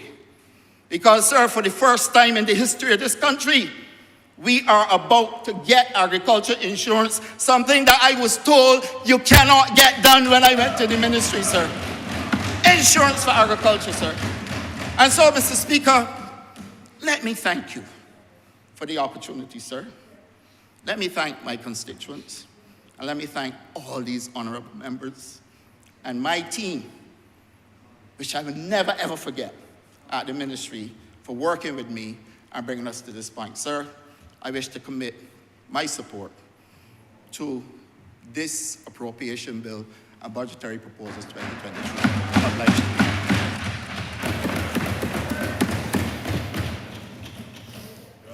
Honourable Member for City of Bridgetown. Well done. Thank you very much, Mr. Speaker. It is indeed an honor, finally, to rise to lend my voice to this very important appropriation bill and budgetary proposals for the fiscal year 2023 to 2024. It is an honor bestowed upon me by Almighty God and by the people, the great people of the city of Bridgetown.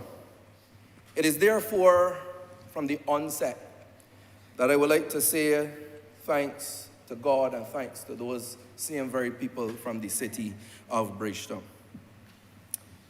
Sir, I want to take this opportunity to ask those same people for their continued prayers, patience, and support, and ask them to hold me to the task as I speak in here for them, by them, with them in mind. Sir, this is my City Speaks. And I want to say a special hello to all of them through you, sir, that have messaged me consistently for the last 2 days asking me when will be my turn to speak. I am finally on the floor to speak for you. As I say, it is a pleasure and I thank you. Sir, I wholeheartedly support the measures outlined by the Honourable Prime Minister and member for St. Michael Northeast. Because it was a budget, sir, that did a lot for Barbadians, regardless and contrary to other persons' expousements. I almost say expoupment, but expousements, sir. Because it was a budget, sir, that was different. And what was different about it? I would like members in this chamber to pause. I would like members in this honorable place to reflect. I would like all citizens of Barbados to stop and understand the transformational, historic time that we are in.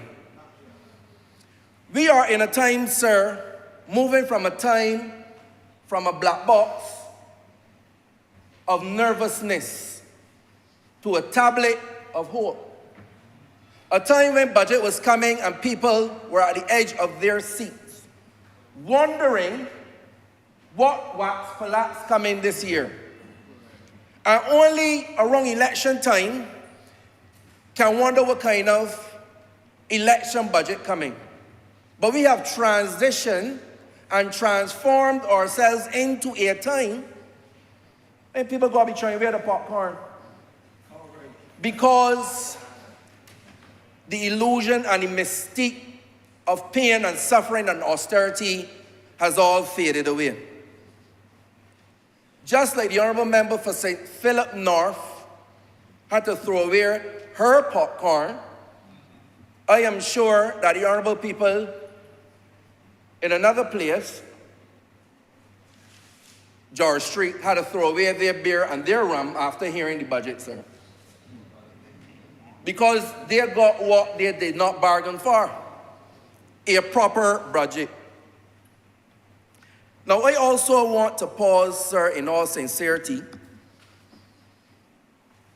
to talk about not only the performance of the Honourable Prime Minister in the budget, but her performance, sir, because we take these things for granted, but her performance since taking the reins of government of Barbados. Not only do you see her vision, her leadership, tenacity, her care, hardworking, energy, creativity, sound judgment, but like the Honourable Member for St. Lucie said, this government has been facing calamity after calamity, hit after hit after hit, and just scoring runs after runs after runs, Mr. Speaker, sir. Reflect on it. I think that we sit here, and as we work hard, and I see caring members, caring for the constituencies, caring for the ministries, caring for the people, I think that we too, we get too daunted by comments, too daunted by criticism, and I do not think that we get chance to really reflect on what we are a part of. We are a part of a time that can see a budget in 2023 that charts a clear path of transformation towards 2030. We are in a historic period of time, sir. Are we appreciating what we have the privilege, the honor to be a part of? But sir, we also have to reflect that not many may have that opportunity to say that they can be proud of an administration, proud of a leader who makes you proud locally, regionally, and internationally. I think that we are beginning to get complacent on that point, and there's nothing wrong with raising that. This same honorable member, Prime Minister, 2 days ago, delivered the 2023 budgetary proposals and financial statement. And what I found comforting about it is that it spoke a lot to national transformation and making us even more of a global people by 2030. Fresh off a lost decade, sir, we have now entered what I want and will and must be known as the great decade that we are in. Because the next 10 years, if we keep on this course, if we keep on this track, every member head down, work done in their constituencies, in their ministries. Well, sir, this could only be known as the great decade after that. We see evidence of it already. From 2018 to 2020, the country started to see the turnaround, started to see the green shoots, the only shoot I want to hear about, sir, within the society, in that short space of time. And I want Barbadians to reflect on all of these things, sir, because if I had the responsibility to respond to this budget, I would know what to do, sir. Because in all good conscience, I could not encourage Barbadians to work in their worst interests or to work against their best interests. I couldn't do it, sir. And I want to say that I am very happy to be able to play my part in the city of Bridgetown. I am happy to be able to play my part in the office of the Attorney General, and I am happy to play my part in any other area that I am asked to assisting or to lead, sir. I want to make that abundantly clear. Sir, it is really in this contribution that I want Barbadians to understand still we are in troubling times. These are uncertain times, but these are also exciting times to be alive and an exciting time to be Bajan. Yesterday, I was reflecting on the budget, and I asked myself, what are the main takeaways for me? We heard about social protection, health care, investment, youth, culture, film, agriculture, tourism, training, growth. We heard it all. We can be proud to know that the budget did not just touch on an area known for the too few, but it touched on an area to make a better life for all of our people. That is what that budget was about for me. You imagine a government. I grew up hearing that prices are not like rain. You would never see prices fall in your country. To a government that understands the impact and brought a compact to ensure that the cost of living could be maintained so that people could get more biscuits in the trolley, more peanut butter on the table, more healthy food in the stomach at night. That is what the government is working on. That is why I want to tell you, us in here, well, we must all remain grounded, where we must all remain humble. Hold your head up high, administration, and understand that your hard work is appreciated by the large majority of right-thinking Barbadians. You have nothing to be ashamed about. I believe that if we remember and study on these things, the reality is that we will make it to where we are going, which is mission accomplished. The Honourable Member for St. Michael's South reminded this Honourable Chamber yesterday, we are dealing with a government that was able to negotiate and deliver 2 pay increases in 5 years in one of the most turbulent times globally, where an administration could barely squeeze out a 1 in 10. This administration proving that it has the best interests of Barbadians and the best interests of workers at heart. Not only at heart, not only through the mouth, sir, but in action, delivery, and implementation. That's right. But the facts are there. These are not alternative facts. These are not manufactured facts. These are factual facts. No fake news. Mr. Speaker, now I want to move because I want to keep focus this evening. Serious business. Straight talk. Straight talk. I want to get to the 1500. I want to say that I am happy about the 1500. But with a but.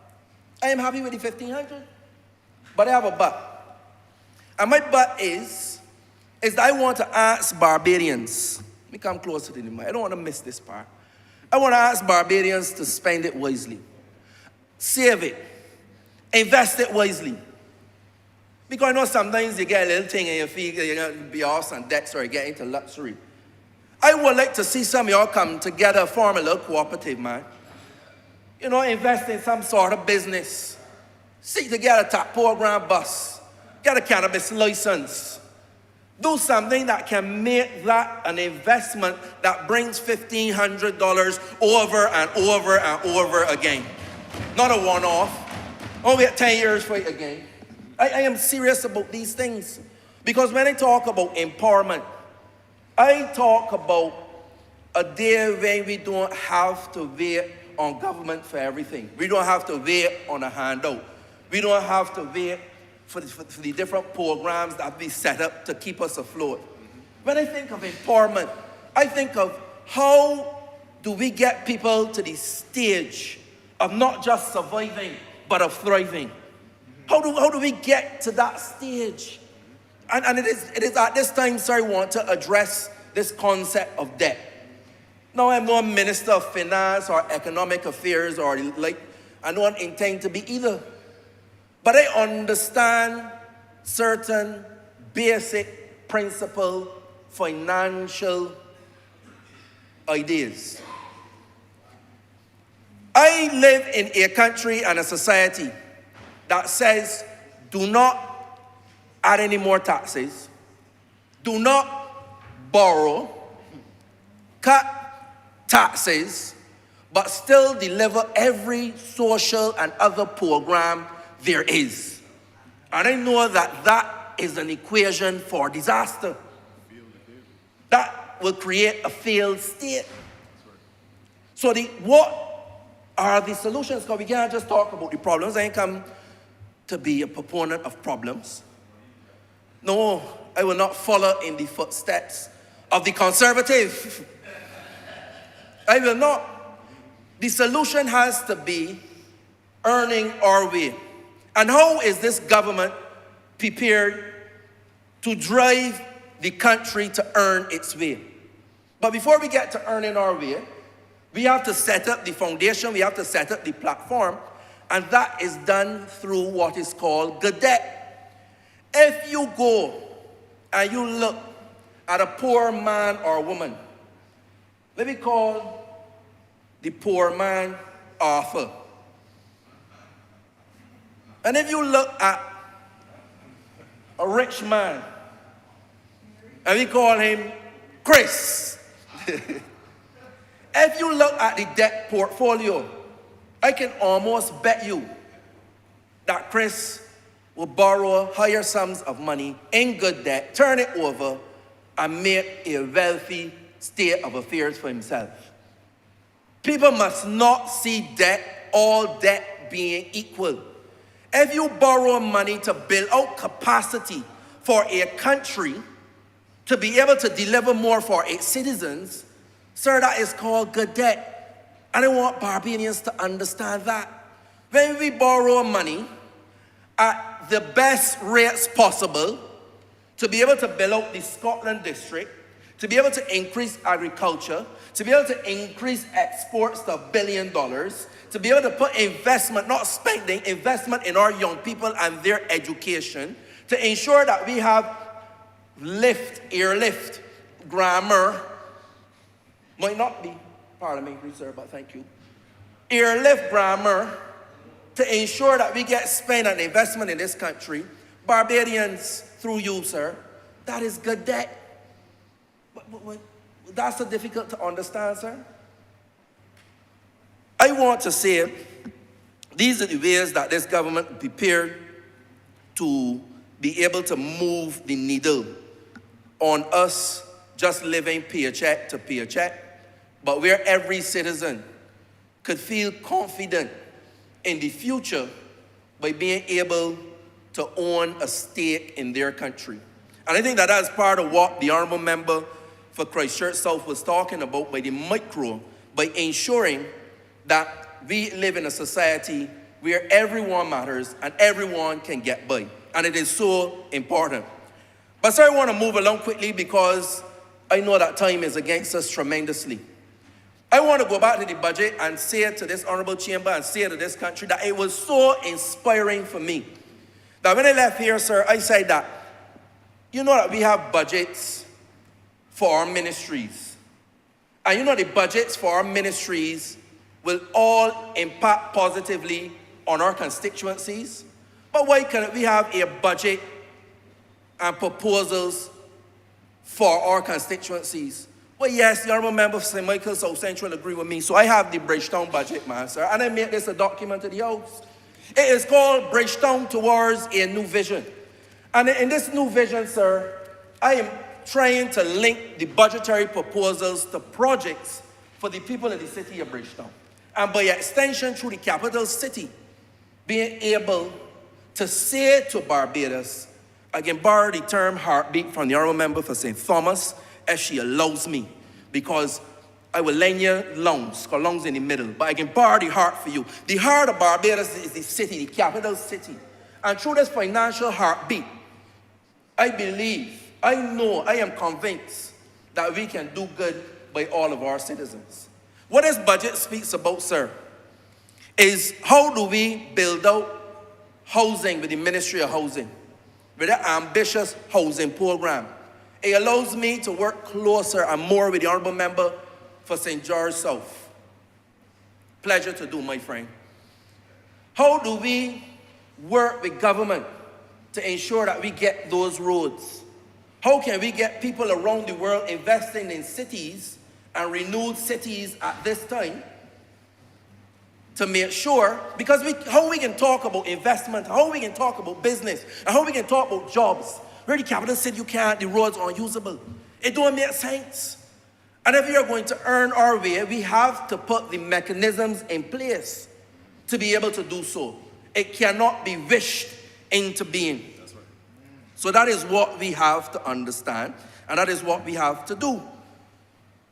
Sir, the other thing I want to turn to, as I move around the city of Bridgetown, and I ask people about the budget, and they message me.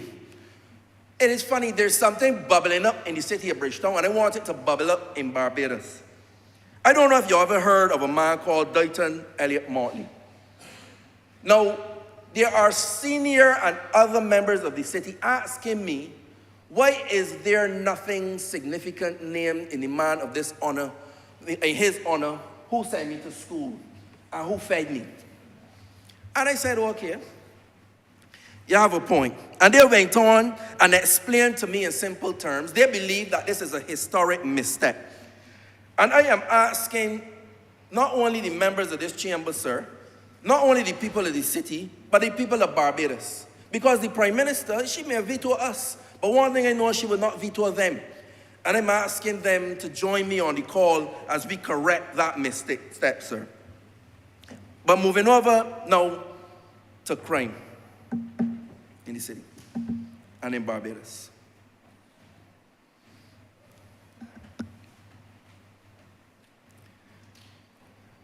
Sir, in this budget, I have the honor to lead a project for crime prevention. It is a topic that was on the lips of many Barbadians over last years. It has given us pause. It has given us cause for concern. And it is something, sir, that I am happy to say that this government has not given lip service, but has given firm commitment and action to ensure that we really take serious the whole issue of crime prevention. It is something that we know that can be very destabilizing for any small economy. And everybody in here and everybody out of here should know that the Barbados Labour Party is serious about tackling crime. This government has always emphasized the importance of law and order through its articulation and implementation of policies. Over the last 5 years, this country's security apparatus has seen significant improvements through investment in personnel, in training, and equipment. It is a fact of life. If you look at the Barbados Police Service, if you look at the ports of entry, if you look at many other areas, no one can deny, if they are honest, that this Barbados Labour Party takes the security of this country extremely serious. That is one of the important things a government has responsibility for, the security of its people. Another demonstration, sir, of the deepening commitment to crime prevention, sir, is the establishment of my office as Minister of State in the Attorney General's office with responsibility for crime prevention. Now, through you, sir, where I stand, I would like to thank the Honourable Prime Minister for this, not only for giving me the opportunity, but for placing our law and order stance firmly on 2 feet. Where we have legal, judicial, and law enforcement on one side, and now we have the focus on long-term crime prevention.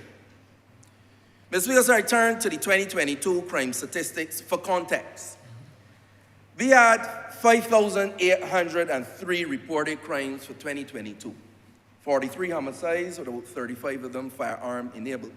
Another 205 gun-related offenses. And the reality is that the work is to bring down all of that crime. So whereas the focus may be on violent crime and homicide in this first phase, understand that the mission is to bring down crime overall. And I wanted to make that clear in this debate, sir. Sir, when we look at the breakdown of crime, we had about over 1,800 crimes against the person, over 2,200 crimes against property, and over 1,700 crimes of public order breaches, where drug crimes were made up the bulk of those. Interestingly to note for some is that we would have noticed that there were 119 white-collar crimes. A lot of people don't understand that we tackle crime as a holistic phenomenon. Sir, before I go further, I want to give this House the definition of crime prevention and what the government is doing. Crime prevention comprises of strategies and measures that seek to reduce the risk of crime occurring and their potentially harmful effects on individuals and society, including the fear of crime, by intervening to influence their multiple causes. But sir, this government is going beyond that. Traditional crime prevention has been seen as things one can do to prevent themselves from becoming, or present oneself from becoming a victim of crime, But we are going deeper to seek to prevent one from becoming a criminal in the first place. We as a government, sir, have quickly activated our crime prevention strategies and programs, which I must thank the Cabinet of Barbados for supporting. Mr. Speaker, this minister and his team will continue to roll out a very ambitious program that I will continue to say require a whole of government support and a whole of government approach. I will not mislead this country nor this chamber, sir. The reality is that the results that we would all like to see will not come tomorrow morning, nor next week, nor next month, particularly when we are talking about in respect to our medium to long-term initiatives. But Mr. Speaker, I give this House and the country the assurance that our crime prevention measures and strategies are designed significantly to abort crime, to sharpen the minds of our young people, and to present them with a number of opportunities, including wholesome opportunities. And the truth is, sir, not all of the interventions will be new, because you would appreciate some of the teachings of yesteryear, sir, and see how you turned out. You turned out pretty good. The Honourable Member for St. Thomas, you all turned out very, very good. And indeed, all the members of this House and people across this nation. And that is why, sir, I am committed to ensuring that some of those principal programs, some of those basics be returned to communities, neighborhoods, and across this nation, to ensure that our young people and our communities have an opportunity not only to hear, put down the gun, put down the spliff, put down this, but to give them something to pick up, give them a skill to pick up, give them an opportunity to pick up, give them some employment, a business, entrepreneurship opportunities to pick up, sir. Job number one for me, sir, is that we get this right. We get this right.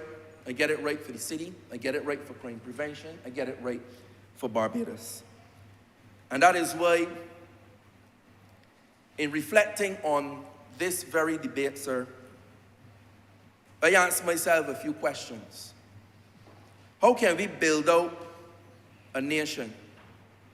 How can we empower people? How can we create the opportunities that so many feel that are so far out of their reach? How, sir? And I answer those not by word, but my intention is to join this team in its effort to continue to ensure that we answer it through deed. Everyone from the man in the street, sir, to the World Economic Forum agree that crime has a significant impact on all facets of society. To the average man feeling uneasy to be able to move around and enjoy life freely, to businesses that are affected by lack of traffic, hence lack of earnings, lack of profit. The businesses affected because nobody's patronizing them because they happen to operate and be located too close to what we call a danger zone, a crime zone, a red zone. I remember you have 2 more minutes. Thank you very much, sir. The reality is that I am in my time red zone, but what I will do, sir, is ensure that I leave this chamber with an understanding of what the plans are going forward for this financial year, 2023-2024, in relation to crime prevention. This year, sir, we want to roll out the National Peace Program, which will see, among many other initiatives, a program in parenting. As we said, and the Honourable Member for St. Michael North emphasized, the importance of getting parenting right. We want to roll out, and we'll roll out the program with the National Life Coaches, to ensure that we can wrap around some of our citizens who are not getting it right, who are affected by so many factors in life, and then in turn are affecting this society through so many factors that they portray on our society. I almost say something different, sir. And it is true that I close by asking this chamber and asking this country to understand that the missions exposed in this budget and by every member in this chamber is really for Team Barbados. Team Barbados must be at the forefront of the mind of everything we do in this country, every sector, every part of society, whether it be the media, the church, the opposition, the government, the communities across Barbados. I want to close, sir, by saying to the public of Barbados, at the end of the day, to get to mission accomplished, we must commit to Team Barbados. Now, sir, many of my colleagues use poetry, song, and many of them use scripture. At one point, I didn't know if it was in Parliament. I looked at the stair windows, I thought it was in church. But I want to close by going back to the simple things of life with a little poem. And it is this, sir. Roses are red, violets are blue. I want every Bajan to know the Barbados Labour Party loves you. Upward, onward, Bajan Excellence 2030. Mr. Speaker, I am obliged to you.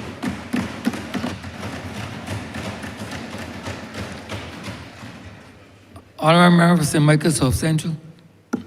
Thank you, Mr. Speaker. I want you to know that I've started my I want you to know that I've started my timer. So At 4:30. So I am. Or at 4:29. I am in partnership with you here. Right, 4:20. All of we are on the same page. 4:29.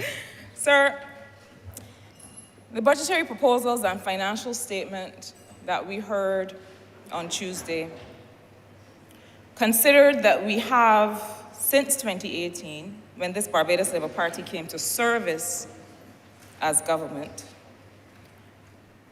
considered that we have been on a neatly categorized development continuum. And that development continuum that was presented suggests that we went from mission critical when we came to service in 2018 to mission survival during COVID and other human disasters to mission transformation now. And I understand why the journey would be depicted in that way. I understand why we would want, or why it might seem attractive to present it in that way. And sir, if this continuum as outlined were strictly true, it would all on its own be laudable. It would all on its own be impressive. And it would truly be something of which Barbadians could feel proud. That we were first able to come and quickly stabilize and exponentially grow the foreign reserves. We were able to clean up our urgent sanitation needs and keep Barbadians and visitors healthy and safe.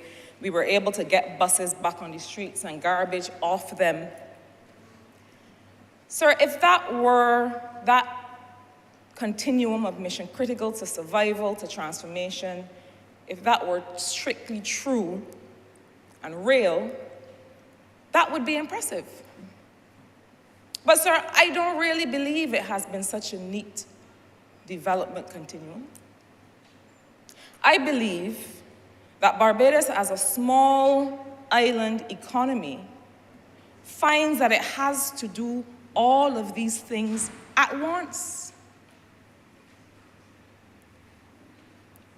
It is my judgment, sir, that from the time this Barbados Labour Party government came to service to the people of Barbados, we have been doing all three of those things all at once. Because the truth is that we don't have the luxury in this developing world to wait to transform. And the incredible thing, sir, is that if Barbadians blink too fast, we will miss the fact that at every stage in the whirlwind that has been the last 5 years, there has been constant transformation in this country. When we came in 2018, and at the same time we were addressing the reserves and the debt restructuring, we also had to address the Public Financial Management Act. We also had to transform the way that the country would do its business, not just with us and under us, but for all future generations of any government that would come to sit in this place. And that was transformation. We were in mission critical and mission transformation at the same time. When we had to address the Central Bank Act and say to the people of Barbados, look, we might, as part of the Covenant of Hope and part of our own ideology as a Barbados Labour Party, we might purpose to do the right thing, but there may come a time in this country when we have a government in place that may not want to do the right thing, but we're going to hold them to a certain standard of fiscal management that means that they have to do the right thing. So, sir, whether it was fixing the messes that we met in 2018 or confronting and rallying through multiple human disasters at once, or whether it is now when we are seeking to return to an environment for growth and the creation of real prosperity, we have constantly been transforming. I met with some students, sir, from Bentley University, just outside of Boston in the US. Met with them this morning. And one of the things that we talked about in our conversation was the fact that there was so much that had to be done and managed at one time when we came to service. And one of the students asked a question about the IMF. Because, you know, sometimes we don't acknowledge when we have evolved. We think that we're always in the same place. And we create this boogeyman that we think is always out to get us. And I said to the young man, we drafted as an economic team a Barbados Economic Recovery and Transformation Plan, and we invited the fund to dialogue with us. We presented it to them and said, we want you to be partners with us in this recovery. And we see a way for this plan to help not just us, but help you serve countries better. And they agreed. And so, in a mission critical, we were then able to say, but we gotta bring back tertiary education for Barbadians. But we gotta increase welfare cash transfers by 40%.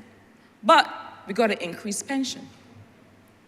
And we put those non-negotiables on the table because even as we had those mission critical things to do, we knew that we at the same time had to begin to transform the country. And so, sir, I do not think that this is mission critical to mission survival to mission transformation.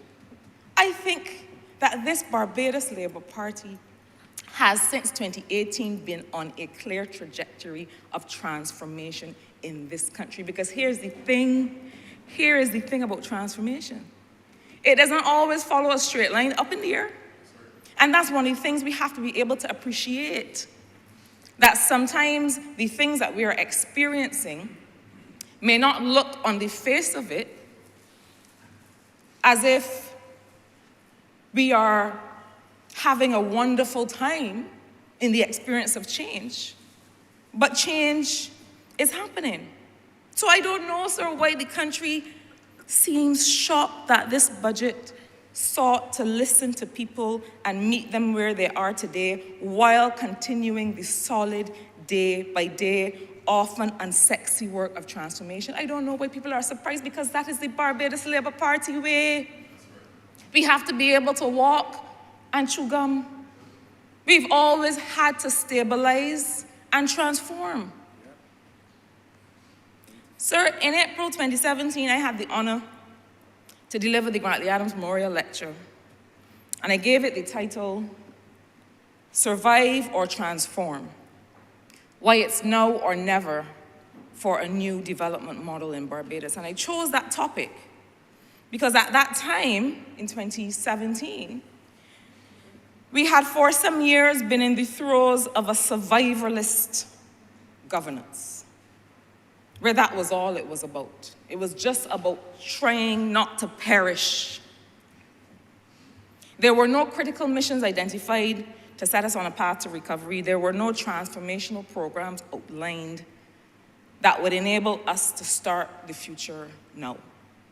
It was pure hand-to-mouth government. And sir, even with the best will in the world and the best effort of the then administration, the hand wasn't even reaching the mouth. And even if the hand was reaching the mouth, I don't think there was any food in the hand.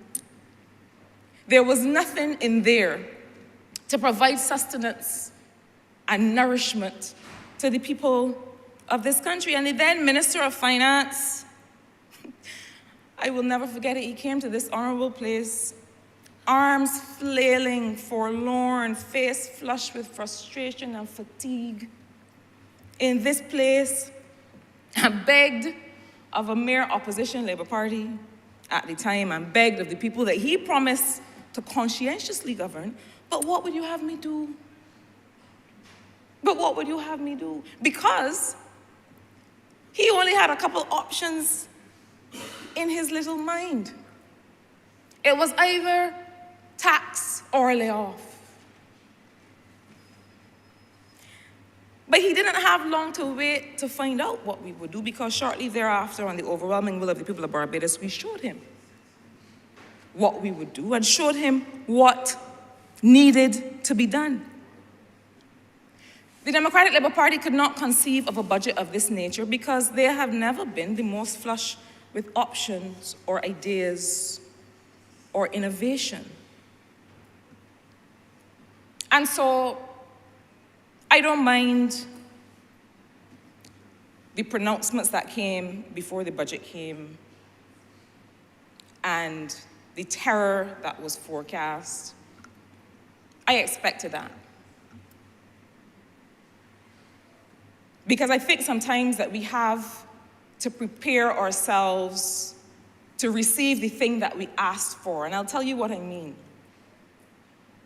Barbados asked for, wanted, voted for a transformational government. And now that we have it, we have to be prepared to engage it.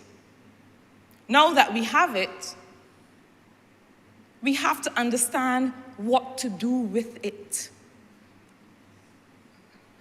Sir, this government, along with all of the other policy work that has been going on, has developed something called a population policy. And I know that the honourable member for Christchurch East Central wishes that he could have been left out of my will in this regard, because he is not sure that he wanted to have been left in economic affairs this particular gift. But I began working with the Population Commission on this population policy. And while he may be considering it with some trepidation, even though he's fully engaged, as my mother used to say, all of that would make you a man. He's past that stage now, but there's a variety of experience, sir, that is to be had in this work. But I want to turn to the population policy because I want to get us beyond this idea of a list of measures. And I want to invite us to consider the budget with a certain level of maturity that I lament is missing from those on the outside that will seek to comment. And when people talk about our relationship with the IMF, I say to them, it's not just about the money, it's not just about the responsible borrowing, but it's about the relationship. And if I were to suggest to the president of the Democratic Labour Party anything, if I were to give him any small bit of advice, it would be found in that word relationship. Because you can only seek to represent, to speak on behalf of a people with whom you have a relationship, whose wishes and desires and fears you understand. So if I were to suggest anything at all, it would be to pause and begin to start to understand the people that you seek to represent and become friends with those people. Our relationship with the IMF was one in which, continues to be one in which this little country has been able to exercise some degree of influence in showing to the international community the kinds of things that we need in order to thrive. And sir, just like we came to service in 2018 and throughout Mission Critical and throughout Mission Survival during COVID, we also had to transform. I encourage us to read these budgetary proposals with the level of maturity that allows us to see that these measures are at once mission critical, at once mission survival, and at once mission transformation. And that is the maturity with which we have to see them. So that while people suggest, well, why you put that small money in fashion and developing the fashion industry? And why you put that small money in film? And if they understood, they would realize that this is not just about the amount of money that you put into a sector, but that it is also about how you develop a people's national consciousness such that they give creative expression to what they want to do. The mission critical and the mission survival, sir, would be the $1,500 that are on everyone's lips to make sure that people can eat and live and find their bearings at a time when they need to be able to situate themselves. And the work on the financial sector and the unit trust helps to take that to another level and to say, well, when you catch yourself, when you become a part of a training program, when you're able to learn something that can generate some income for you, then you have a way to invest. So it is not, I would suggest, as neat and tidy as going from one to the other, but is that we as a small country will always have to do it all at once. And I want us to get used to that idea. The idea that when something may seem a little uncomfortable, that it doesn't mean we're not transforming. It means that we may have occasion to come back and stabilize the country. So, sir, I want to turn to the population policy because I don't want us to miss the values approach to development that we have in this document. And in the document that is being shared at this time, it talks about the fact that the population policy touches on economic affairs, social protection and development, gender equality, urban planning, education, labor, the environment, and health. And I know people may be tempted to think that this is the Ronald Jones approach, but it is everything but that. I won't repeat myself. It is everything but that. It is a policy that realizes, that acknowledges that there's no way that we can reach the population goals that we have simply by natural methods. And it touches on all of these things because how the state and people take care for each other and how we manage the environment is really the next development frontier for us. I repeat that. How the state and people take care for each other. Sir, in these estimates, well, I should start even before that. because I had occasion to have a conversation with some young people in which I suggested to them and to everyone listening that it might be time finally to get rid of corporal punishment. And I did not expect that it would become such a large conversation. But what I had intended to follow with in these estimates, in these questions, was a question to the Minister of State in the Office of the Attorney General. And we had the conversation today in which he told me that he was glad he escaped the further questioning, the member for the City of Bridgetown. But the question I was going to ask on that occasion was, what are the plans to engage with schools, with young people at the very youngest age, to be able to make sure that apart from parenting classes, we have a parental compact in schools. To be able to say, teachers are educating my children. My responsibility, how I take care for the state, my responsibility would be the children and their readiness to learn and to engage with teachers and with other children. We talk about a social compact all the time, but I think it's time to really think, yes, parental classes, and you impart wisdom and knowledge and you hope that people agree. But perhaps it's time for a parental compact, where parents agree that this is the agreement that we make together, so that teachers feel more free to have an environment in which everyone is safe, in which everyone feels like they have a safe and healthy learning environment, and that parents, in an ongoing way, contribute to that. But the reason that I flagged the population policy is that it is about rights and responsibility. It is about the rights of the state and the responsibility of the state to citizens, but it's also about the rights of the citizen and the responsibility of the citizen. And I think that if we begin to see our next stage of development in that way, then we start to understand that these measures are not just a list, but they fit into a development model that has been well entrenched since 2018.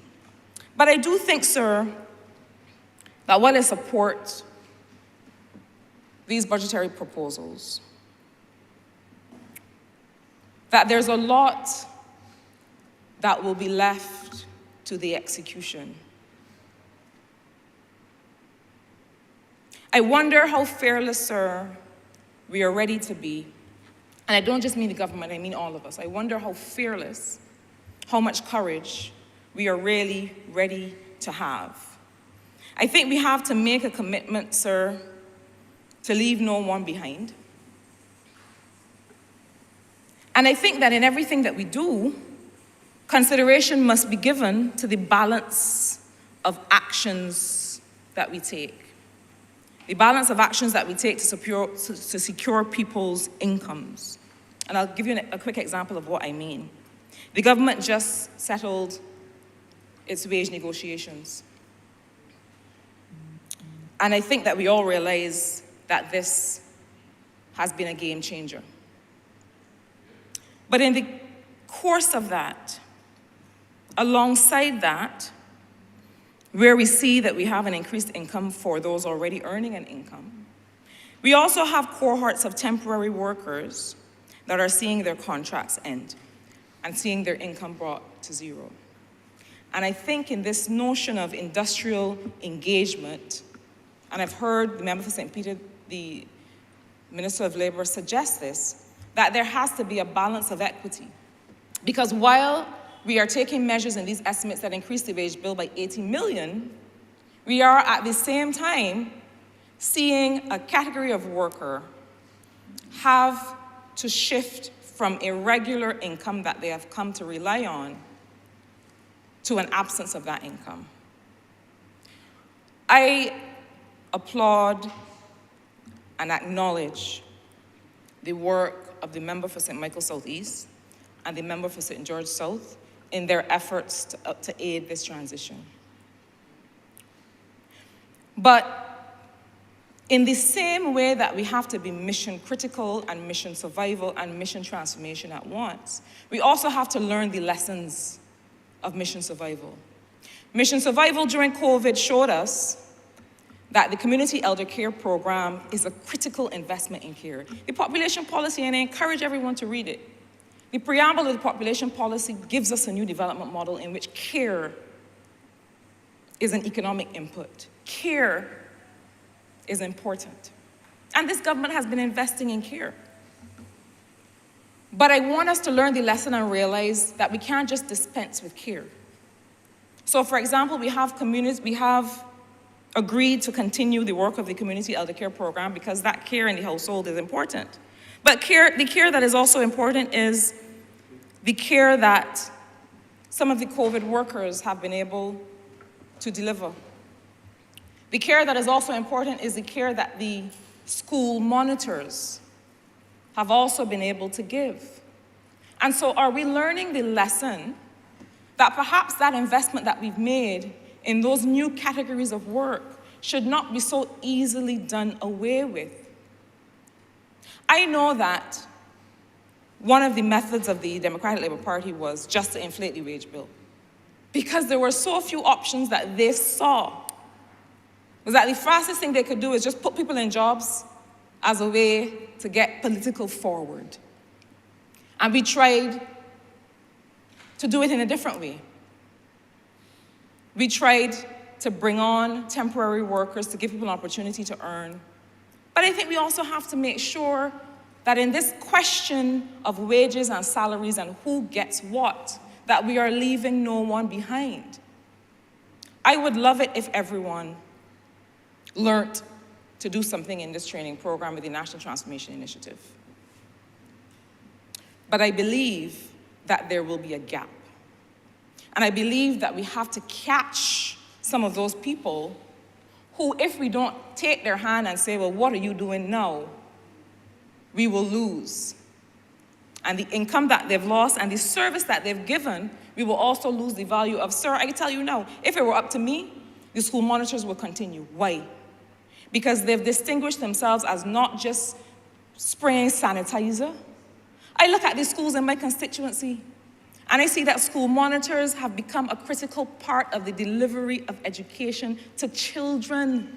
I look at the immense level of care that they've been able to impart to these young people, and I wonder if we're learning the lesson that care is an economic input in this society. I also have to say, sir, that we need to learn the lesson against people over systems. And as long as I have breath in this honorable place, I will reinforce that. We are in danger of prioritizing people over systems, and I'll tell you what I mean. We have, I feel, to be wary of what I call government by committee. We have in these estimates, and I agree that we have a lot of scope beyond tax and spend. We have a lot of scope, and we said it in the Covenant of Hope, to bring legislation and reform and facilitation, and to engage all actors. But we have in these estimates, in these budgetary proposals, sir, a growth council that sits alongside a strategic council and that now reinvents something that already existed in the name of Barbados Delivers. So we used to have a doing business committee, and now we have something called Barbados Delivers. And I have no argument with putting people together and asking them to come and talk to each other. Barbados has always had a very strong record of partnership in that regard. I remember I see, sir. Our clocks are synchronized. Yes, thank you, sir. But, sir, I think that one of the things that in all this training and management training that we have to be able to deliver for people who are in work and delivering services to Barbadians is systems. I do not want to see Barbados continue to rely on picking up the phone and calling somebody because you know that person can get that thing done. I want to see us get to a place where we have the kinds of systems that we can close our eyes and rock back and say, I know this is going to work because we have perfected this system. And so, sir, I don't necessarily think that the system of senior ministers alongside Growth Council, Strategic Council, Barbados Delivers, I don't think it's harmful, but I don't think it is a sufficient condition to aid the implementation fugue state that ails us. I think that we need better systems to do the work of government. I think too, sir, that there's some things that are the unfinished business of a Barbados Labour Party ideology. Several people in St. Michael South Central, from Britton's Hill to Carrington Village to Bannister Land, need to have their tenantry land conveyed. It is low-hanging fruit. And I heard the member for St. Peter, in strongest of terms, talk about what he will demand and what he will not tolerate. And I don't know if that gets things done in here, but I might as well try it. Because I don't see how having $4 million in conveyancing approved at the Urban Development Commission could be stopping us from giving people the rights to their land. $4 million in a budget of this size can't happen. It should not be stopping us. Because having that title, sir, you will know in your global experience that land title is one of the, absence of land title is one of the biggest obstacles to development for the individual. And sir, there's a lot of things that people can do with that title. I heard the Honourable Member for St. Michael. Honourable Member, watch the clock. I'm watching it, sir. I'm going to wrap up in 30 seconds. I heard the Honourable Member for St. Michael East, and he's my brother in every way. But he and I, frankly, disagree on this point consistently. This notion that if you give a poor man access to a trust loan, that he will not exercise any discipline in being able to use it is a nonsense. And as a person who grew up poor and whose mother taught me discipline and what to do with a little bit, I reject it. We have to get past the point where we say a poor man is that and a poor woman is that, and never shall they ever do better. I had the occasion to tell a young woman in my constituency in Britton's Hill, you could run a company. You could run a Fortune 500 company. She's a woman that sits on the block and sells snacks from her van. Brilliant, influential, incisive. Stop telling poor people what they cannot be.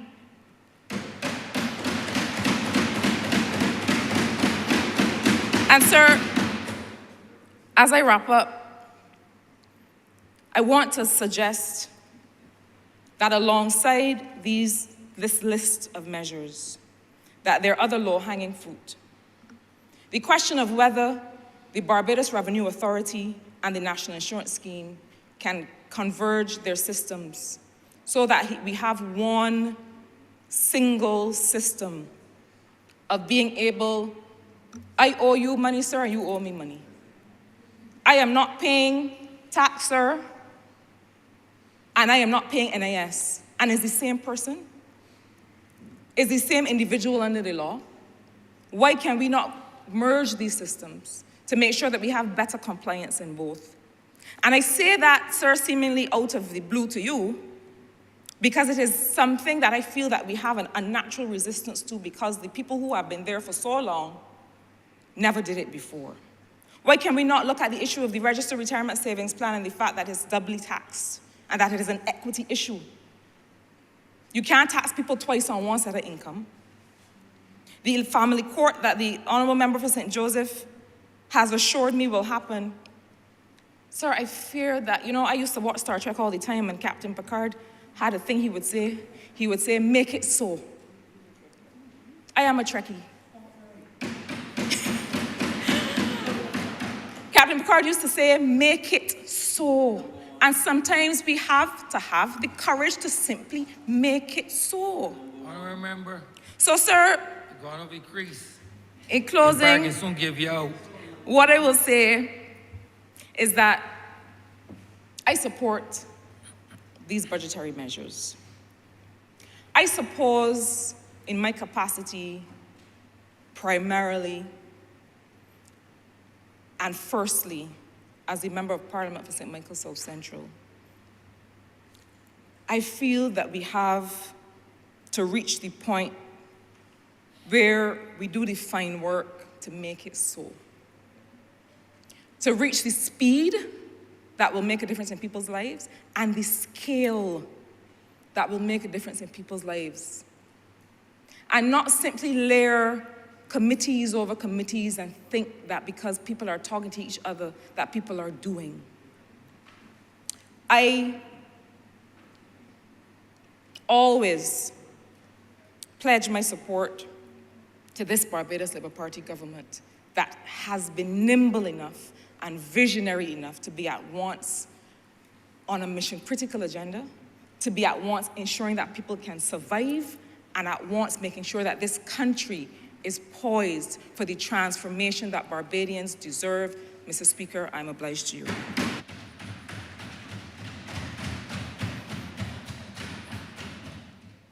Honourable Member for St. Michael South East.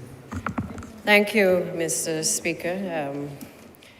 I have no intention this afternoon to quote from any biblical passage, like some of my other colleagues have done in this debate. I don't know if it is the influence of the Honourable Member for St. Peter that has perhaps inspired them,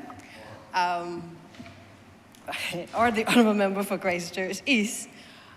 But let me say from the outset, sir, that I want to start by giving thanks to the Almighty for allowing me the opportunity to be a part of an administration at this time in our history that is doing so much to try to transform the lives of the people in this country. Mr. Speaker, I have had the opportunity to represent the people of St. Michael South East, the very good people. I have had the opportunity to serve in the Senate of this Parliament, and therefore I've had about 13 years of active representation in political life. That is not to say the number of years that I've spent at the heels of my father, and certainly in this place, and certainly at in the bosom of the Barbados Labour Party.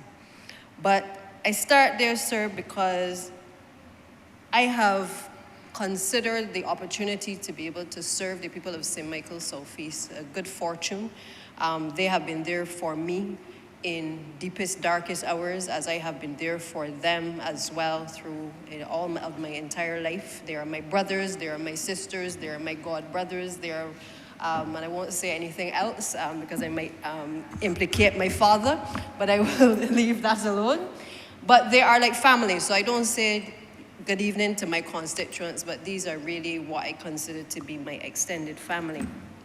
Sir, I also want to thank the good people of this country, because in both ministries that I have now had the opportunity to lead, I have been given an opportunity, unlike any other, to be able to touch the lives of Barbadians of all walks of life. And I consider that to be something which I will forever cherish. And therefore, I don't see myself only as a representative of St. Michael South East, but I see myself as one who is here to serve the people of this country, sir. Yesterday morning, I had an experience which I think reminded me of why it is that I came to public life, why it is that I think we are all here in order to serve. The usher came and got me, told me that there was a young lady, an old lady, 75 years old, who just on the outskirts of Parliament had stumped her foot on what we would call a catay in the road. Very badly positioned, I must say. And apparently, as I investigated throughout the course of the morning, recognized that this had been a source of contention for a number of other, not just workers here, sir, but a number of other Barbadians. What was interesting, sir, though, is that when I got downstairs and I went to the elderly lady, she was already seated, thankfully for the services of the staff here at the Parliament. And I proceeded to ask her how she was doing, how she feeling. To which she then replied, and this is no lie, with the assistance of the staff here, they'd given her some tissue to be able to place over her lip. Her lip wasn't burst, but it was swollen, and her tooth was actually shaky. And I'm there asking her how she feels. And instead, she turns back and asks me, she said, Miss Bradshaw, how you? You good? I say that, sir, because in that brief moment, I said to her, ma'am, but I come to ask you how you are. And here you are asking me how I am doing. She says, no, I want to make sure that you are good. And that spoke to me, sir. It touched me because in that moment where I saw the concern being expressed by not only the staff here at Parliament, but members of the Barbados Police Service, it was a moment where I realized, you know what? We are here as a party, as a government, to make sure that people are good. The fact that she felt that I could leave the floor of Parliament and come downstairs to her attention, to make sure that then, and I must tell you, thank you, sir, through you to the staff here and also to the police, because they assisted in being able to get her medical attention, because although she was saying nothing was wrong with her, she's good, all of us were concerned because we recognized it could have been our grandmother, it could have been our aunt. And the officers were able to carry her to seek medical attention. And I'm pleased to report that that lady is doing a lot better and is grateful for the intervention that was made by all of the staff and the police officers here. I therefore want to say that at the outset that again, this budget for me is more than just a budget. When I really sit down and I reflect on all of the presentations that have been made today and yesterday, starting with the presentation by the Honourable Prime Minister, sir, I am proud to be associated with this Barbados Labour Party. And I make no excuses, I mix no bones, I don't change no words about it, sir. I am proud to be associated with this party. And I'll tell you why. Some of the others have reflected too in their own ways about how they feel about this budget. And perhaps there was a time when I used to start off by saying I am younger than everybody else, but I now have come to realize that there are some who are younger than I am, but yet I still share the same passion, the same feelings that I had before in terms of what this party represents, what this government represents, sir.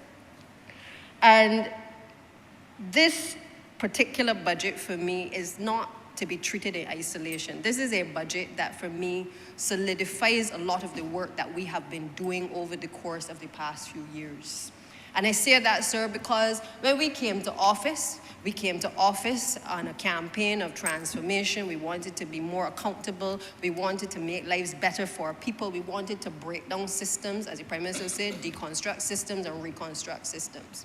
We came to office, we had to play the hand that we were dealt, and the rest is history as far as I'm concerned. I am not going to do like others and speak to persons who lead the other party, who I believe my grandmother used to tell me that empty vessels make the most noise, sir, and therefore I am not even going to touch that. Suffice to say, sir, that this Barbados Labour Party administration, when we were in opposition, we didn't oppose for the sake of opposing. We didn't come and criticize the Democratic Labour Party without bringing the facts. We didn't speak because we just felt that we had a voice and we had an opportunity to speak and we just wanted something to say, sir. We prepared for government. We had an economic team that went through the estimates with a fine-tooth comb. We're there every step of the way trying to sift through and to make sure that when we became the government, which we knew we were going to become, that we were ready to be able to meet the tasks that lay ahead, sir. And that is what we did when we came into office in 2018. So all of the things that we had to do, all the mission critical things that we had to do, clean up the streets, make sure that there wasn't sewage on the streets anymore, all of the things that were neglected, repair the schools, make sure that we were able to restore law and order within the country, all of the things that we did in those first few months. And perhaps the most important thing, being able to have to restructure the Barbados economy. Because, you know, as much as people talking about a budget and what would have been in the budget, sir, there was a time when we were on the verge of talking about devaluation. I haven't heard anybody mention that in the course of the last 48 hours. It hasn't been mentioned in the course of the last 5 years. And there's a reason, sir, And that reason is because, again, we were able to come to office prepared with an understanding, every single one of us, as to the tasks that lay ahead, the things that we were expected to accomplish, and therefore we were ready and up for the task. We endeared ourselves, sir, to listen to the people. We did the rubbing shoulders, which is translated not into an arrogant government, but instead we continue to speak to the people to make sure that we understand their concerns. We take the licks from every single MP in this chamber, sir, including yourself, when we go to the parish speaks. We allow the people to talk. We allow the people to tell us what is going wrong. We also allow them to tell us what is going right. And we do so, sir, because it is a fundamental philosophy of the Barbados Labour Party that we believe that people must not only be engaged, but they must have an opportunity to participate in their democracy as well, sir. So when I think of this budget, sir, this budget is not as a result of any hodgepodge policies that get pulled together. It is as a result of us listening to the people across the length and breadth of this country who have influenced not only the economic policies that are borne out in this budget, sir, but also the social policies that are also borne out in this budget. Many people expected more hardship. Sir, I'm not going to stand here and tell you that things ain't hard for Bajans out there. Things hard. We see it in you. I'm sure, as Mr. Speaker, you see it in front of the courts. We see it in our respective communities. But what I will not stand here and allow anybody to say is that from coming to office that we have not been working tirelessly to try to address a number of the inefficiencies, the imbalances, and the discriminatory practices which exist within the system.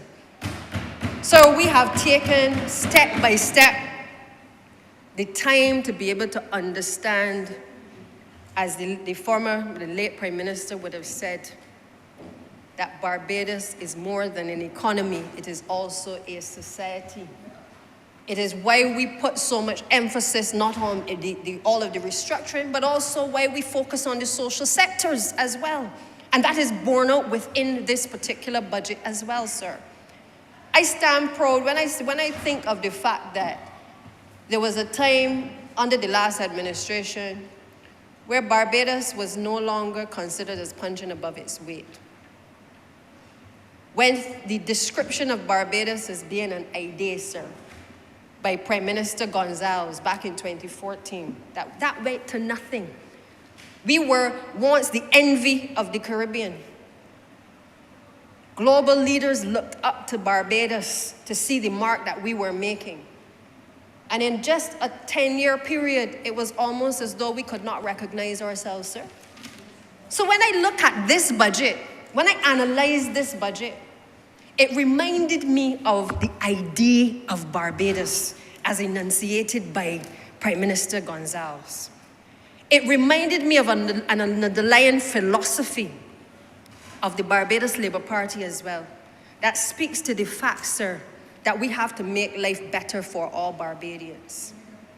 That sometimes you get the best out of Barbadians when their back is against the wall, sir. But it also speaks to an idea of Barbados that in this budget has asked us to rally together in the interest of the country, in the interest of future generations, sir, to be able to make life better for all.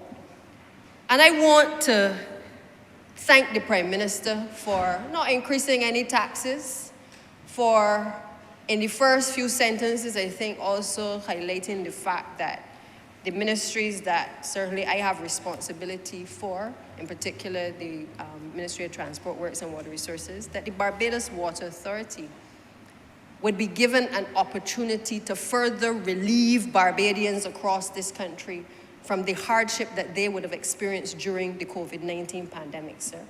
We already took a position within the last few years to ensure that people had an opportunity not to have to pay during a most difficult period in this country, sir.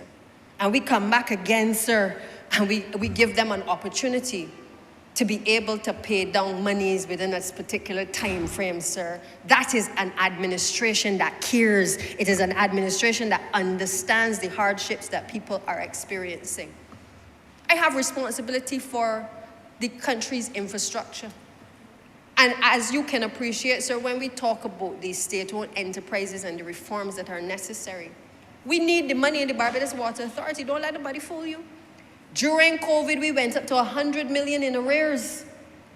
And we got there, sir, because we gave Bajans a break. We gave companies a break in this country. But the truth of the matter is that we also cannot engage in conversations at this juncture in our history, which people want to believe that we can continue as a government to allow water to run for free, or that we can give away water either. Because water, we have now come to realize, has a value. And anything that has a value, therefore, sir, you have to make sure that you care it, that you make sure that you look after it, sir.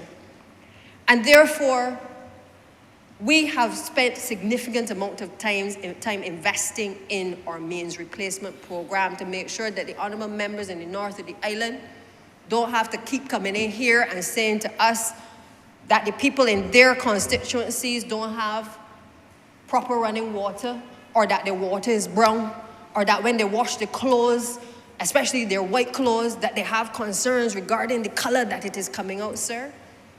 We have made sure with the investment in the Barbados Water Authority that we intend to be able to do what we did for the honourable member in St. Joseph, albeit that sometimes he calls me to complain for some concerns that he may have, sir. But he will also admit that things are better now than they were prior to 2018, sir, because the Barbados Labour Party administration made a promise and it has been prepared to keep its promises to the people of this country.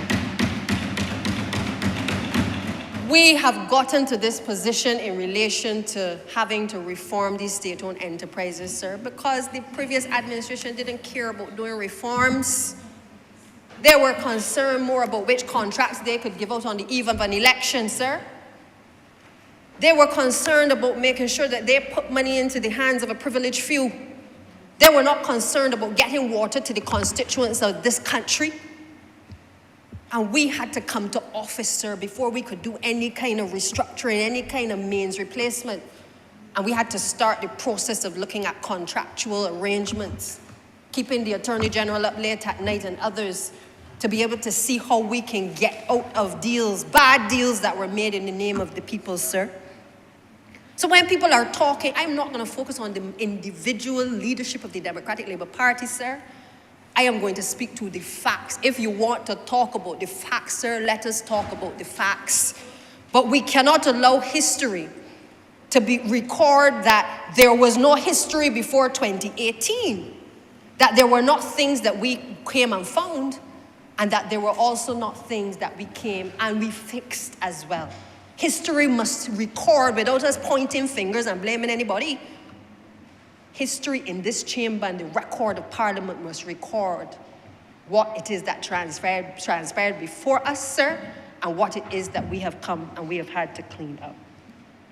Sir, we had to take the opportunity as well with the Transport Board, another state-owned enterprise, to ensure that we were able to start the process of reform, sir. We've got the state-owned enterprises paper. We've had consultants come in to be able to assist us, to be able to unpick the organization and to be able to say what are some of the recommendations that we need. Because it isn't just about buying buses. Sir, we have to look at the operations of the Transport Board as an entity. We have to be able to transform the entity to a point where it is making a profit. Sir, it isn't making any now. It is running major deficits, sir. And as a consequence, we have had to, not only in these estimates, but in the last few years, had to take a very laser-like focus to look at the operations, to look at the efficiencies of the institution, to be able to start to engage with our various stakeholders as it relates to the reforms that are necessary. If the opposition wants to talk, sir, they need to talk about the fact that we had to also pay out pension monies that were not paid by them, sir, to a number of the workers at the Transport Board. They need to talk about the fact that we've had to bring those pension arrangements up to date, sir. They need to talk about the fact that they had starved the UCAL for many, many, many years, preventing us from being able to repair buses in this country, sir. I am pleased to say to you, sir, that we have started those discussions with UCAL. We've shaped the MOU that will form the basis for us being able to enter into an arrangement, a formal arrangement, to be able to allow a leaseback arrangement with UCAL going forward, sir. Because we recognize what was created was an opportunity for workers, ordinary Barbadians, to be enfranchised in this country. And the Barbados Labour Party will not walk away from its commitment to UCAL. Not now, sir, and not ever. They appreciate and we appreciate that there is a responsibility to restructure the entity, sir. And it doesn't happen overnight. We have done the deep diving, and we are now at a position where we are ready to engage those serious conversations about what is now going to be necessary over the course of the next few years, sir. So when Prime Minister speaks about state-owned enterprise reform in this budget, sir, I get excited because I know that we have to bring down the cost, the operating cost, the amount of the subsidies which are coming to the Transport Board and to Barbados Water Authority, because that allows us to be able to put a little bit more money into the hospital. It allows us to be able to improve the school infrastructure. It's going to be able to allow us to get more of the mini stadia that is needed across the country, sir. I don't want these two entities to be a drain on the taxpayers, and therefore we have started to take the steps to be able to make them leaner, to make them more efficient, and to make them more reliable for the people of this country, sir. I want to talk this evening, sir, as well, about some issues that were raised during the course of this debate. This budget also addresses the issue of the social issues. This budget speaks to the fact that if we're going to get transformation, we have to make sure that we also put ourselves in a position where we train and we retool the very people who have to execute the services that we have to offer, sir. And I think everybody in this place and those who have heard my comments in the last 5 years know that I have been calling for better supervision of the services within the public service. I have been calling for reform of the public service, sir. Not because I don't like nobody. I call it straight. I speak what it is I hear the people who I represent talking about. And I believe that in anything that you are running, you have a responsibility to provide a decent service. You have a responsibility to be responsive.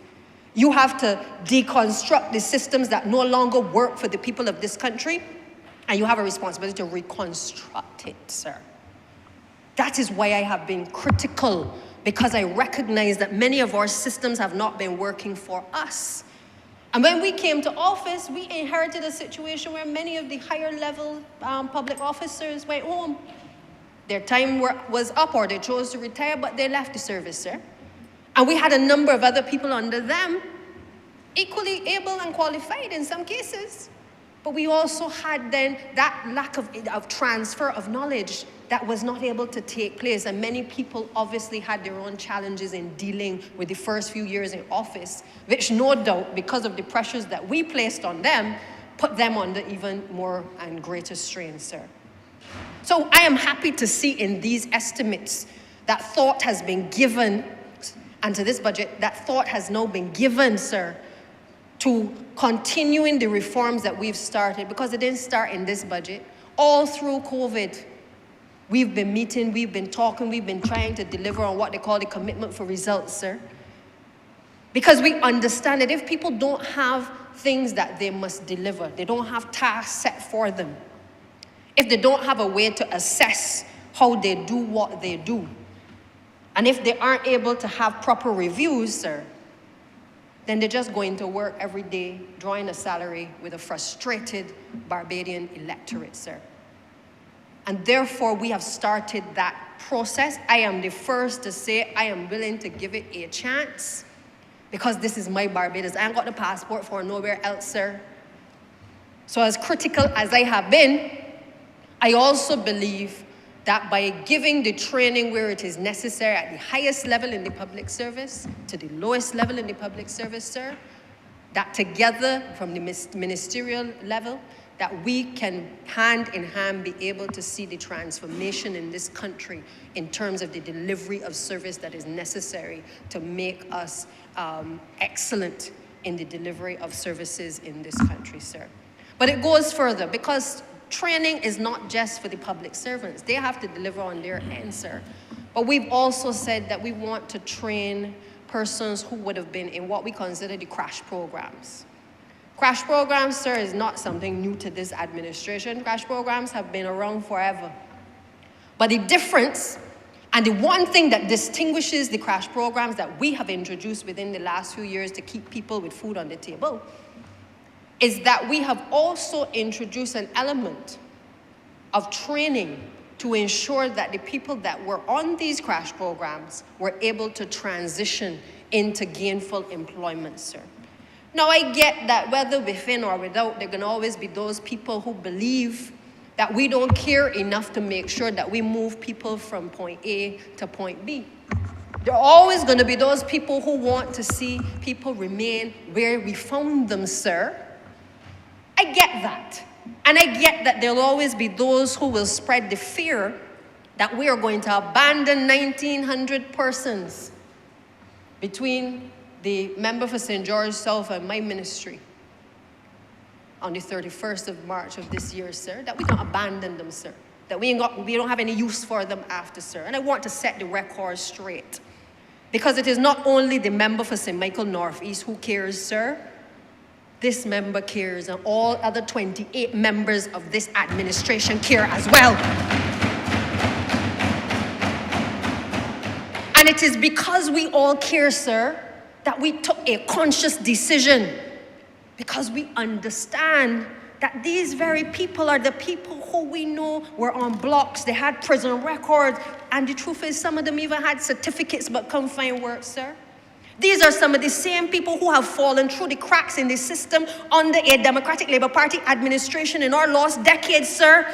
These are some of the same people who were rejected from secondary schools at an early age, sir, and left out there with nothing to do, not a skill, nothing to their name, and they had to hustle to make a living, sir. We get that. And that is why we have said as a caring government that we are going to hold their hands, we are going to put them in programs where they have interest in particular skills, sir, and we are going to make sure that we get them to safety. Are we going to get all, sir? Well, I'm not Jesus Christ, but I know that I'm here to save them, sir. And I know I'm going to save all who want saving.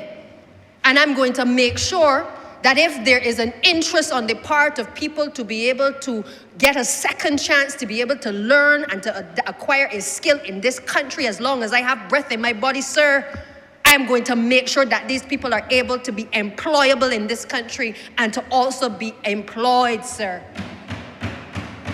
We have to date, sir, been able to have 590 people trained in 2 cohorts. And this is even before we made the announcement, sir. We started the process both in the National Housing Corporation and then later in MTW to ask the persons what it is they wanted to do. And we worked with the Minister of Education and her team to ensure that we were able to look at all of the programs under the Construction Gateway and any other programs even outside of it that they wanted to do, sir. We put together an entire comprehensive package. We even work with the Ministry of Agriculture, because there are some people who they want to go into the ground. They want to be able to be part of the agricultural sector. And we said, sir, we're going to give you the opportunity. We're going to bet you. We're going to bet those who we have given these opportunities to, sir. Because make no mistake about it, these people had Barbados looking real, real good over the last couple of years, sir.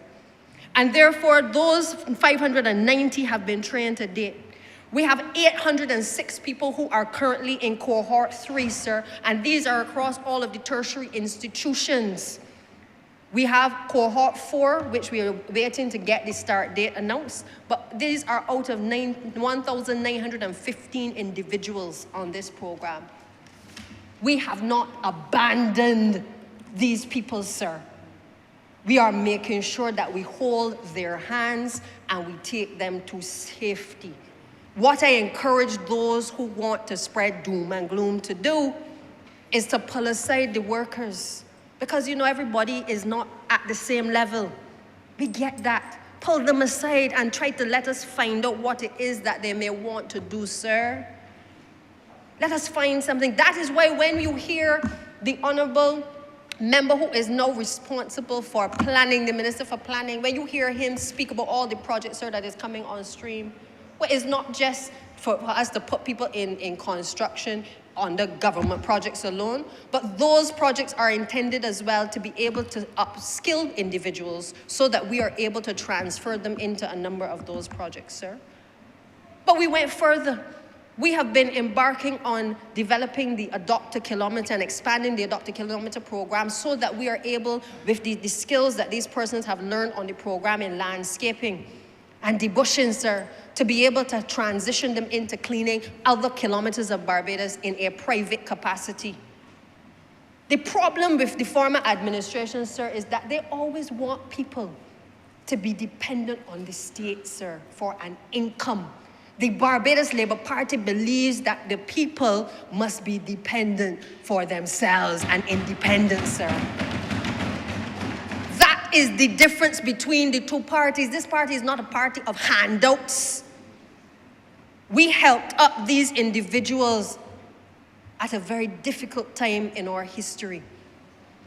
They helped us as well, sir, and we therefore owe it to them to make sure that we get them to safety. Sir, in the few minutes that I have, because I had to touch on that and set the record straight, but I want to say that the 27 million in these estimates that is coming from the CAF program, it isn't going to touch every single constituency, but we are going to try our best to touch as many of the roads that we know need rehabilitation.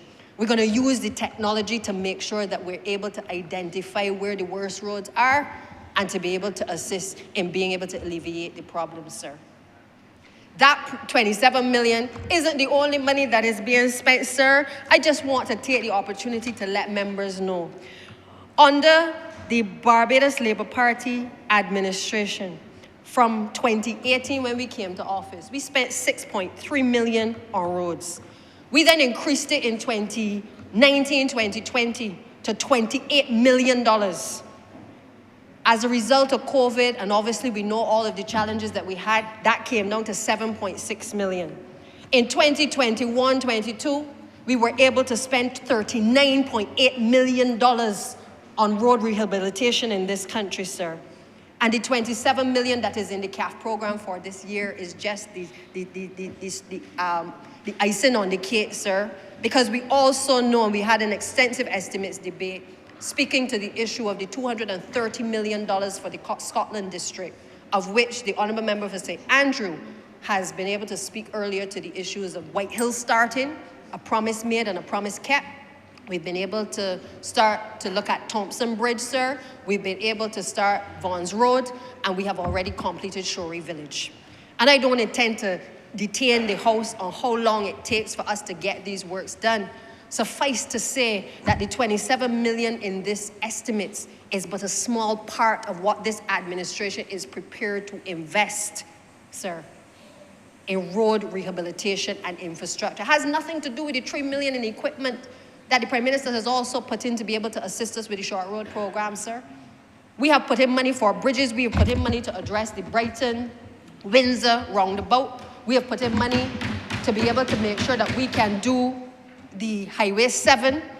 And I must tell you, sir, that we are in discussions now. Senior Minister and myself have been in discussions with the team to be able to see if we can find a temporary solution on Highway 7 until we complete those designs. Because I am not going into no hurricane season without being able to at least have some relief brought to the south coast of this island, sir.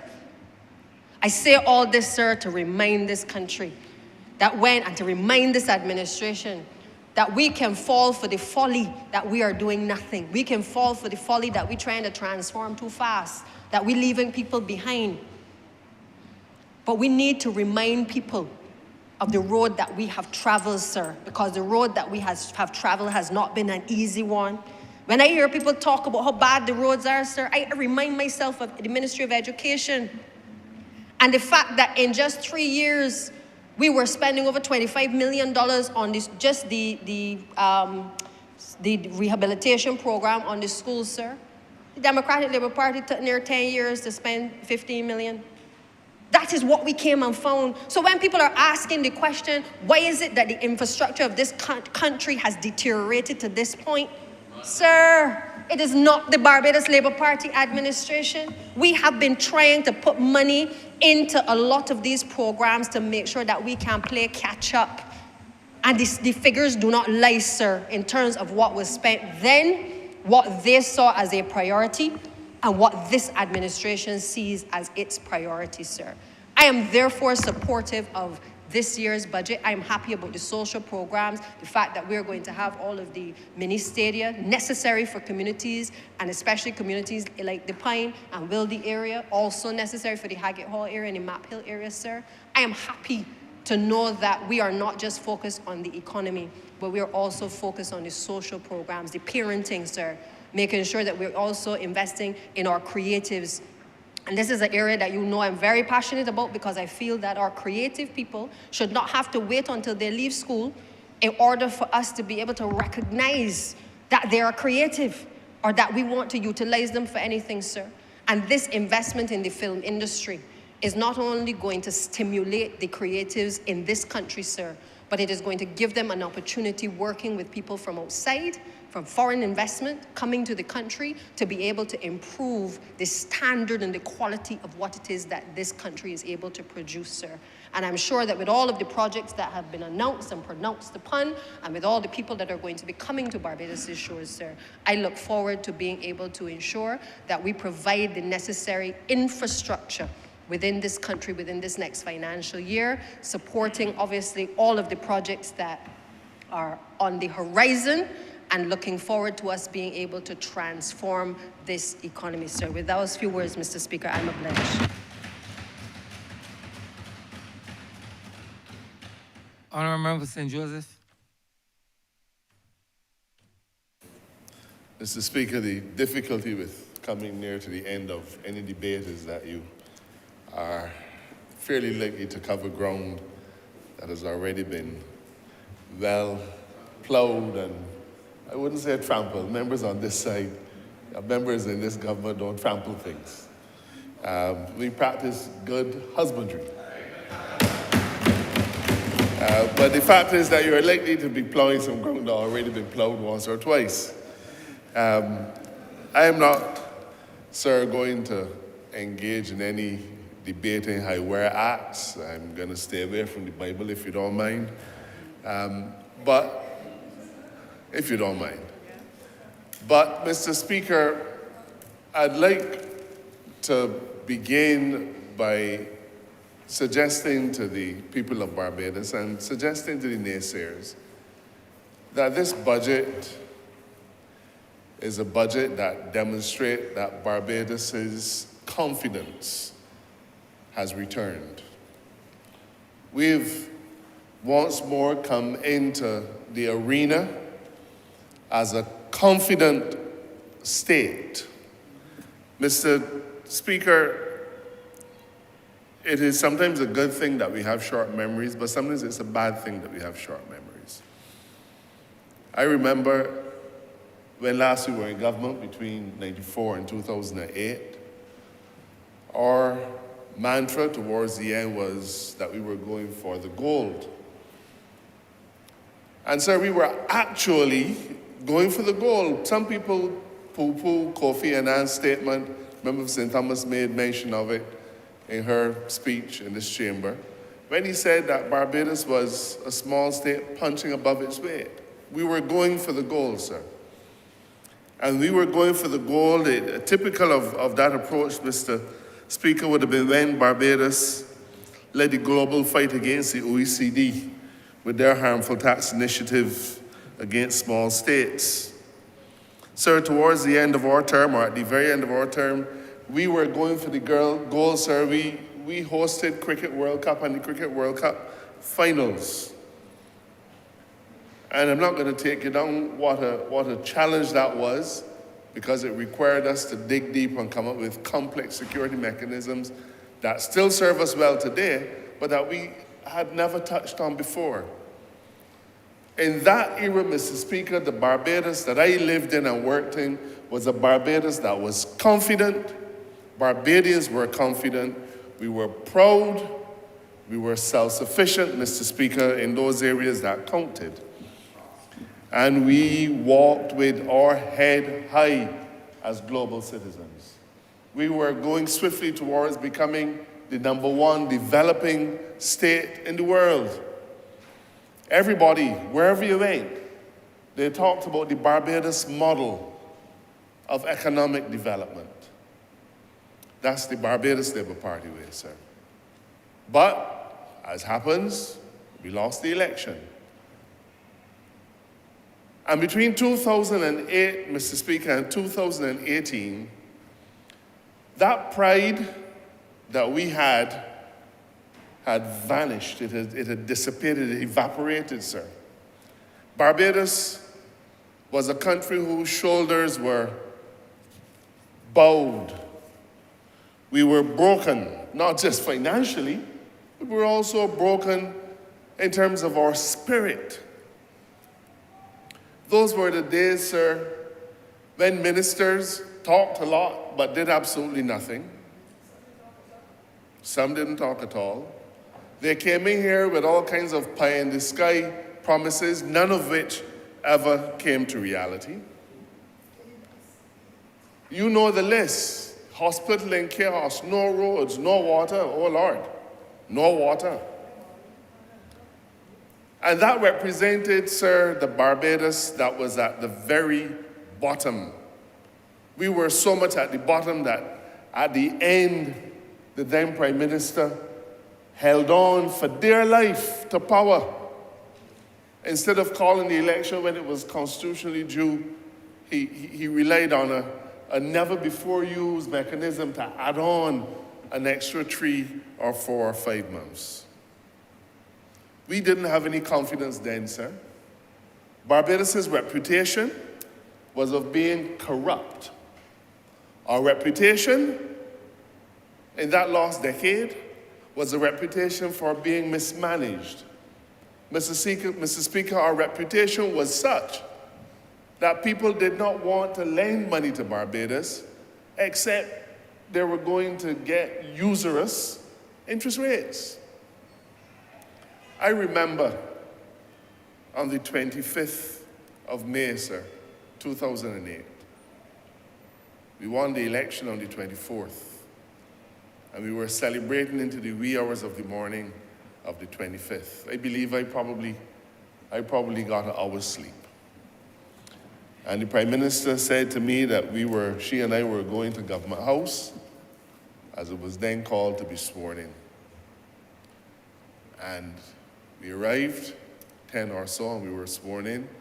And I harbored a thought that I would be able to go back home and get some sleep. Prime Minister said, Dale, we're going to government headquarters. Well, I went. And we went there and immediately began the back-breaking work of rescuing the Barbadian economy. And members of this chamber might remember that on the 1st of June, so we were sworn in on the 25th of May, on the 1st of June, sir, pardon me this trip down memory lane, on the 1st of June, Prime Minister Motley announced that Barbados was going into selective default of our international debt and our local debt. When I tell you, Mr. Speaker, that this budget represents clear evidence that the courage that we have been known for has returned, it is because, sir, I see a clear trajectory from the very first day in office, just almost 5 years ago. In another few weeks, it'll be 5 years. A very clear trajectory, sir, where from the very outset we dared to take the hard decisions, decisions that took courage. But we did it because we were confident in the journey that we were about to take. It wasn't going to be easy, and it wasn't easy. It wasn't easy, sir. But at that time, Mr. Speaker, the public debt was 175% of GDP. On the 18th of June that year, less than a month after we won the election, we would have had to pay $50 million in debt service payments. Our foreign reserves had dropped to $220 million. Mr. Speaker, today, those foreign reserves are $3 billion in less than 5 years. It was a hard task that we were about to face, Mr. Speaker. But we were courageous and we were confident. Now, Mr. Speaker, there were all kinds of predictions about what this budget would have held for Barbadians. The Democratic Labour Party predicted massive layoffs, and high taxes would be imposed. And you know, I've noticed, and I don't want to spend too much time talking about largely irrelevant people, but their principal spokesman, in every speech he gives, he almost always centers it around, what do you have to fear? The only thing you have to fear is fear itself. That is a classic example, Mr. Speaker, of putting up a straw man to knock it down. They're hopeful that by making Barbadians fear the future, that they will come to fear this administration, they will come to fear our policies, and that somehow the foundation of this government would erode. That is their approach, sir. They want to instill in Barbadians that there's something to be fearful of. I suppose there is, sir. I think that Barbadians have to be fearful of the corruption that the Democratic Labour Party government was known for coming back. I think they have to be fearful of the mismanagement of the wrecked economy. But this budget shows that there's nothing to fear from the approaches of this administration. They predicted high taxation will be visited on Barbadians, and the Prime Minister said, no new taxes. So they backtrack now and say, well, the take off Nando. It is almost as if this is a schoolyard game that little children play at lunch. Either you have a cogent argument to advance or you don't. If you don't, sit down and say nothing. But when your central plank is proven to have no substance to it, don't tap back now and try to take a different approach. This government is about serious people working to preserve the lives and livelihoods of Barbadians. And instead of no new taxes, Mr. Speaker, we've given Barbadians, public servants, anybody who works for government, $1,500 tax-free, back pay with their allowances, and a pay increase. We've increased the tax-free allowance for pensioners. And all of these are things that we are doing. And if you think about it, Mr. Speaker, it's almost counterintuitive, because the more things like that you do, perhaps simple-minded people would say, so you got to increase taxes. But we've shown in this budget that we are able to give to the people of Barbados significant things and significant advantages without imposing any higher tax burden that they're already facing. You see, Mr. Speaker, the members of this chamber, all Barbados Labour Party members, we understand how difficult it is to make a dollar stretch. We understand how difficult it is for families to survive in modern Barbados. But that is why at every turn, Mr. Speaker, we've strained every sinew, we've made every effort to make sure that all Barbadians benefit from the beneficence of a government. Now, Mr. Speaker, I am sure, I'm very sure, that the detractors will continue to say, oh, we have done this wrong. You know, somebody said, well, we've been vague. No, this is a budget speech, you know. And it is true, it was probably longer than average. But nobody in the world could expect, sir, that in a televised live address given for 3 to 4 hours, that the precise details of every measure that is announced could be advanced. That is illogical. It has taken weeks to formulate these policies. It has taken weeks to look at the pros and the cons, to rip them apart, to deconstruct, to reconstruct. It has taken weeks to get to this place, and they say it's vague. Well, I look back at some of the budget speeches given by a former honourable member now living in Washington. And his were just vague. Some of his were just plain ignorant. I have looked back at budget speeches given by the Right Honourable Oinafa, now of blessed memory. And his were vague too. But, Mr. Speaker, being vague is not a worthy criticism, because government policy, when it finds expression in 3 or 4 paragraphs, will of necessity be vague. But it is what underpins that policy, sir. It is what underpins that policy. You know, when going back years, somebody would have said that every Barbadian should have piped water in the house. Well, that sounds vague too. Every community in Barbados should have access to running water. It's vague. But you do it. And these policies, sir, you call them what you like. But I know that the Prime Minister has the commitment of 29 other individuals here who are determined to take these policies and work with them no matter how vague they may appear to be, and make them work for the benefit of Barbadians. Now, sir, there are times when with confidence you have to take risks too. It is not every policy that we take that will have a guaranteed outcome.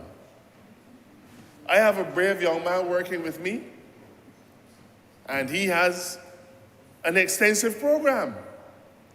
But he's not so naive to believe that every single element of that program is going to be successful.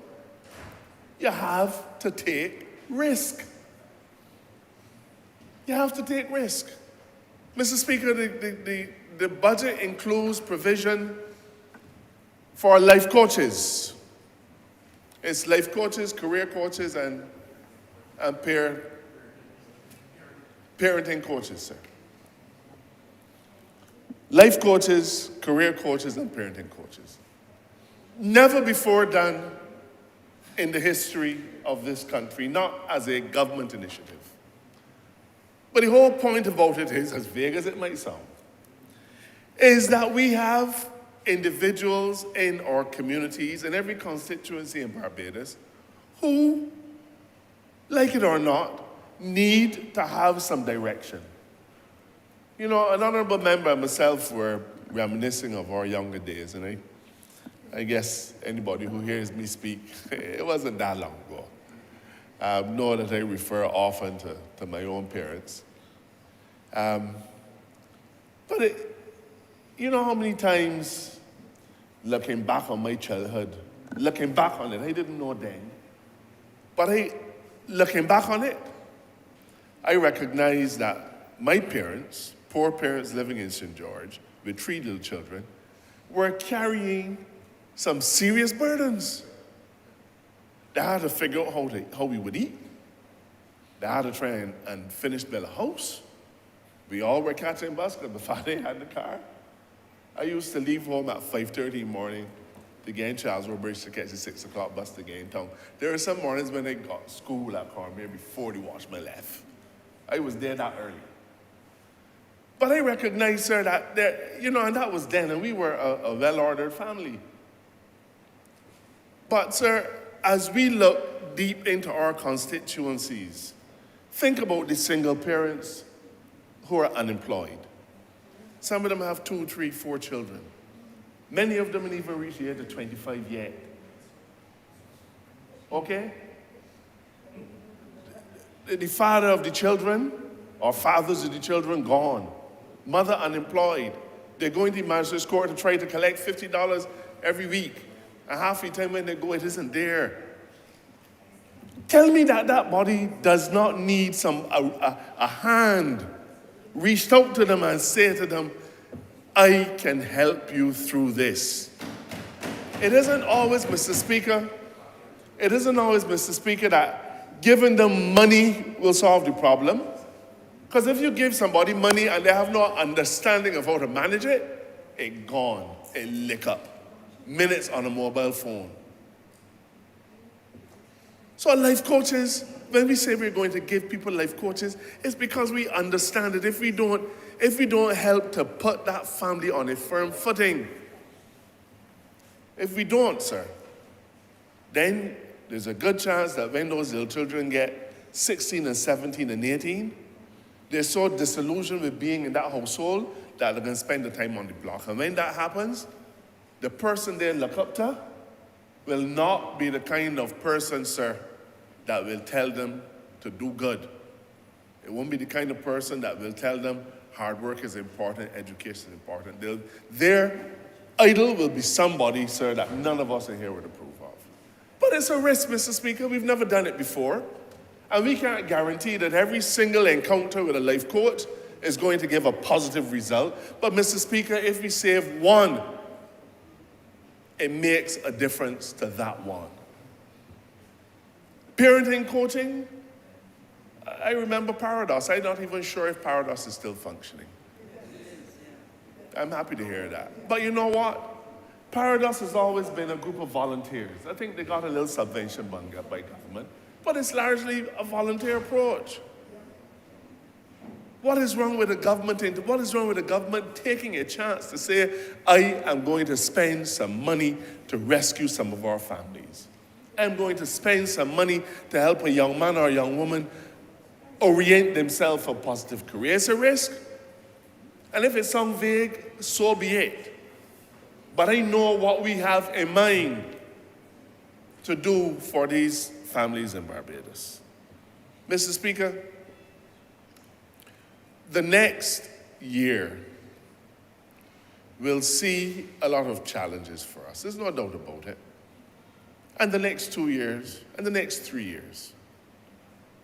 But what will help us get to the place where we need to be, sir, is the confidence and the courage.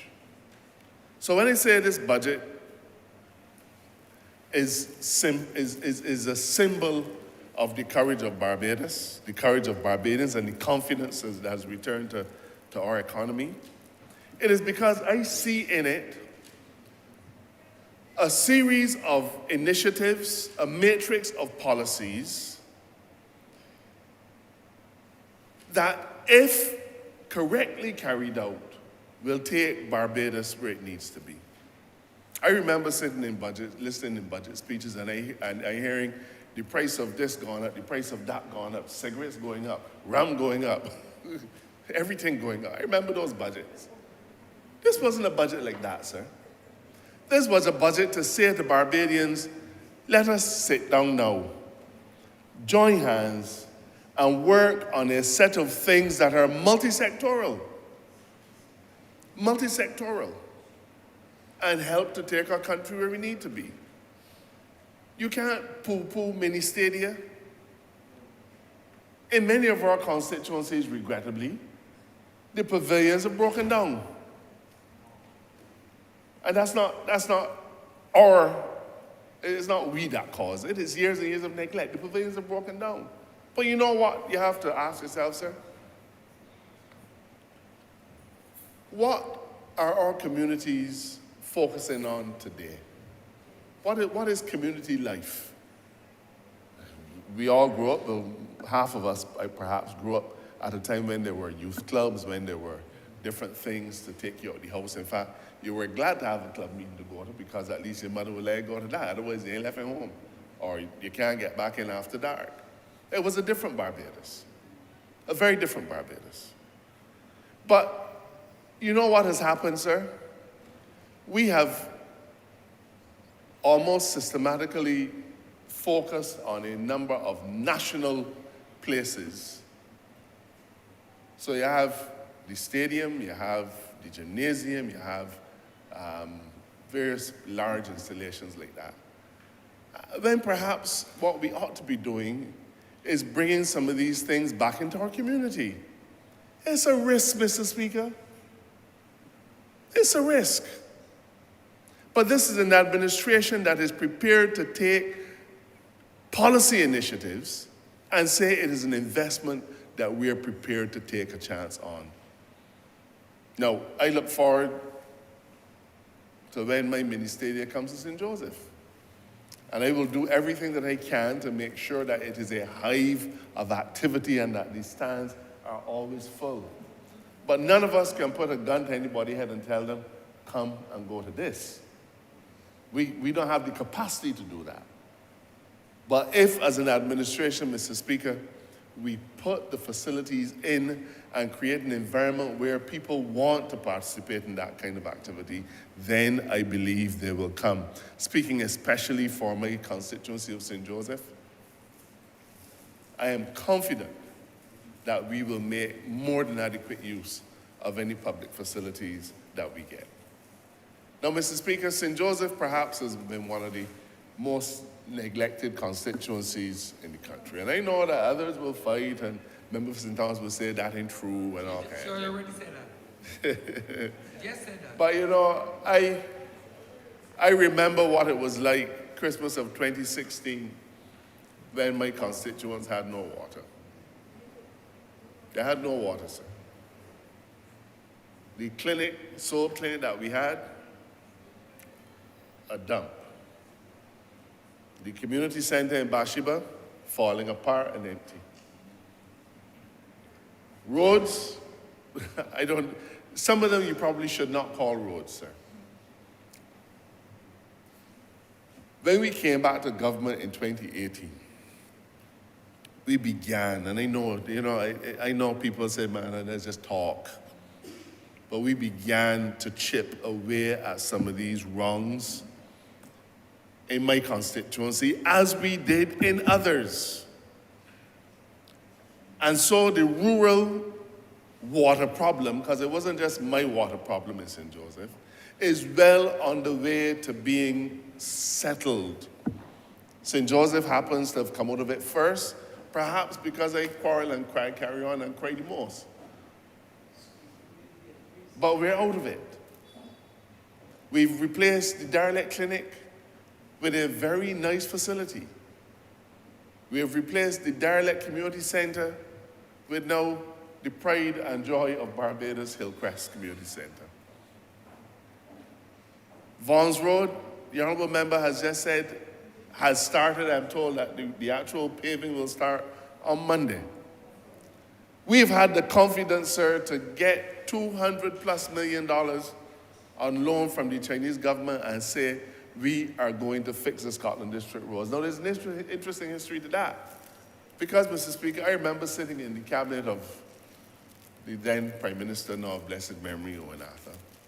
And he said, we are going to spend $15 million on the Scotland District. Oh, Lord, I was happy. I was overjoyed that we were going to spend $15 million on it, not 50, 15, 1-5. We were going to spend $15 million on the Scotland District. And that money was going to solve the Scotland District problems. You know, the thing is, if you don't spend 15 now, you've got to spend 250 later. And we came to government, and every plan that we had for the Scotland District got scrapped. And had some of those initiatives that we put in place been taken then, we would not be having to take on $200+ million of debt to fix the Scotland district.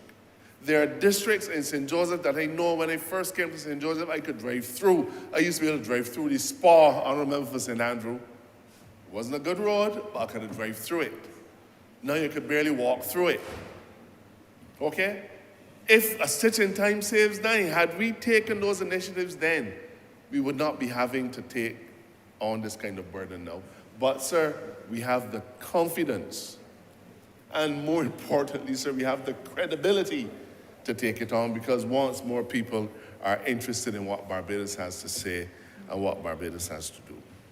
Mr. Speaker, I don't propose to delay the chamber for very long. As I said, when you come up near the end, you end up having to, in some instances, go over things that other members have gone over. But that's not a bad thing. What, sir, would be a bad thing? What would be a bad thing is if the naysayers among us continue, sir, to deprecate the efforts and criticize the legitimate efforts of this administration to keep our country afloat. Perhaps it is that they don't understand what we're doing. Perhaps it is that they can't see. They don't have the vision. Well, if you don't, just sit down and shut up. Leave us to do the governing. Because, Mr. Speaker, if there's one thing, we are good at what we do, governing the country of Barbados. I'm obliged to you. Honourable Member for Christchurch, East Central. Thank you very much, Mr. Speaker. And I rise certainly to lend my voice of strong support for this budget.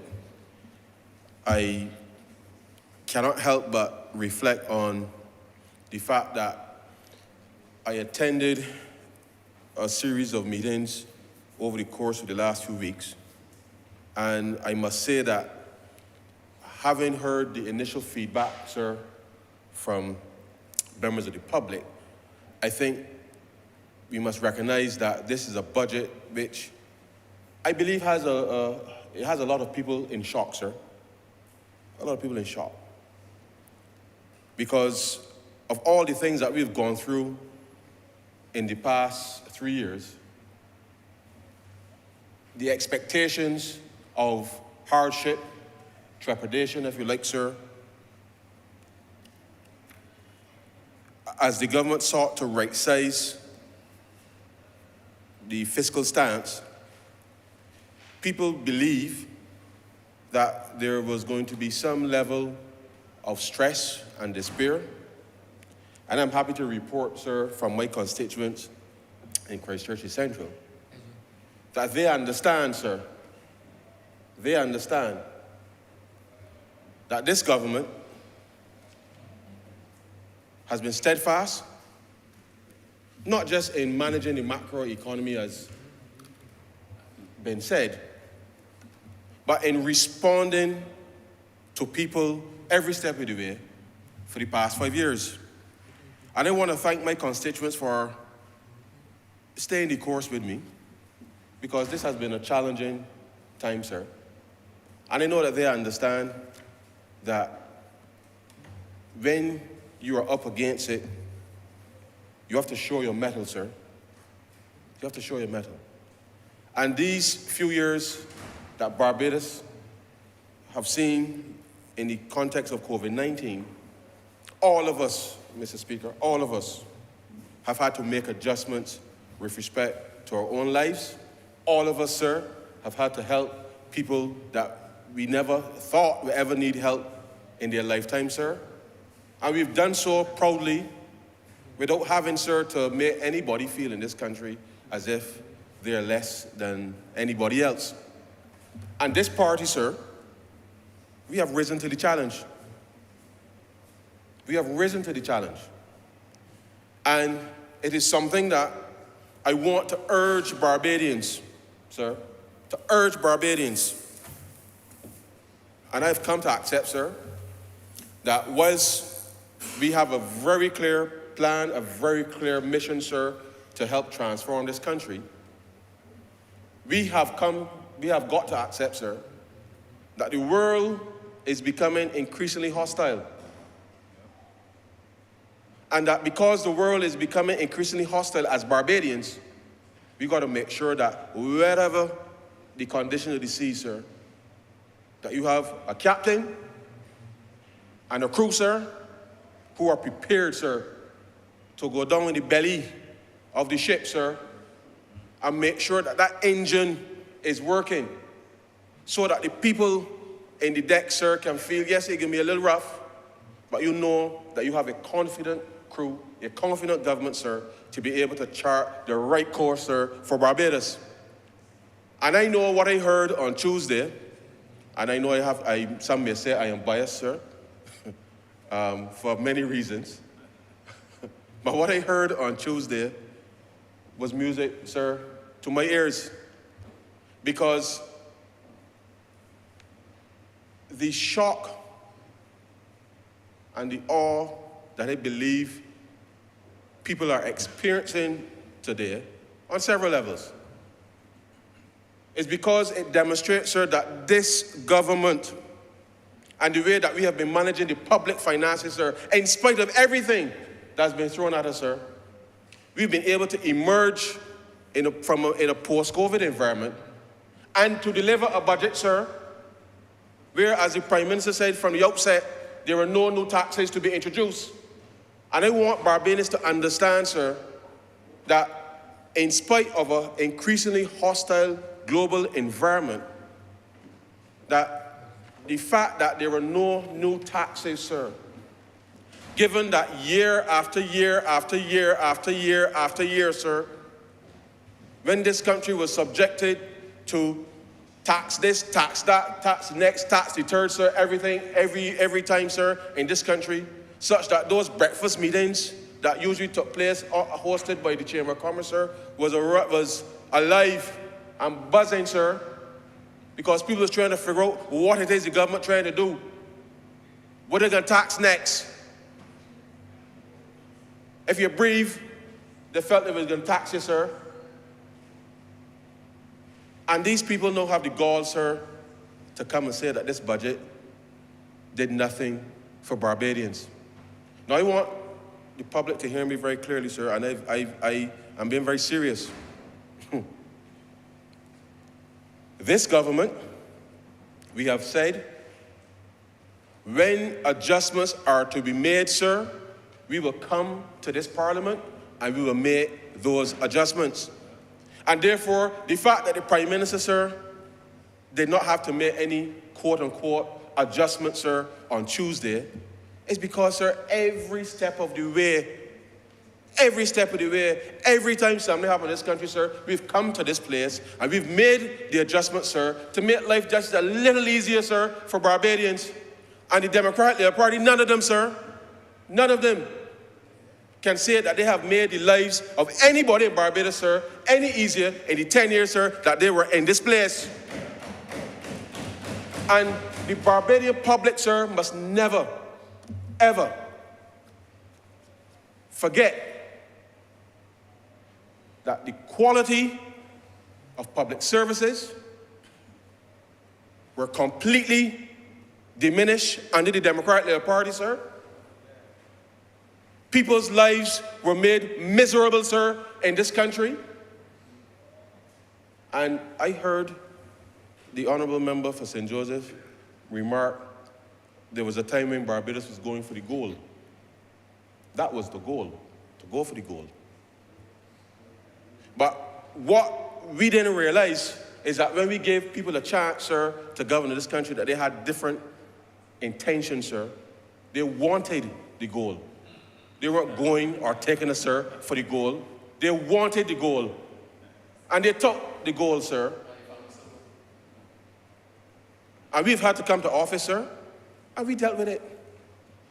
It appears easy. It appears easy, but it is not, sir. We were prepared as a team to face the challenges that we knew at the time, sir, confronted this country. And we came with a very clear plan of our own, And as the Honourable Member for St. Michael's South Central said, we said to the fund, this is what we are going to do. We want your support in order to help us do that. And why did we need to do that, sir? Why? I used to work at the Central Bank, sir. I started working at the Central Bank 23 years ago, September 2000, sir, almost 23 years ago. And I remember, sir, at that time, Barbados' name was credible in the market, sir. To the point, sir, I remember, as an economist, the Treasury bill rate, sir, the Treasury bill rate was 0.5%. You know what I mean, sir? That when the government of Barbados put a Treasury bill out in the market, people were prepared to pay 98 or 98 cents, sir, and get back the $100, sir, or the dollar, sir, in 3 months, in 6 months, sir.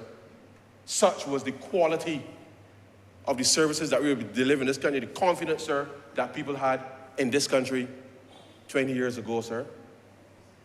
And I made that point to say to Barbadians that when we started to get those downgrades, sir, that Treasury bill rate, sir, moved from 0.5% till when we came to office, and I saw the briefing of the report. I was tracking it all the while, but I saw the briefing that we took on the Friday evening that you said the AG, when you were sworn in, and the Prime Minister called. You know, I hadn't been assigned a portfolio yet. I came down to the briefing on the Friday evening too, because I thought I was going to get some sleep that day too.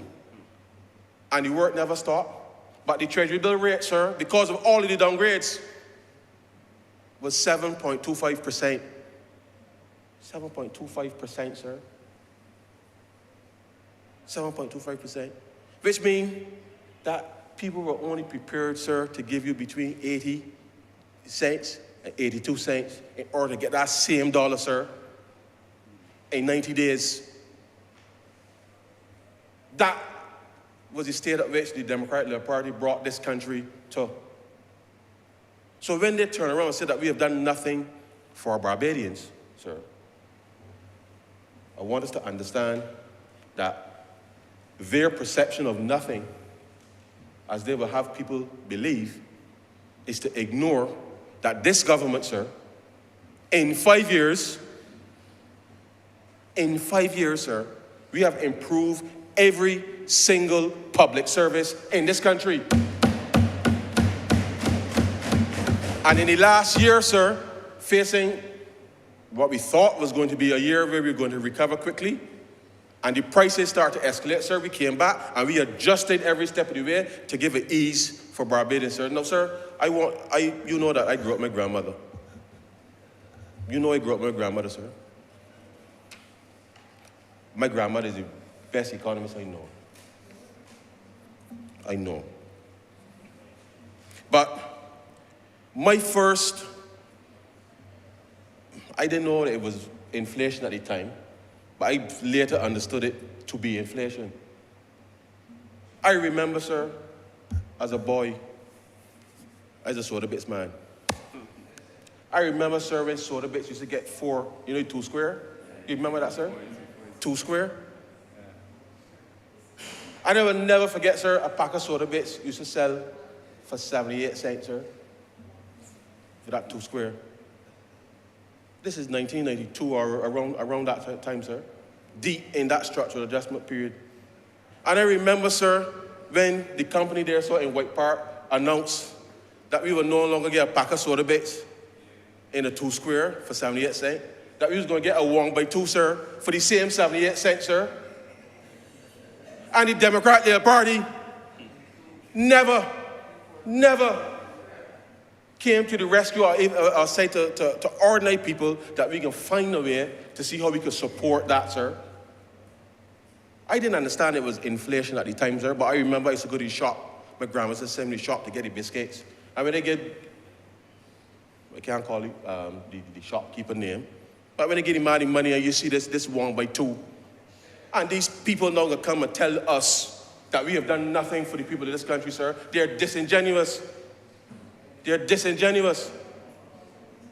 But I want them to understand, sir, that these are the things that people remember. Remember, sir. People remember. And my constituents know, sir, that we have done our very best. All of us, sir, know that we have done our very best to help shield people in this country. And it's not been easy. So I want members and the public to understand the macro and the micro, they're all linked. And everything that we do, sir, is to ensure that ordinary people, like me, like all of us, like all of our constituents, sir, can get through. But there is only so much that you can do for a specific period of time, because it would be irresponsible of me, sir. It would be irresponsible of me to advise whether the Prime Minister or anybody in this country that we could continue something which is not sustainable. This government, we have taken a very deliberate course to be able to provide opportunities for people. I, like most members in this place, I met with my constituents who were involved in these programs. And the one thing that stood out to me that the Prime Minister said in the budget, and it ain't nothing to do with no debt, no fiscal, no nothing, sir. The one thing that the Prime Minister said in the budget that I said to my constituents a few weeks ago is that if you want to change your circumstance, sir, you have to acquire a skill. There is enough work in Barbados, sir, today, not when the Democratic Party was in office. There is enough work in Barbados today that if you acquire the skill, sir, you will have the opportunity to be able to craft a living for yourself. Now, these are some of the hard conversations that we have to have in our communities, sir, in our communities. I certainly am having those conversations because nobody, sir, owes Barbados a living. Every time we step out from here, sir, we are stepping into hostile environments. And nobody is looking to give Barbados an ease. Nobody. We are arguing for a specific policy space to be able to do the things that we know we need to do to transform people's lives. But at every turn, sir, at every turn, you think you win something here, there's another battle, sir, to fight. And we small, but we mighty. And whatever the challenge is, sir, I know that this Barbados is going to rise to the challenge. But the people of this country got to understand, they got to stay focused. Focus. And do not allow any noise, sir, any noise, to be able to distract you from what is important. Now I'm going to just say a few words, sir, very quickly on where you see the state of play in the economy right now and the extent to which we understand what is required to move forward. Now, sir, as I look at my office at Bay Street on a daily basis, I see the beach, sir, littered, flooded, sir, with people. And it is a sight, sir, that, whilst, yes, in the context of the pandemic, clearly is a stark reality. But I do not remember, sir, even when, before the pandemic, looking at the office and seeing so much people, sir, on a daily basis operating in Carlisle Bay. But let me also tell you, sir, that is testimony, sir, to the work that I know that the Ministry of Tourism, as well as the Ministry of Health, to some degree, took with respect to being able to ensure that once we reopen, sir, that we can accept people safely under normal circumstances.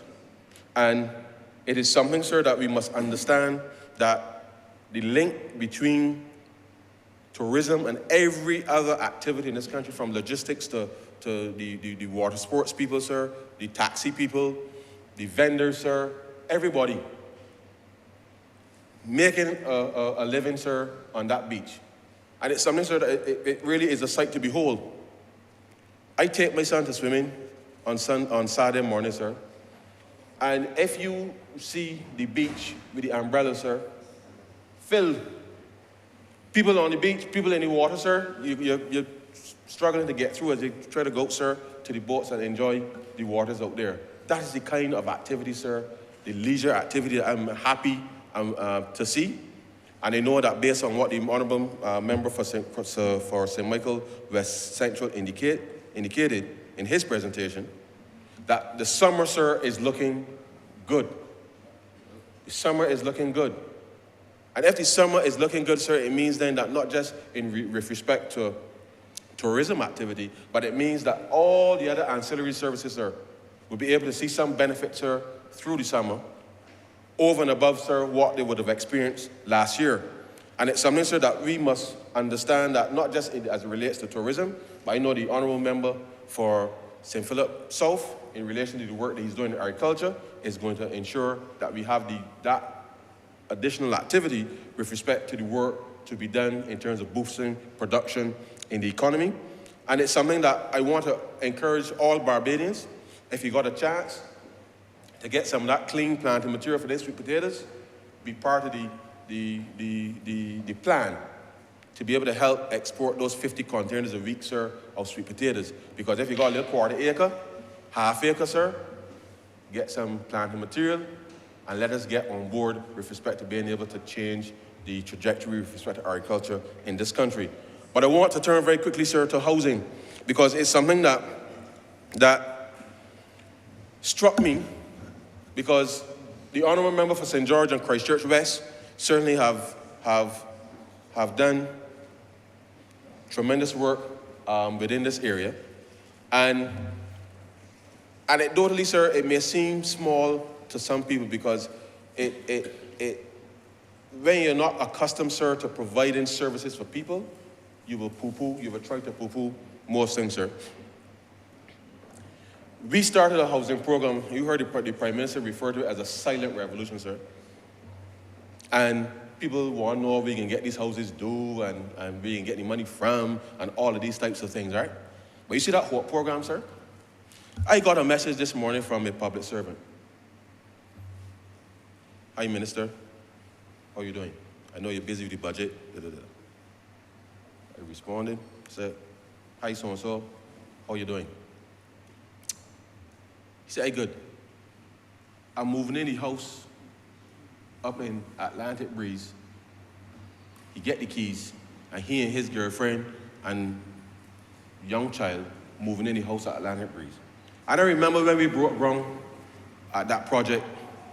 It must have been late 2021, maybe, sometime in 2021. And everybody basically was doubting our capacity to deliver. And I hope that other members in this place will get similar messages from people in their constituencies to show that this government, sir, is continuing to deliver for people. Now, he didn't have to message me to say that he moving in the house, but that is an example, sir, of how you stay connected with people. And the truth is, sir, he hadn't done me, you know? Nothing at all. He went through the process, he applied, accessed the mortgage, house done.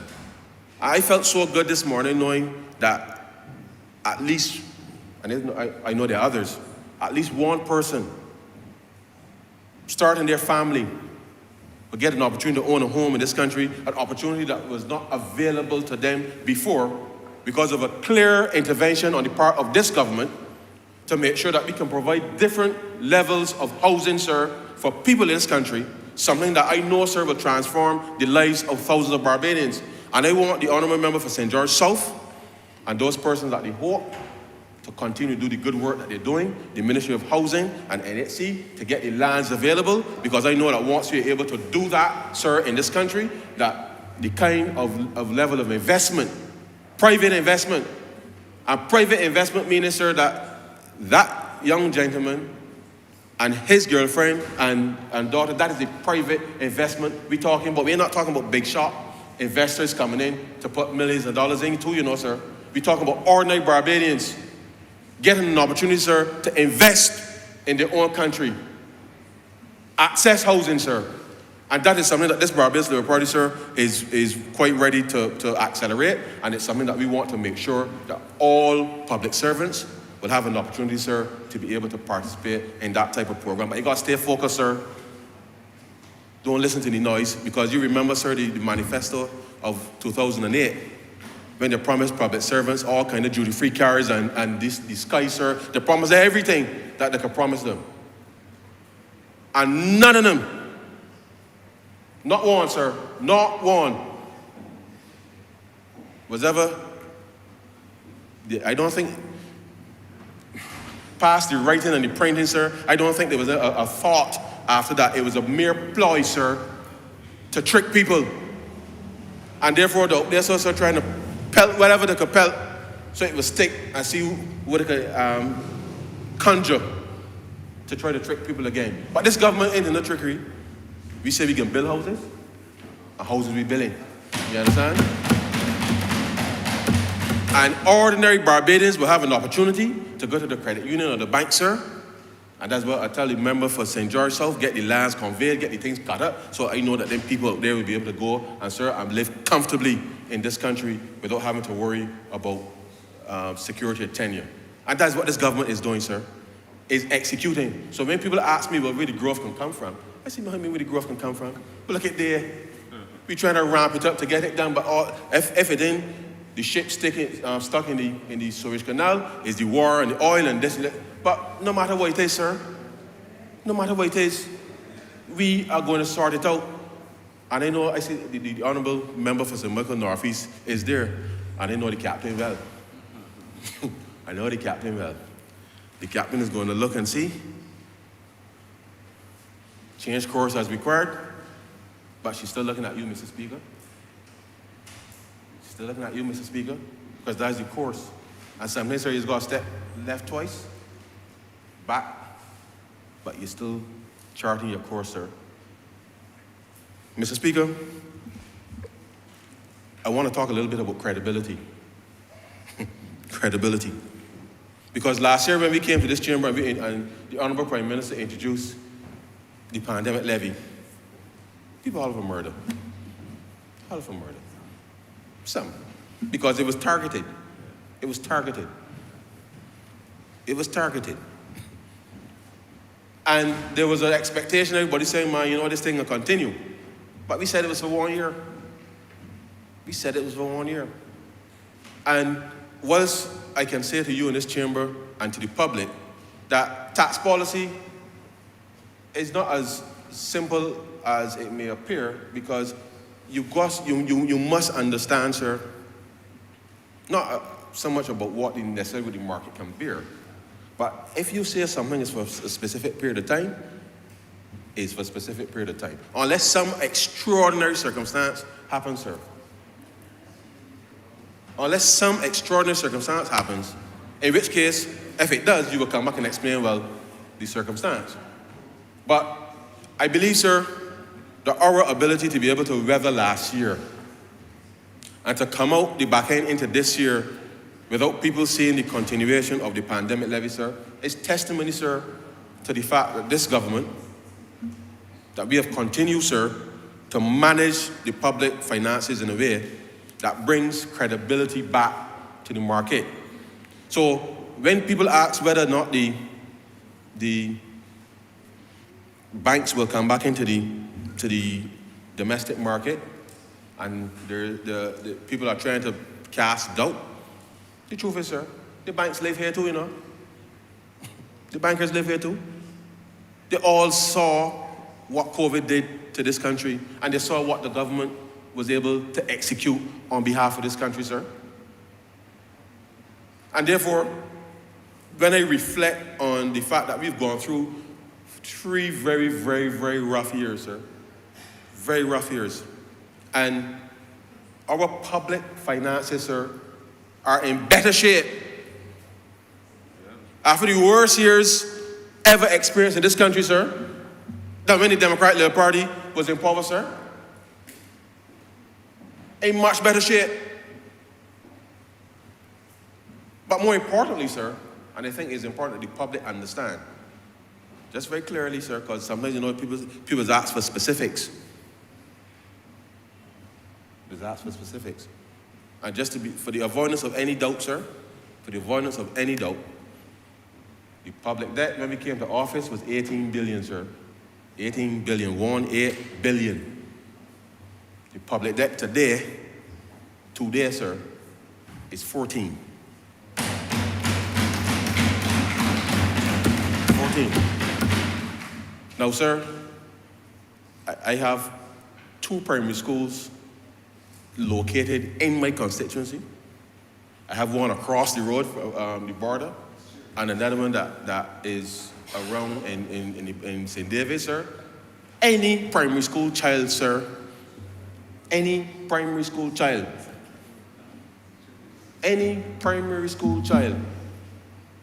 would know that if you start at 18 and you end up at 14, sir, you could not have added 4. Any primary school child knows that, sir. So when I read the article in the paper and I must say to the Honourable Member for St. James South, I don't think you got much to worry about, Because if you can't even understand the difference between what is supposed to go up and what's supposed to go down, you remember when it was talking about the fiscal framework, when they said that everything was supposed to be up was down and whatever was supposed to be down was up. These people out there telling people that we borrowed $4 billion. They're telling people that this government borrowed $4 billion. If you can't even get basic mathematics right, Mr. Speaker, how people could take you seriously? How? Basic mathematics, sir. Basic mathematics. This is serious business, sir. So if you want to talk foolishness, go and find some kind of stand-up comedy show to do, sir. But when you're coming in here, sir, where you're impacting people's lives, you got to get the basics right, sir. You have to get the basics right. So, credibility, sir. Watch the clock. I'm watching you, sir. Watch the clock. I'm watching you. I take my cue from you, sir. You synchronize. You always synchronize. I take my cue from you. You No, don't sir. synchronize. You watch. I must tell you, before I'm watching the clock, sir, and before I end, I want to thank the staff of the Ministry of Finance and Economic Affairs. These last few years, but certainly these last few weeks, sir, has been very intense. And the staff really has been, they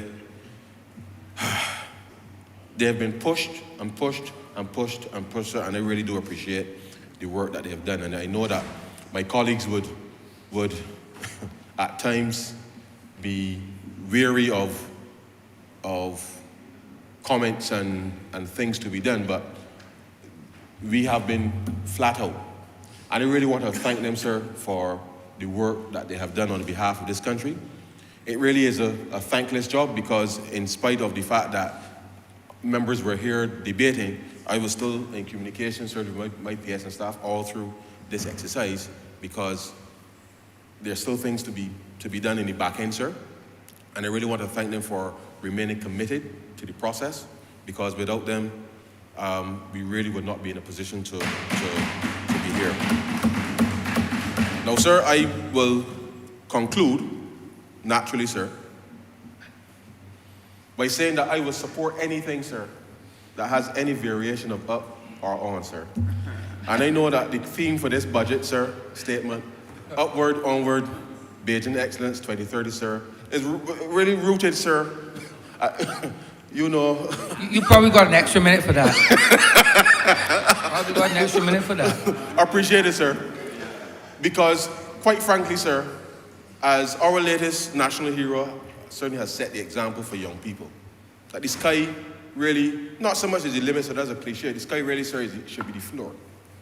Because we need to understand that our reach as Barbadians, sir, is far, far, far and wide.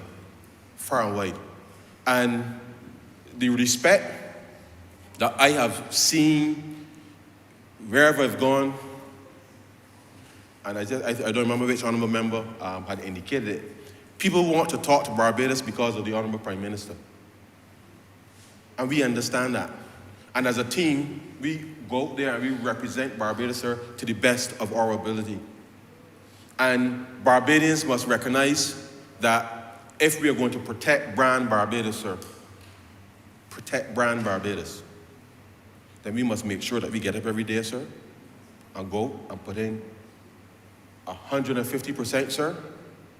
Don't leave nothing for tomorrow that you could do today, sir, because we do not know what tomorrow will hold.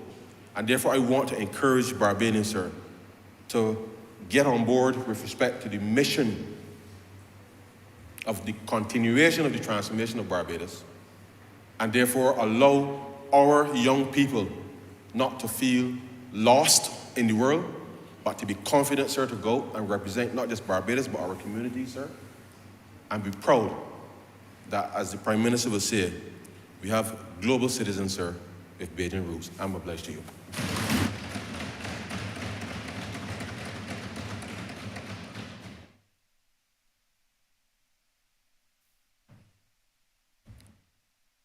Honourable Prime Minister. Thank you, Mr. Speaker, sir.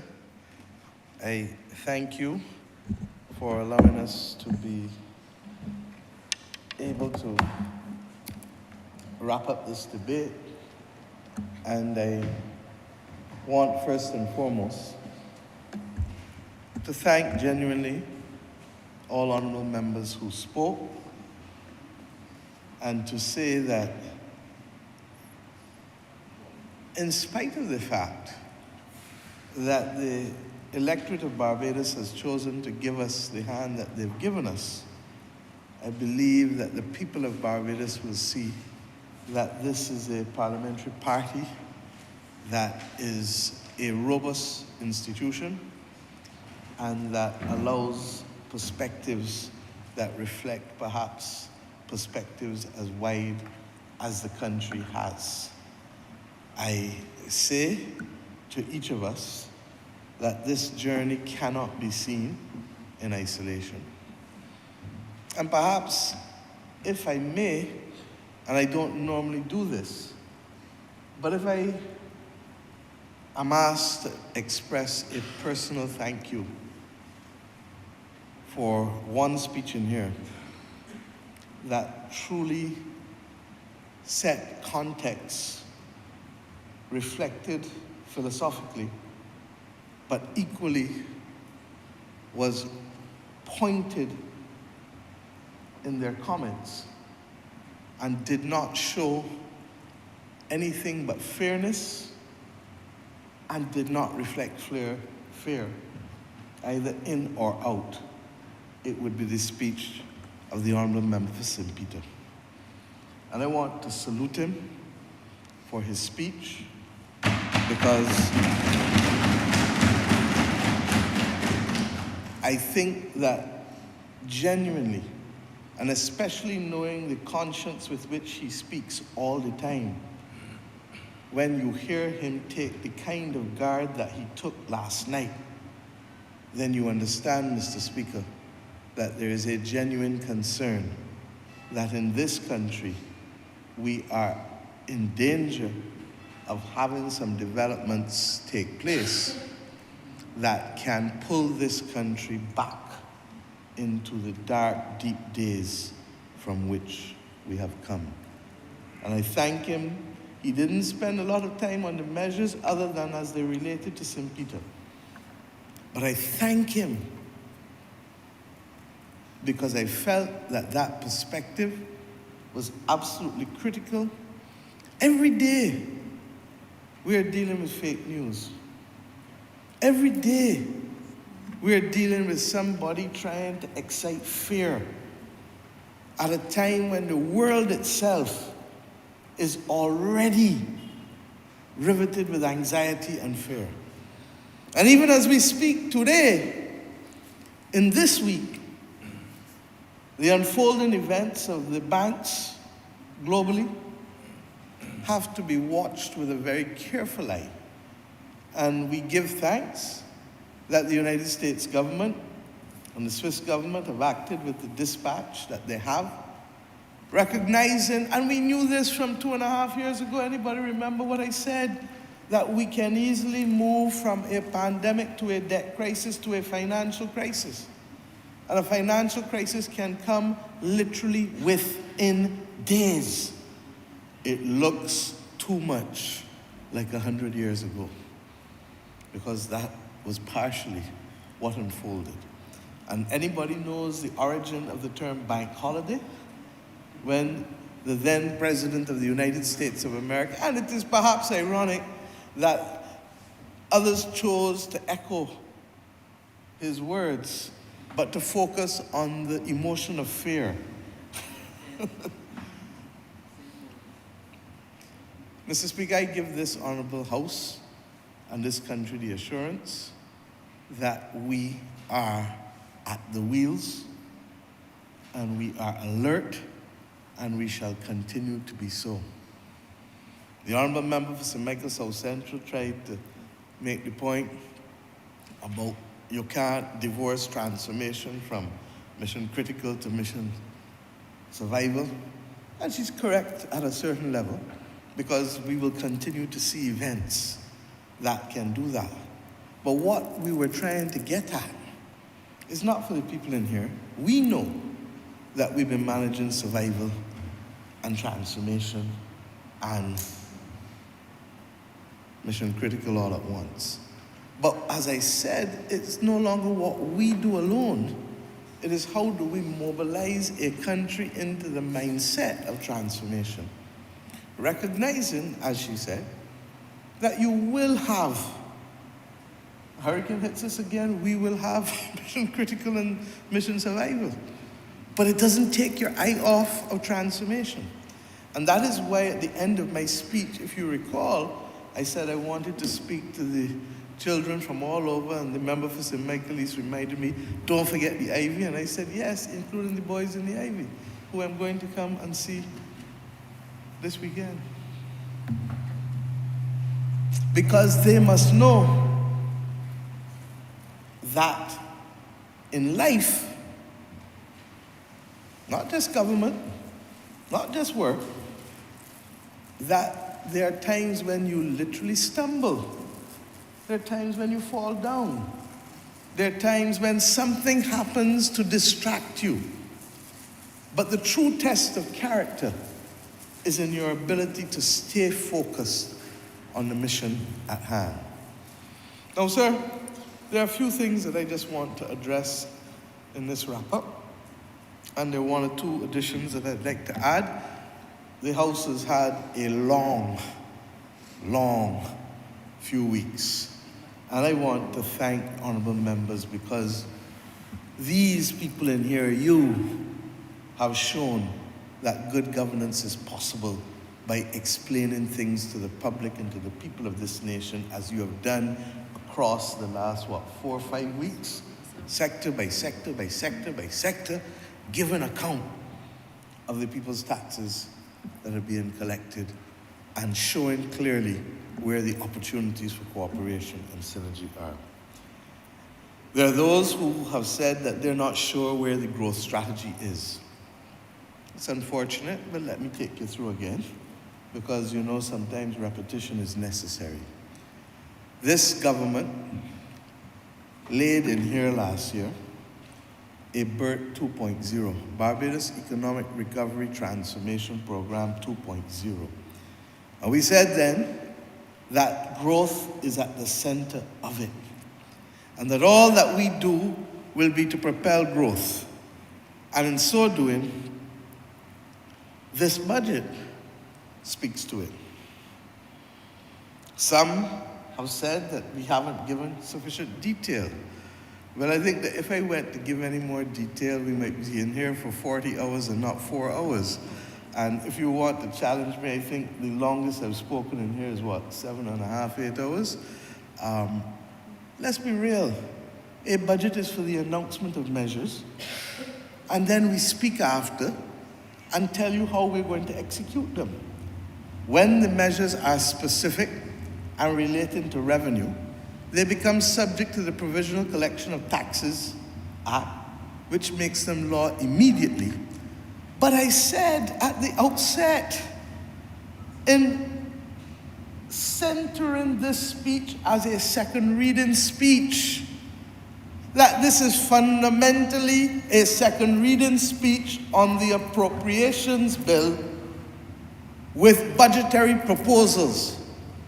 And to that extent then, sir, it has to be a whole of nation, a whole of sector, economic and social sector report in order to be able to justify what in that big thick book, we don't print it anymore because of the cost, and we do it digitally. But the estimates of expenditure and revenue are what, 750, 800 pages? And therefore reflects the entire activities of the government of Barbados. But let me come to the issue of growth. And then I'm going to come specifically to the things that people may have felt in good faith that we may have left out for this person or that person. Because I have to remind us as a nation that this budget does not stand in splendid isolation from everything else done or being done by this government.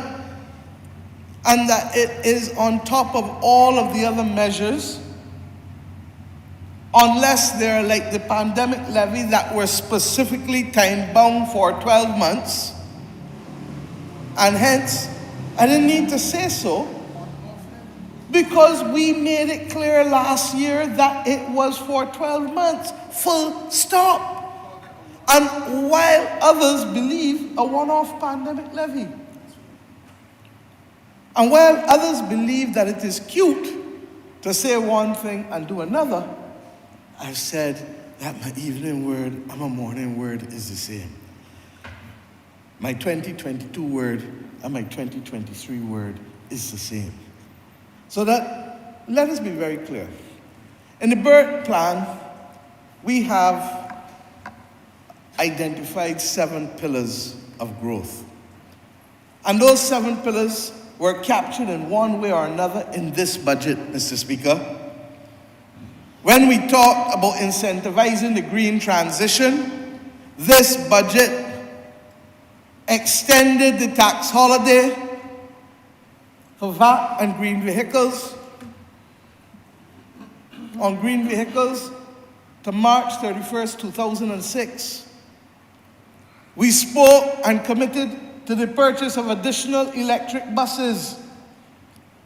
Not satisfied that we are already the owner of the largest volume of number of electric buses in the region, but we believe that the investment has been worth it and that we can go further as long as finances are available. And we believe that when the last government effectively privatized public transport by giving out over 750 licenses in the sector, which is what we found when we came in, that they too must transition, and hence the loan facility that has been put at fund access for low interest loans for privately owned public sector vehicles to be able to transition to some form of electric or clean energy. Mr. Speaker, we agreed in this budget that 50% of funds unclaimed in the consolidated fund or at central bank would now go to the Barbados Environmental Sustainable Foundation. Mr. Speaker, all of those measures are intended to trigger growth, because when they spend the money to buy the buses, when they go and get the loan fund, the Sustainable Agriculture for Livestock Farmers $2 million loan facility for greening measures, that is intended to trigger growth in the agricultural sector and to move them to another level. Mr. Speaker, the tissue lab will also have to use sustainable agricultural practices, and that provides the planting material that then becomes the basis for farmers to plant, reap, and export. Mr. Speaker, Pillar 2 of the budget speaks to incentivizing low and middle income houses using the renewable energy bounty as a way of de-risking applicants, as the HOPE plan has been doing.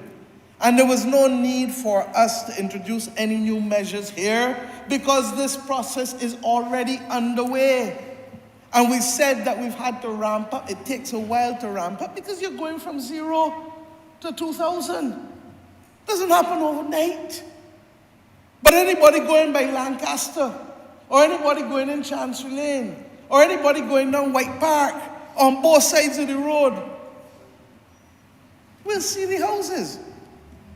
And we've made it clear in this budget that the National Housing Corporation will be able to borrow from the Housing Credit Fund in order to be able to buy houses for those people who cannot afford to buy them. Tell me, them is Bajans or them from Timbuktu? Because I hear we ain't do nothing for Bajans. Mr. Speaker,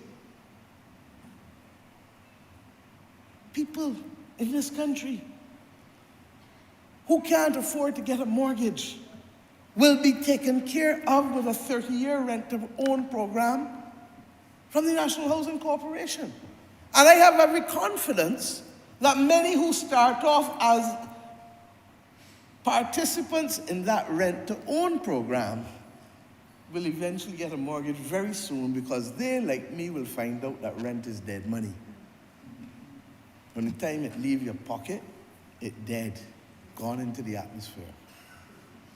With respect to Pillar 3 for the growth strategy under Bert, we talk in Pillar 3 about the need to invest in skills and training.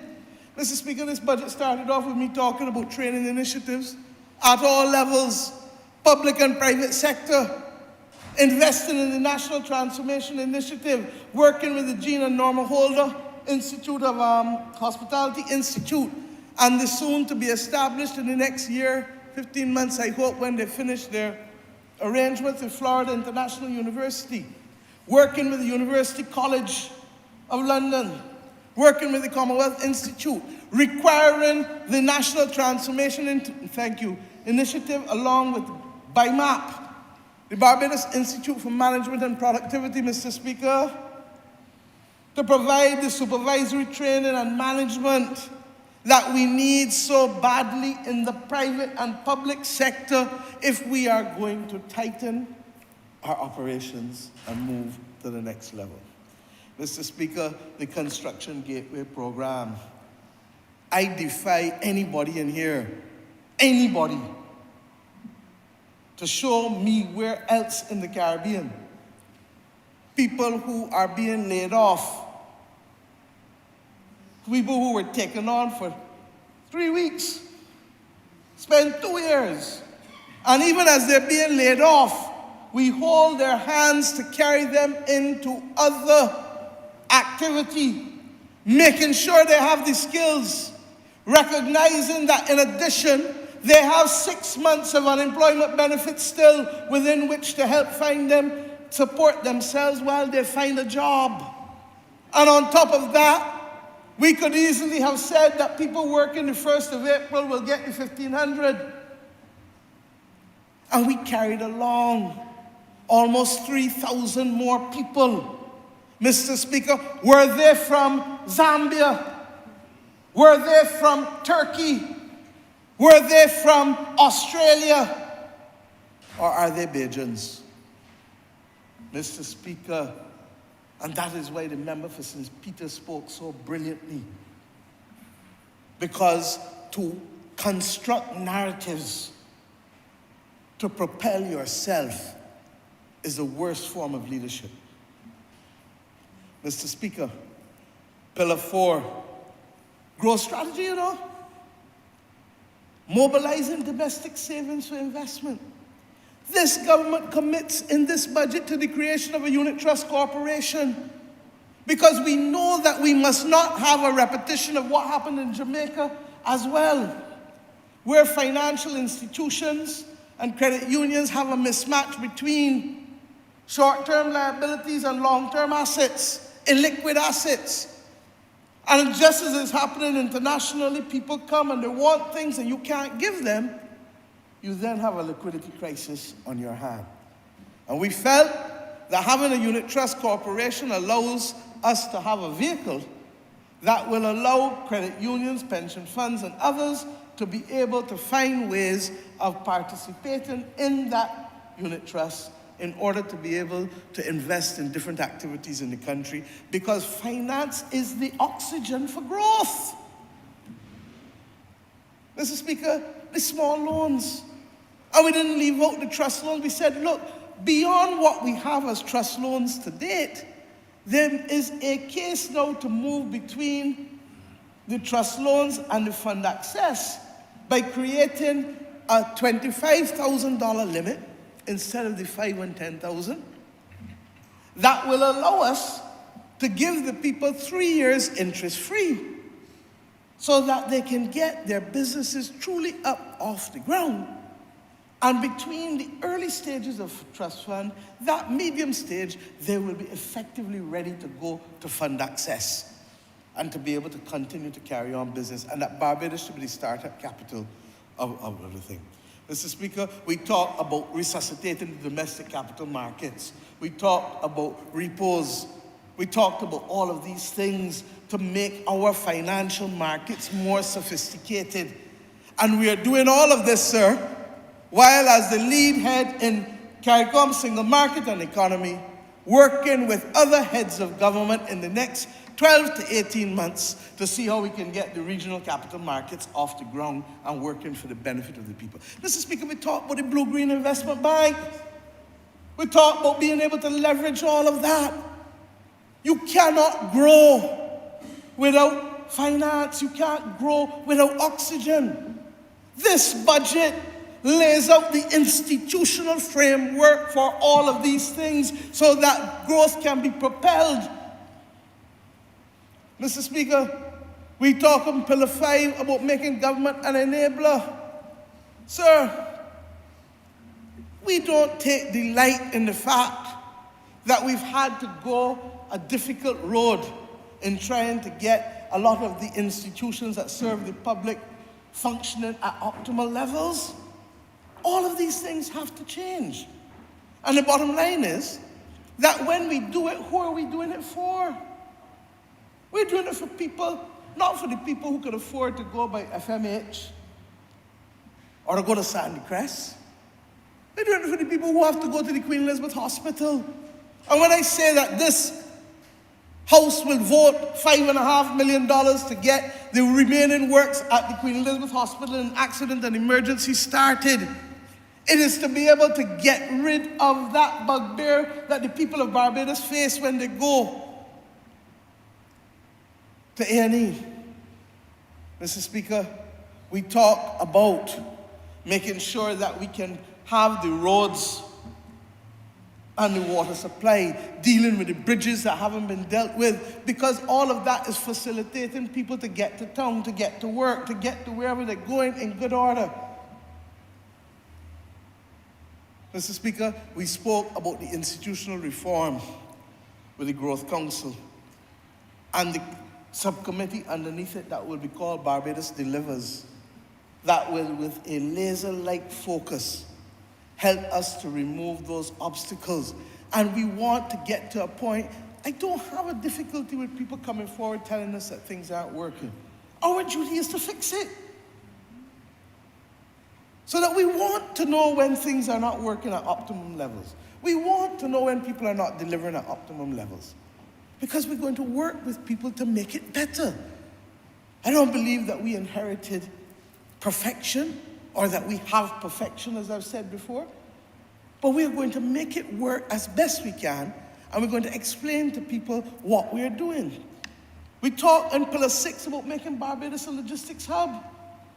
And Mr. Speaker, we reduced the fees for CARICOM air travel for 6 months.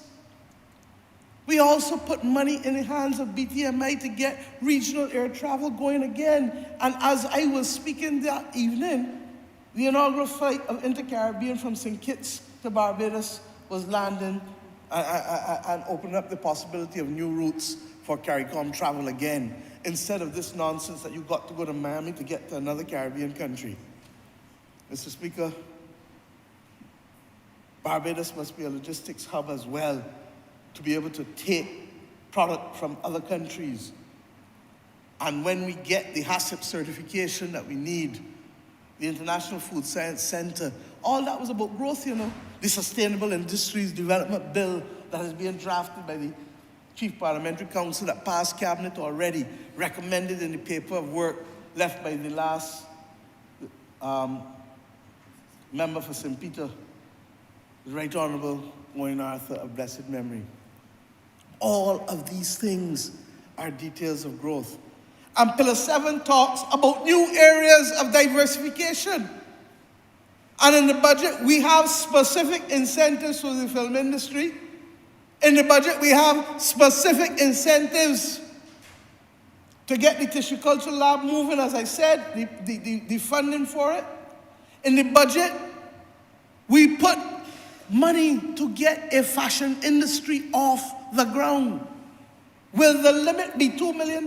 No. But it needs the fillip to get off the ground, to buy the equipment, to have the institutional framework, and to allow us to know that the power of design is at the heart of creativity. And even if we don't make all the clothes here because it's cheaper to make them somewhere else, it is the money that comes back to the Barbadians in terms of the intellectual property and the designs that will continue to boost where this country can go. I remember when I was Minister of Industry,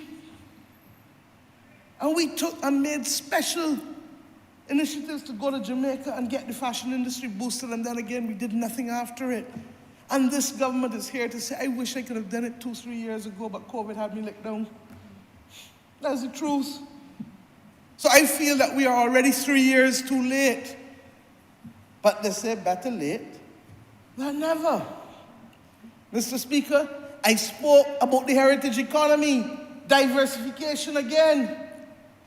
Mr. Speaker, we spoke about the right book that was being done for the Barbados Food and Drug Agency to facilitate a pharmaceutical industry in this country. Diversification again. No, Mr. Speaker,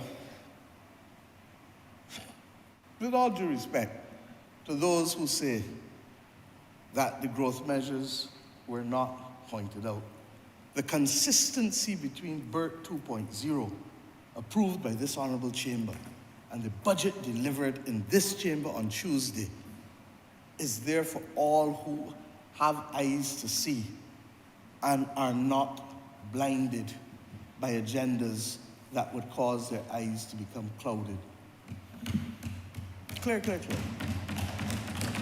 So this government shall remain focused on that.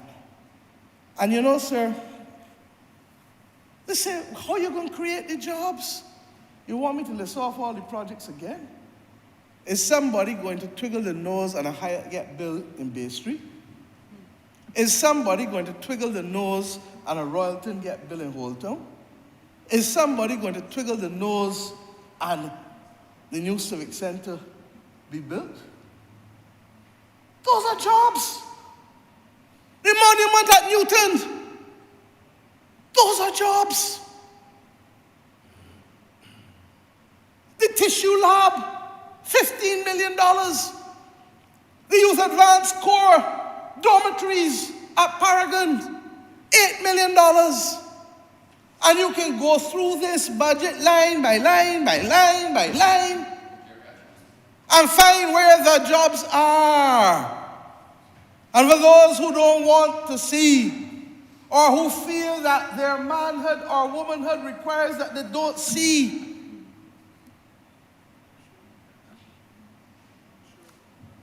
I don't know.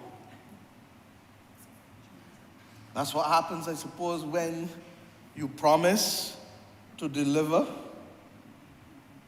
in real time on the same night and then don't know what to say and what to do. And Mr. Speaker, it was an example that perhaps the doctorate that he has is in perfecting the art of being premature. No, Mr. Speaker. With all due respect, words carry their ordinary meaning. And the ordinary meaning of the words, accompanied with the planning permissions, accompanied with the studies, accompanied with the ownership of the properties, accompanied with the legal documents to secure the funding, create jobs. You know what makes it even worse? What groundbreaking we had the day before the budget? Geriatric hospital. First one being built in this country as a purpose-built hospital ever in the history of Barbados. $104 million. And think about the nurses and the orderlies over there in a 19th century building that if you want to move people from one floor to the next, you got to help lift them. No purpose-built elevators. No hydraulic lifts to move equipment. We are now doing all of that so that the workers are winners, the nurses are winners, and the patients are winners. But I don't know whether somebody told the leader of the Democratic Labour Party that the patients coming from England. He is always in England. He speaks with an English accent. He feigns to be English in everything he does. Maybe that's why he feels that this was not a budget for Bajans. Mr. Speaker, sir, pensioners. And we have said as a government, they say that we haven't done anything for pensioners and senior citizens. Mr. Speaker, the National Assistance Board, originally driven by the member for St. Philip North when she was chairman, the Community Elderly Care Program, $9.7 million at a time when we were in a pandemic. And this government has chosen to keep it because the member for St. Michael South and others have represented. The member for St. Thomas has represented to me that the people need the support in their communities. This is the same government. What you want me to do? Last year, in last year's budget, we increased the fees for nursing homes. Was not increased by the last government. No, man. They want us to talk in here for 8 and 10 hours in truth. If you want everything put down in one place, we could do that too. This is the government that has put a deal in place for pensioners. Is it all that we can do? No, it isn't. But we do according to what is possible and what is responsible. The first thing we did as a government was to increase non-contributory pensions, and that is what led to the line given of the vote on Watchman. Because everybody said that it could not be done and we would break up the place. And look at us today. Now people want to know why you're not doing it again. What we did then was effectively to regrade non-contributory pensions and to bring them closer to NIS. But you can't keep propelling them because then you're in danger of putting them over contributory pensions. So let's be sensible and govern, man. Don't talk because people say that they got the mouth to talk. Talk some sense. Talk some sense. And then we heard the pensioners who said that they needed the increased tax allowance and that we should have given it to them when we did the ones in 2019 to which I come. Bottom line, we've done it, and there are thousands of Barbadians now who will not pay any tax on their pensions because they earn between $40,000 and $45,000. That is what this government has done in this budget. And I go further. The ones who earn over $45,000 will pay 12.5% less of that $5,000. Because that's the tax rate if they're up to $75,000. And if it goes above, it's higher. But the bottom line is that they will benefit. I was bemused when I saw one of the accounting firms analyze this. And you know what number they put in there to analyze this tax Right? $120,000. Now, Mr. Speaker, I can tell you from, I don't know nothing, I only see numbers, that the numbers I see from the Barbados Revenue Authority in terms of income categories, you cannot find 50 or 60 people in Barbados getting more than $120,000 a year in pension. So it made me wonder what is being analyzed. The body you got to analyze for is the body earning $42,500 in pension, the body earning $43,000 or $45,000 or $50,000 or $55,000, because that's where the numbers are. And I would love to do more, and we will continue to do more as we go forward. But remember, when we capped VAT on electricity to the first 250 kilowatt hours, and when we capped VAT on diesel and gasoline, we're also helping pensioners. Remember that when we do that, we also allow companies to continue to create jobs. And then they say, what have we done for public service? Well, that's the biggest joke in here. What was it called? A throwaway? No, what was the phrase they used? 1,500. Do you understand that we do 2 increases in 5 years? Find the money to put them, the public servants, at the top of the list. And I made the point that the reason for the lump sum is that we felt that the people at the bottom needed a disproportionately higher percentage, and that we were doing that. And this is the point I want to make to the middle class. Because the middle class and the very people at the bottom benefited in the 2019 budget with the income tax reforms that we brought down. Mr. Speaker,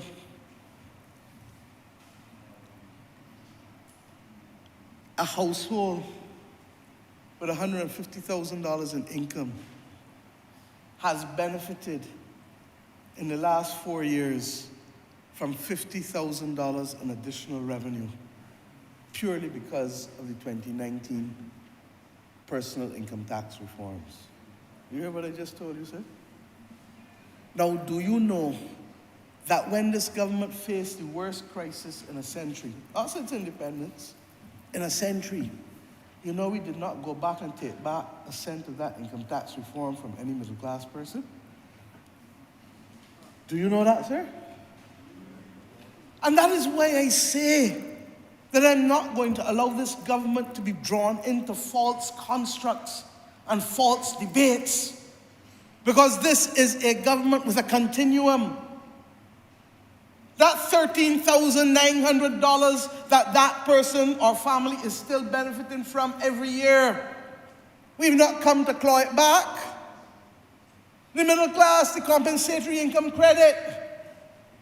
We told you when we gave it that if we need to come back any year when money's short, we might not be able to give you back the taxes. People earning between $2,000 a month and $3,000 a month.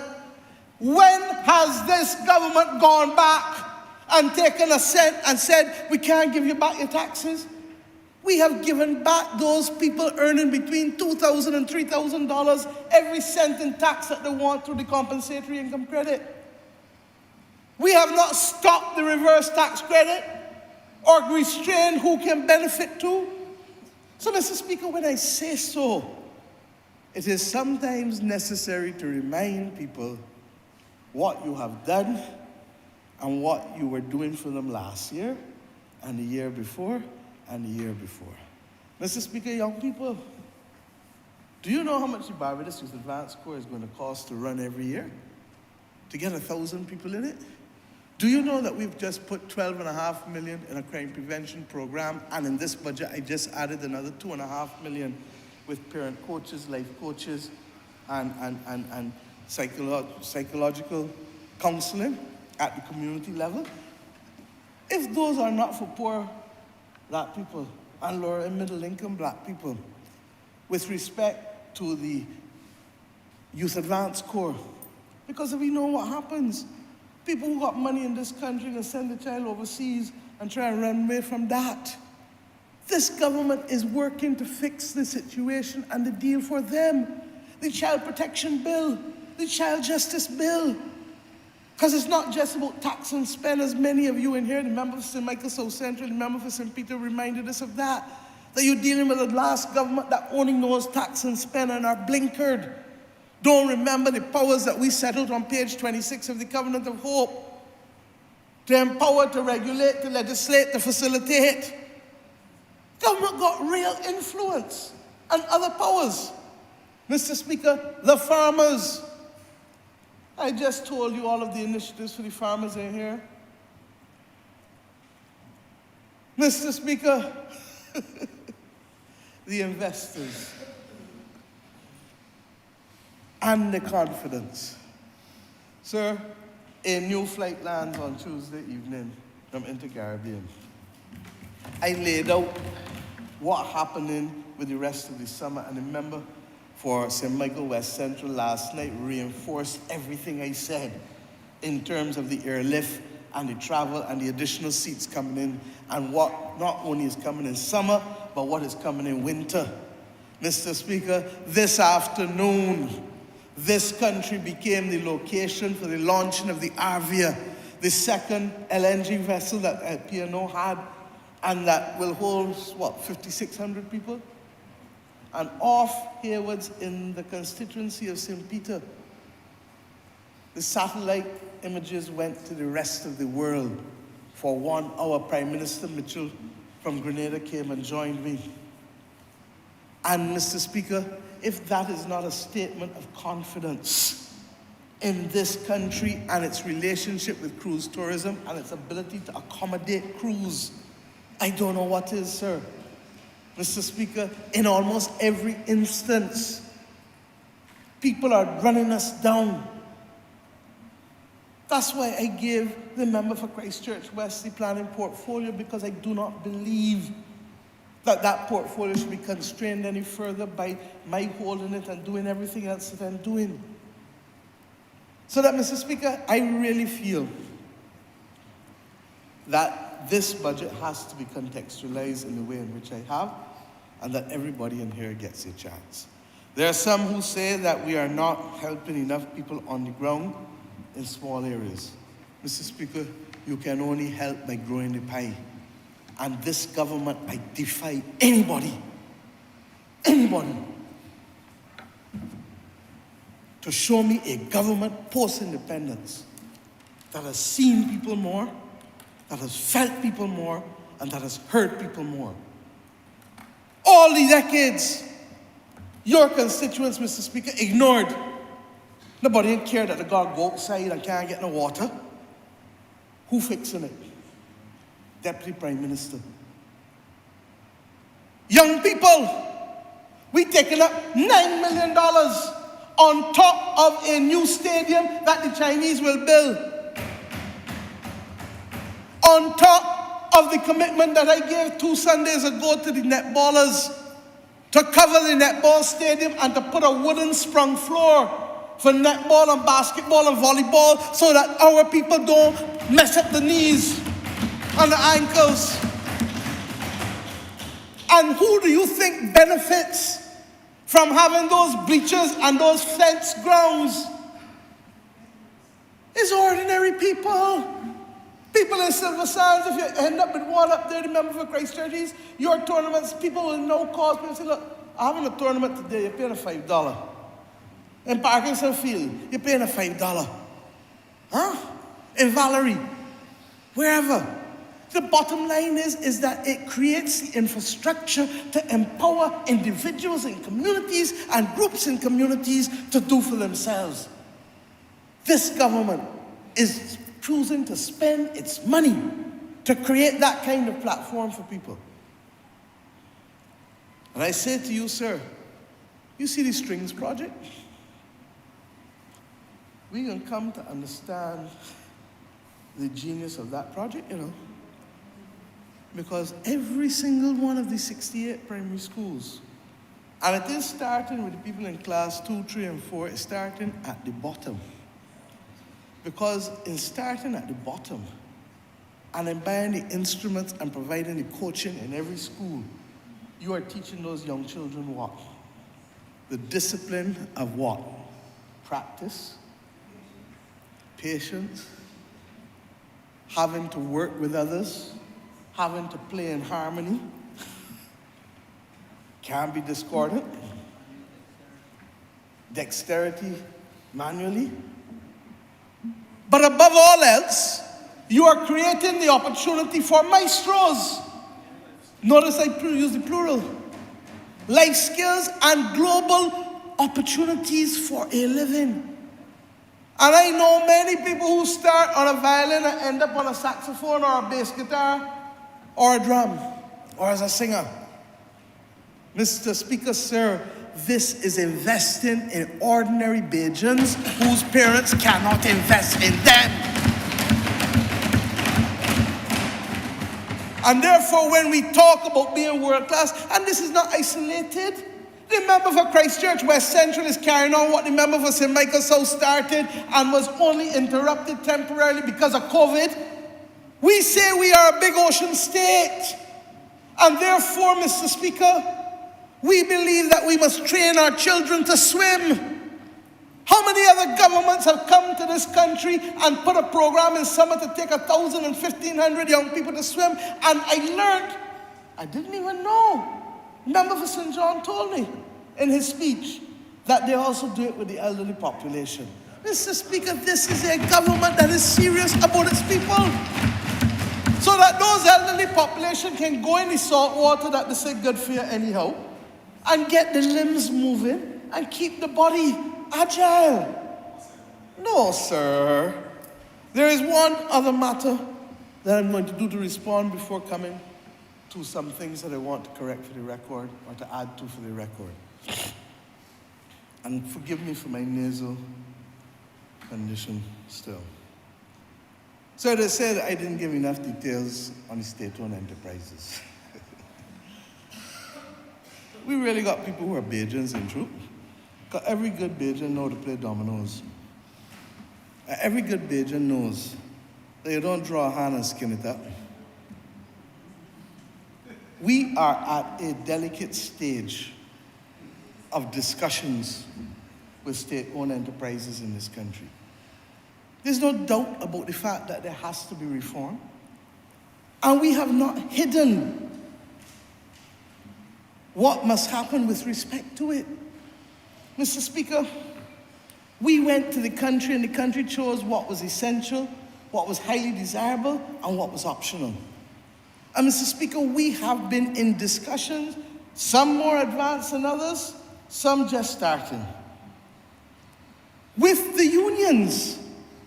And I am not, for the sake of politics or a positive comment, going to come in here and disrespect our partners in labor, in the social partnership, and tell you and the country things that are not yet ripe, things that are not yet completed, things that are still the subject of discussion and negotiation. And I have to ask the ordinary people of this country, you elected us, trust us to do it in the right way, with decorum, in accordance with the best precepts of process, and in accordance with a commitment as a labor government to do right by labor wherever possible. Let us also remember, sir, that it was this exact point and the failure to summon the courage to address this exact sector of state-owned enterprises that propelled Barbados into the deep, deep depths of debt distress in which we found ourselves, and the 23 downgrades that we had. Mr. Speaker, this government will do right by the people of this country, will do right by the state-owned enterprises. There is not everyone that can remain, but there is not everyone that will go. And in every instance, what is our philosophy? That not only do you treat workers right, but you enfranchise workers where possible. and therefore dependent on the institution and dependent on the circumstances and dependent on the financial issues, I give this House the assurance that we will do right by them. But what I cannot do is to come and give details before we resolve these matters either with the unions or indeed in some instances with publicly traded entities who are subject to other legislative restrictions in terms of how they operate. And I ask the country for the opportunity to allow us to address you one by one by one by one in a way that will not disrupt the process, because Barbados cannot afford to get this issue of state-owned enterprise reform wrong if we are to bring this country fully out of the depths of where we inherited it in 2018. Mr. Speaker, and I will give you shortly the example of what I mean when I say that we cannot get it wrong. Sir, we have a responsibility to the people of this nation. I could have talked at length about pension reform. Public sector pension reform is finished. I could have talked at length about the Social Security reform that we started since, July last year? It's going on for 8 months, and I expect that within the next 4 weeks or so, that the public will be advised of what will happen. But Mr. Speaker, I focused on what was immediate because this budget must be seen as a continuum. And as I said, y'all say like a lot of long talk. So 4 hours was already carrying people to the limits. But believe you me, education reform is about to be launched. We could have talked about it in here. In fact, if I got the one body who could talk in real time after me is the Minister of Education. I ain't sure about the other man who tried. She could talk in real time because the work is done. And the only reason we're not bringing it this week or next week is because the country has had a lot talking about with the budget and everything, and we feel that we must have a conversation that's not cluttered up. So you have in a house, and your mother tells you, want to talk to you, and you ready, and you want here, and you want here, and you want here. Mother says, I ain't ready to talk to you yet. Why? Because she wants you to focus on the task that you're doing, not the fact that you want to hear something else from her. So I want us to stay calm, stay focused, stay on track. Sir, and this is a government that is not adamant. There were 2 matters that were brought to my attention that should have been resolved in the budget, and I want to correct them now. In addition to the nurses benefiting from the POLTA, we should have added the youth commissioners, and that fell out the text that I had. And I want, therefore, Mr. Speaker, to let you know that the youth commissioners in the Ministry of Youth Affairs have never benefited from the loans from the Public Officers Loan Scheme, and that hereinafter, from the 1st of April, the youth commissioners will benefit from being able to access the POLTA. In addition to that, Mr. Speaker, Barbadian film persons, and you know, when I talk about confidence, this is a country that got an international film festival also taking place now in Speightstown too, you know. The amount of things that are beginning to happen here again tells a story for us. Look at the Garrison 2 weekends ago with the big, with the Gold Cup. Sir, the film incentives speak to the fact of, 1, if you shoot in Barbados, and I want to thank the Barbadian enterprise that have asked us to add this to the incentives that we have announced on Tuesday, and we readily accept the additions that have been recommended to us by him. That if you shoot in Barbados and put the shot of the Barbados flag at the end of the film, you will get another 1% tax credit in addition to what I've announced. Secondly, that if you use a historical site in Barbados and so recognize it, that you will also get another 1% tax credit. And thirdly, if the production exceeds $10 million, you will get another 1% in tax credit. Mr. Speaker, those three should be added to the other initiatives announced by me with respect to the film industry. And the last matter that I want to discuss, sir, is the matter of LIAT. Sir, this has perhaps given me a lot of sleepless nights because the circumstances under which everything unfolded were not kind to any of us, to the government, to the workers, to the travelers. But sir, we have always maintained, and about 2 years ago I met with the workers, and I said to them, at that time I could not deal with the issue of your severance. We were in all kinds of discussions, but above all else, we just did not have the fiscal capacity to do it then, especially in the middle of a pandemic. And we agreed to a $2,000 payment to help people live with respect to those who had not gotten any severance. Sir, my office has been doing work and has done a detailed sheet that now puts me in a position, I believe, to put aspects of this to rest. And we want, therefore, to announce tonight that the government of Barbados and the government of St. Lucia has already done it for St. Lucian workers at LIAT. The government of Barbados will take responsibility for all of the Barbadian workers, and that the government of Barbados will pay up to $75,000 in cash to each and every person in terms of their calculated severance liability, and that any number for severance over $75,000 will be paid in bonds, so that the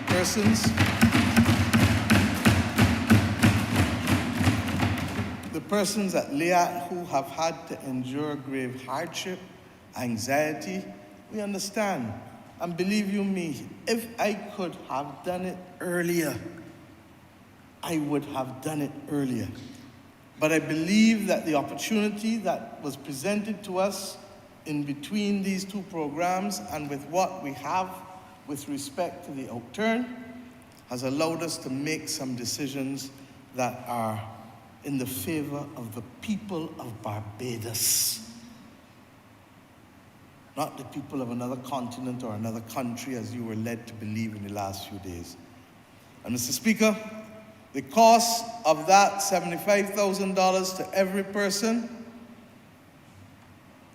will come just on about $4,074,000, and the bonds that will then have to go to them to make up the difference for everything over $75,000, I believe is in the vicinity, roughly, of just under $6 million. And the government of Barbados, therefore, will make the appropriate arrangements. I have instructed the Director of Finance and Economic Affairs, who is on duty leave at the Inter-American Development Bank meetings, that as soon as he returns next week, he is to meet with the representatives of the LIAT employees and put in place the payments for the $75,000 in cash for everyone, and to go above that. Mr. Speaker, if I could count, there are about 4 and 3, 24, 27,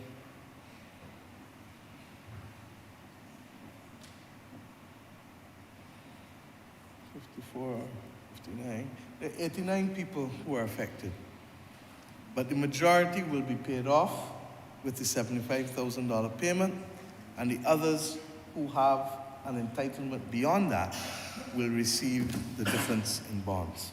Sir, this government sees people, feels people, and hears people. I wish I could be a fairy godmother instead of a prime minister, because then I could grant you your every wish. But I live in the land of the real, and I am trying to lead a government that was dealt the worst hand that any government that came to office in this country has been dealt since coming to independence. And Mr. Speaker, in spite of that, we have tried step by step by step to do right by the people, whether pensioners, whether young, whether poor black people, middle class people, whether people who are in Barbados. But our circumstances require us to dig deeper and to take in more and to reach higher. And that is what this budget was about. Sending the signal to the people of Barbados that if we decide to go higher, we can do it. Sir, I specifically asked for these sheets to be printed out for me because this notion that budgets are made and announcements are made and things are not done is equally a nonsense. There may be one or two things, a couple things that are not implemented, largely because of either problems with the shortage of drafting skills, or indeed in some instances where the private sector and others may have come to us with concerns, and we pause and say we're going to relook at it because what you're saying makes sense. But I specifically asked, because as you heard when we told you the pandemic levy at the personal and corporate level was going to be 1 year, it was 1 year. Mr. Speaker, when we told you we were going to implement the sugar tax to be able to help deal with the epidemic of diabetes in this country, it has been implemented, Mr. Speaker. When we said, Mr. Speaker, that we were going to also make sure, sir, that we put in place provisions for the greening or provisions for automaticity for the RE, that has been done by the Ministry of Energy. The hold-up now is the batteries. And the hold-up, as I said, is the unfortunate conversation between FTC and the players. Mr. Speaker, we told you we were going to start with the houses. I've shown you, go and drive and see them. Mr. Speaker, we said we were going to also make sure that there were going to be things to allow the shade houses have started to come in from Guyana and being put up. Mr. Speaker, these are the things. We told you we were going to start a new geriatric hospital. We start the groundbreaking. All these things we talked about last year, you know.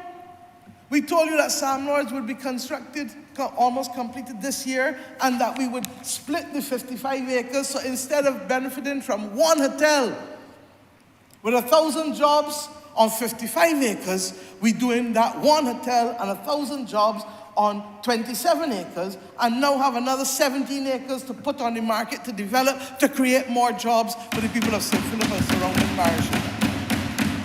Mr. Speaker, we told you that we were going to get the issue of the capital program for the QEH. The only reason it's taking so long is because we do not want to give a government guarantee. And we are working to make sure that we can vest the lands of the QEH, the UWI, and indeed, there was one other two that we need, but there are 2 or 3 of them that we need to vest the lands in the state-owned enterprise to create a balance sheet for them. Mr. Speaker, the National Payment System legislation, I can go on and on, the fair credit reporting legislation, all of these things. What do they speak to? Credibility. We are not perfect, but we do right by our people, and we do good by our people. And I ask the people of this nation now,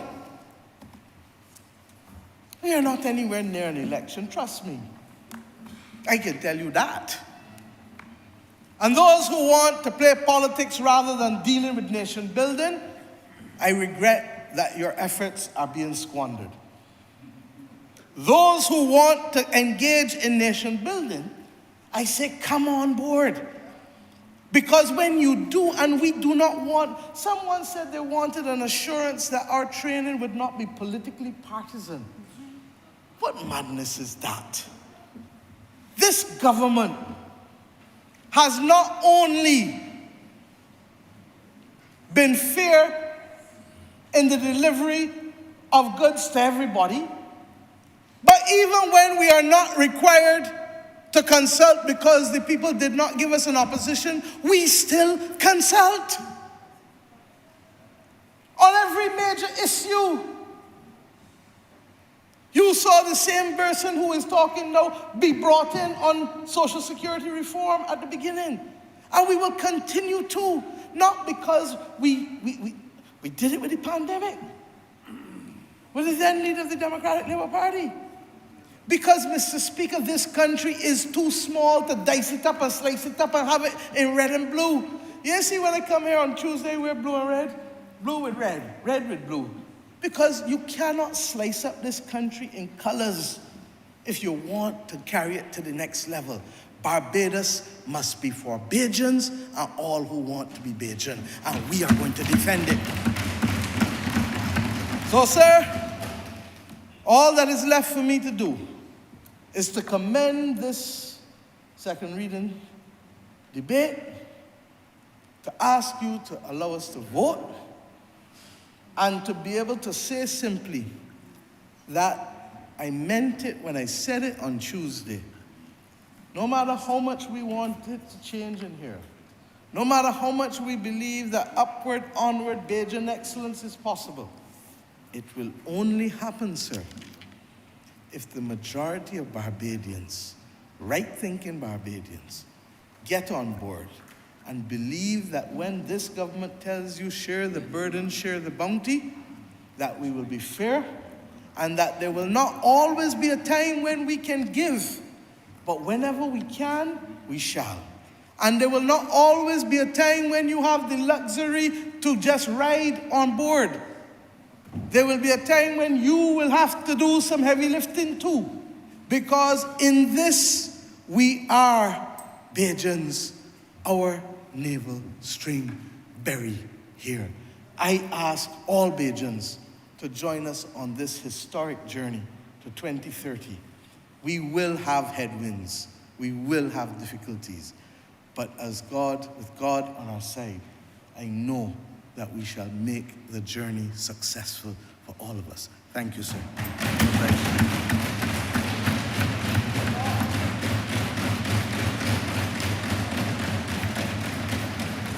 Mr. Speaker, sir, I beg to move that this bill be now read a second time.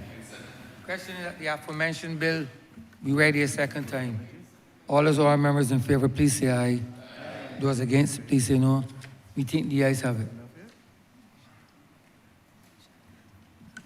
Mr. Speaker, sir, I beg that you do now leave the chair and this House resolve itself into Committee of Supply. Question is that the Speaker do not leave the chair and the House resolve itself into Standing Finance Committee. All those honourable members in favour, please say aye. Those against, please say no. We think the ayes have it.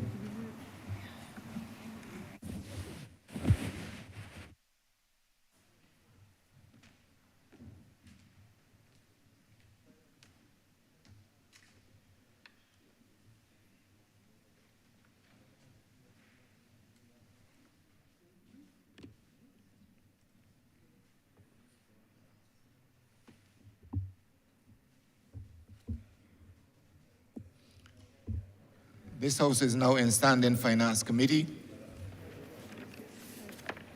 Mr. Chairman, we have to revisit the schedule of the bill we did earlier. Head 10, Office of the President, in the amount of $751,687.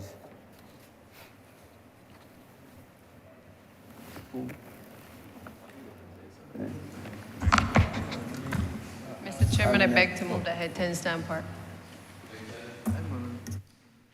The question is that head 10 stand part? As amended. As amended. The question is that head 10 stand part as amended. All honourable members in favour, say aye. Aye. Honourable members against, say no. We think the ayes have it. Head 11, Ministry of the Public Service, as amended, $5,814,937.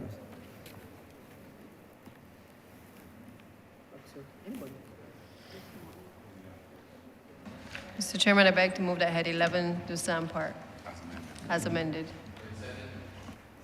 The question is that head 11 stand part as amended. All honorable members in favor, say aye. Honorable members against, say no. Methinks the ayes have it. Head 13, Prime Minister's Office, as amended, in the amount of $183,488,990. Mr. Chairman, I beg to move that the head do no stand part as amended. The question is that head 13 stand part as amended. All honorable members in favor, say aye. Honorable members against, say no. Methinks the ayes have it. Head 15, Cabinet Office, as amended, in the amount of $20,580,225. Beg to move that head 50 stand part as amended. The question is that head 15 stand part as amended. All honorable members in favor, please say aye. Honorable members against, please say no. Methinks the ayes have it. Head 17, Ombudsman, as amended, in the amount of $490,408. Mr. Chairman, I beg to move that head 17 do no stand part as amended.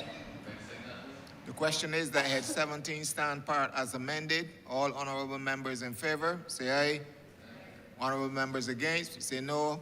Methinks the ayes have it. Head 18, Audit, as amended, in the amount of $691,963. Mr. Chairman, I beg to move that head 18 do no stand part as amended. The question is that head 18 stand part as amended. All honorable members in favor, say aye. Honorable members against, say no. Methinks the ayes have it. Head 27, Ministry of Tourism and International Transport, as amended, in the amount of $26,736,440. Mr. Chairman, I beg to move that the head stand part as amended. The question is that head 27 stand part as amended. All honorable members in favor, say aye. Honorable members against, we say no. Methinks the ayes have it.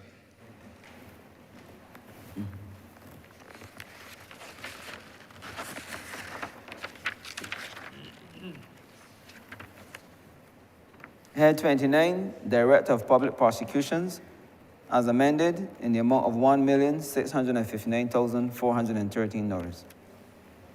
Beg to move that head 29 as amended stand part. The question is that head 29 as amended stand part. All honorable members in favor, say aye. Honorable members against, we say no. Methinks the ayes have it. Head 30, Attorney General, as amended, in the amount of $116,720,964. Mr. Chairman, I beg to move the head 30 as amended stand part. The question is that head 30 as amended stand part. All honorable members in favor, say aye. Honorable members against, we say no. Methinks the ayes have it. Head 31, Ministry of Industry, Innovation, Science and Technology, as amended, in the amount of $35,135,578. Mr. Chairman, I beg to move that head 31 stand part. As amended. The question is that head 31 stand part as amended. All honorable members in favor, say aye. Honorable members against, say no. Methinks the ayes have it. Head 32, Ministry of Foreign Affairs and Foreign Trade, as amended, in the amount of $65,862,088. Mr. Chairman, I beg to move the head 32 as amended stand part. The question is that head 32 as amended stand part. All honorable members in favor, say aye. Aye. Honorable members against, say no. Methinks the ayes have it. Head 33, Ministry of Home Affairs and Information, as amended, in the amount of $66,388,308. I beg to move the head 7 part as amended. Debate to second that, sir. The question is that head 33 stand part as amended. All honorable members in favor, please say aye. Honorable members against, please say no. Methinks the ayes have it. Head 34, Ministry of Finance, Economic Affairs and Investment, as amended, in the amount of $132,348,701. Mr. Chairman, I beg to move that head 34 stand part as amended. The question is that head 34 stand part as amended. All honorable members in favor, please say aye. Honorable members against, please say no. Methinks the ayes have it. Head 35, Ministry of People, Empowerment and Elder Affairs, as amended, in the amount of $101,545,055. Mr. Chairman, I beg to move that head 35 stand part as amended. The question is that head 35 stand part as amended. All honorable members in favor, please say aye. Honorable members against, please say no. Methinks the ayes have it. Post Office, as amended, in the amount of $13,071,419. Mr. Chairman, I beg to move that head 50 as amended stand part. The question is that head 50 as amended stand part. All honorable members in favor, say aye. Honorable members against, say no. Methinks the ayes have it. Head 81, Ministry of Transport, Works and Water Resources, as amended, in the amount of $130,357,731. Mr. Chairman, I beg to move that head 81 stand part as amended. The question is that head 81 stand part as amended. All honorable members in favor, please say aye.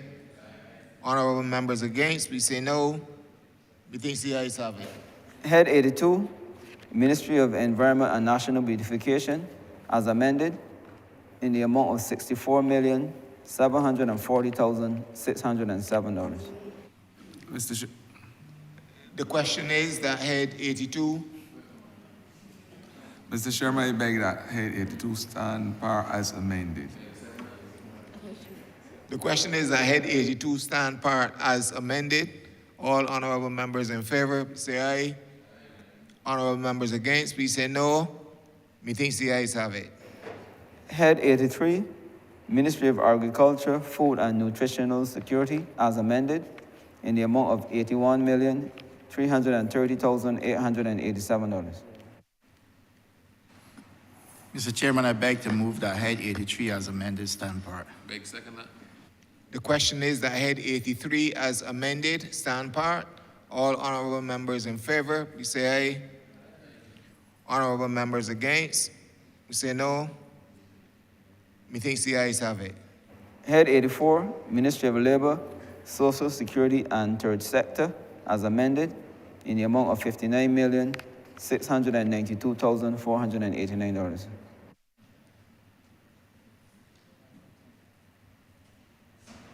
Beg to move.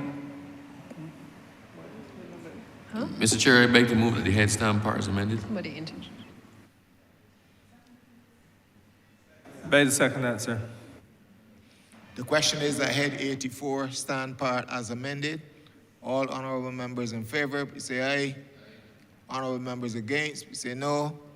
Methinks the ayes have it. Head 86, Ministry of Health and Wellness, as amended, in the amount of $267,081,164. Mr. Chairman, I beg to move that head 86 stand part as amended. The question is that head 86 stands part as amended. All honorable members in favor, please say aye. Honorable members against, please say no. Methinks the ayes have it. Head 87, Ministry of Education, Technological and Vocational Training, as amended, in the amount of $356,574,886. Mr. Chairman, I beg to move that head 87 as amended stand part. The question is that head 87 as amended stand part. All honorable members in favor, please say aye. Honorable members against, say no. Methinks the ayes have it. Head 91, Ministry of Youth, Sports and Community Empowerment, as amended, in the amount of $63,408,324. Mr. Chair, I beg that Head 91 stand par as amended. The question is that Head 91 stand part as amended. All honorable members in favor, say aye. Honorable members against, please say no. Methinks the ayes have it. Head 92, Ministry of Energy and Business Development, as amended, in the amount of $48,375,215. Mr. Chairman, I beg to move that Head 92 as amended stand part. The question is that Head 92 as amended stand part. All honorable members in favor, say aye. Honorable members against, say no. Methinks the ayes have it. Head 93, Ministry of Housing, Lands and Maintenance, as amended, in the amount of $105,019,994. Mr. Chairman, I beg that Head 93 as amended stand part. The question is that Head 93 as amended stand part. All honorable members in favor, say aye. Honorable members against, say no. Methinks the ayes have it. Clause 1 already, right? Clause 2, as amended. Mr. Chairman, I beg to move that clause to be stand part as amended. The question is that Clause 2 as amended stand part. All honorable members in favor, say aye. Honorable members against, please say no. Methinks the ayes have it. Schedule as amended.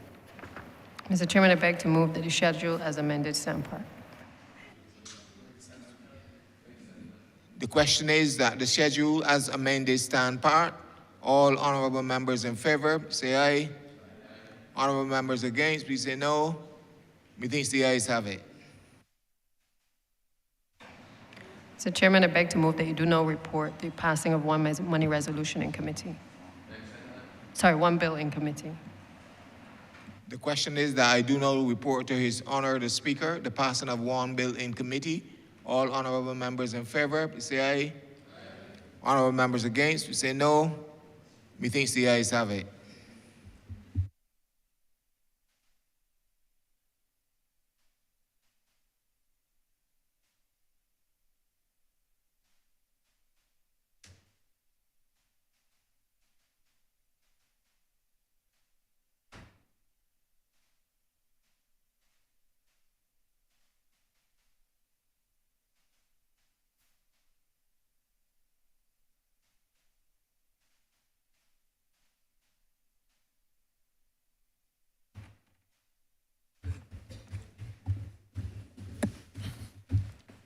The chairman of committees is reporting the passing of one bill in committee.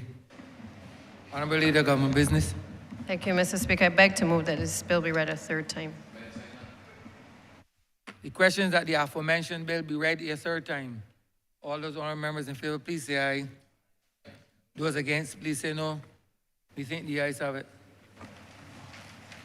Thank you, Mr. Speaker. I beg to move that this bill may now pass and cited as the Appropriation Act 2023. The question is that the bill be passed and so cited. All those honorable members in favor, please say aye. Those against, please say no. We think the ayes have it. This bill is passed and so cited.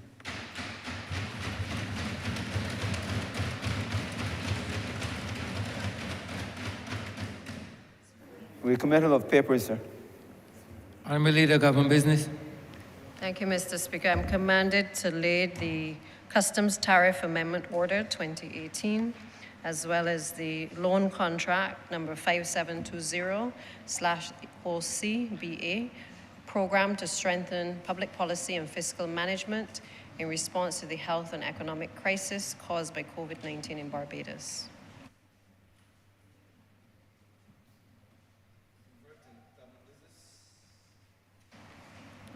Honorable Leader, Government Business. Thank you, Mr. Speaker. With that, we have come to the end of a very long 3 weeks of estimates and now, no, 3 weeks of estimates and now the budget debate. Let me, on behalf of the leader, but also on behalf of all members, really say thank you to all of the staff who have assisted us in the course of the last 4 weeks. I know it has not been easy, and you still have the operations in the Senate to do over the next week as well. But just to say a heartfelt thank you to you for taking us through this process. Also to you, Mr. Speaker. I know the members have not been the most cooperative at times, but you, you have been gracious to them as much as you can be. And I just want to say to all members as well, thank you for the contributions that you have made to this debate. As the Honourable Prime Minister has said, you know, this is what makes us who we are in this party and certainly in this government, where everybody is free to express how they feel and to reflect the real issues that are out there on the ground from the people whom we have been sent here to represent. Allow me also to thank the Barbados Police Service and to thank all of the staff here at Parliament who have made the last 4 weeks accommodating for all of us, to thank the media for the coverage that they have provided to these activities. And certainly it does not give me great pride in saying upward and onwards or up and on, but I do want to endorse what has been said by the Prime Minister and to certainly reiterate, sir, that what has been laid out in this budget certainly has given us a lot of food for thought, and I know that we are all certainly encouraged by what has been said, and we look forward to being able to now implement and to execute a number of the policies that have been set out by the Honourable Prime Minister. And therefore, Mr. Speaker, I therefore wish to adjourn the House until Tuesday, the 28th of March at 10 a.m. The question is that this honorable chamber be adjourned until Tuesday, the 20th day of March, 2023 at 10 a.m. in the forenoon. All those honorable members in favor, please say aye. Those against, please say no. Meeting the ayes have it. This honorable chamber stands adjourned until Tuesday, the 20th day of March, 2023 at 10 a.m. in the forenoon.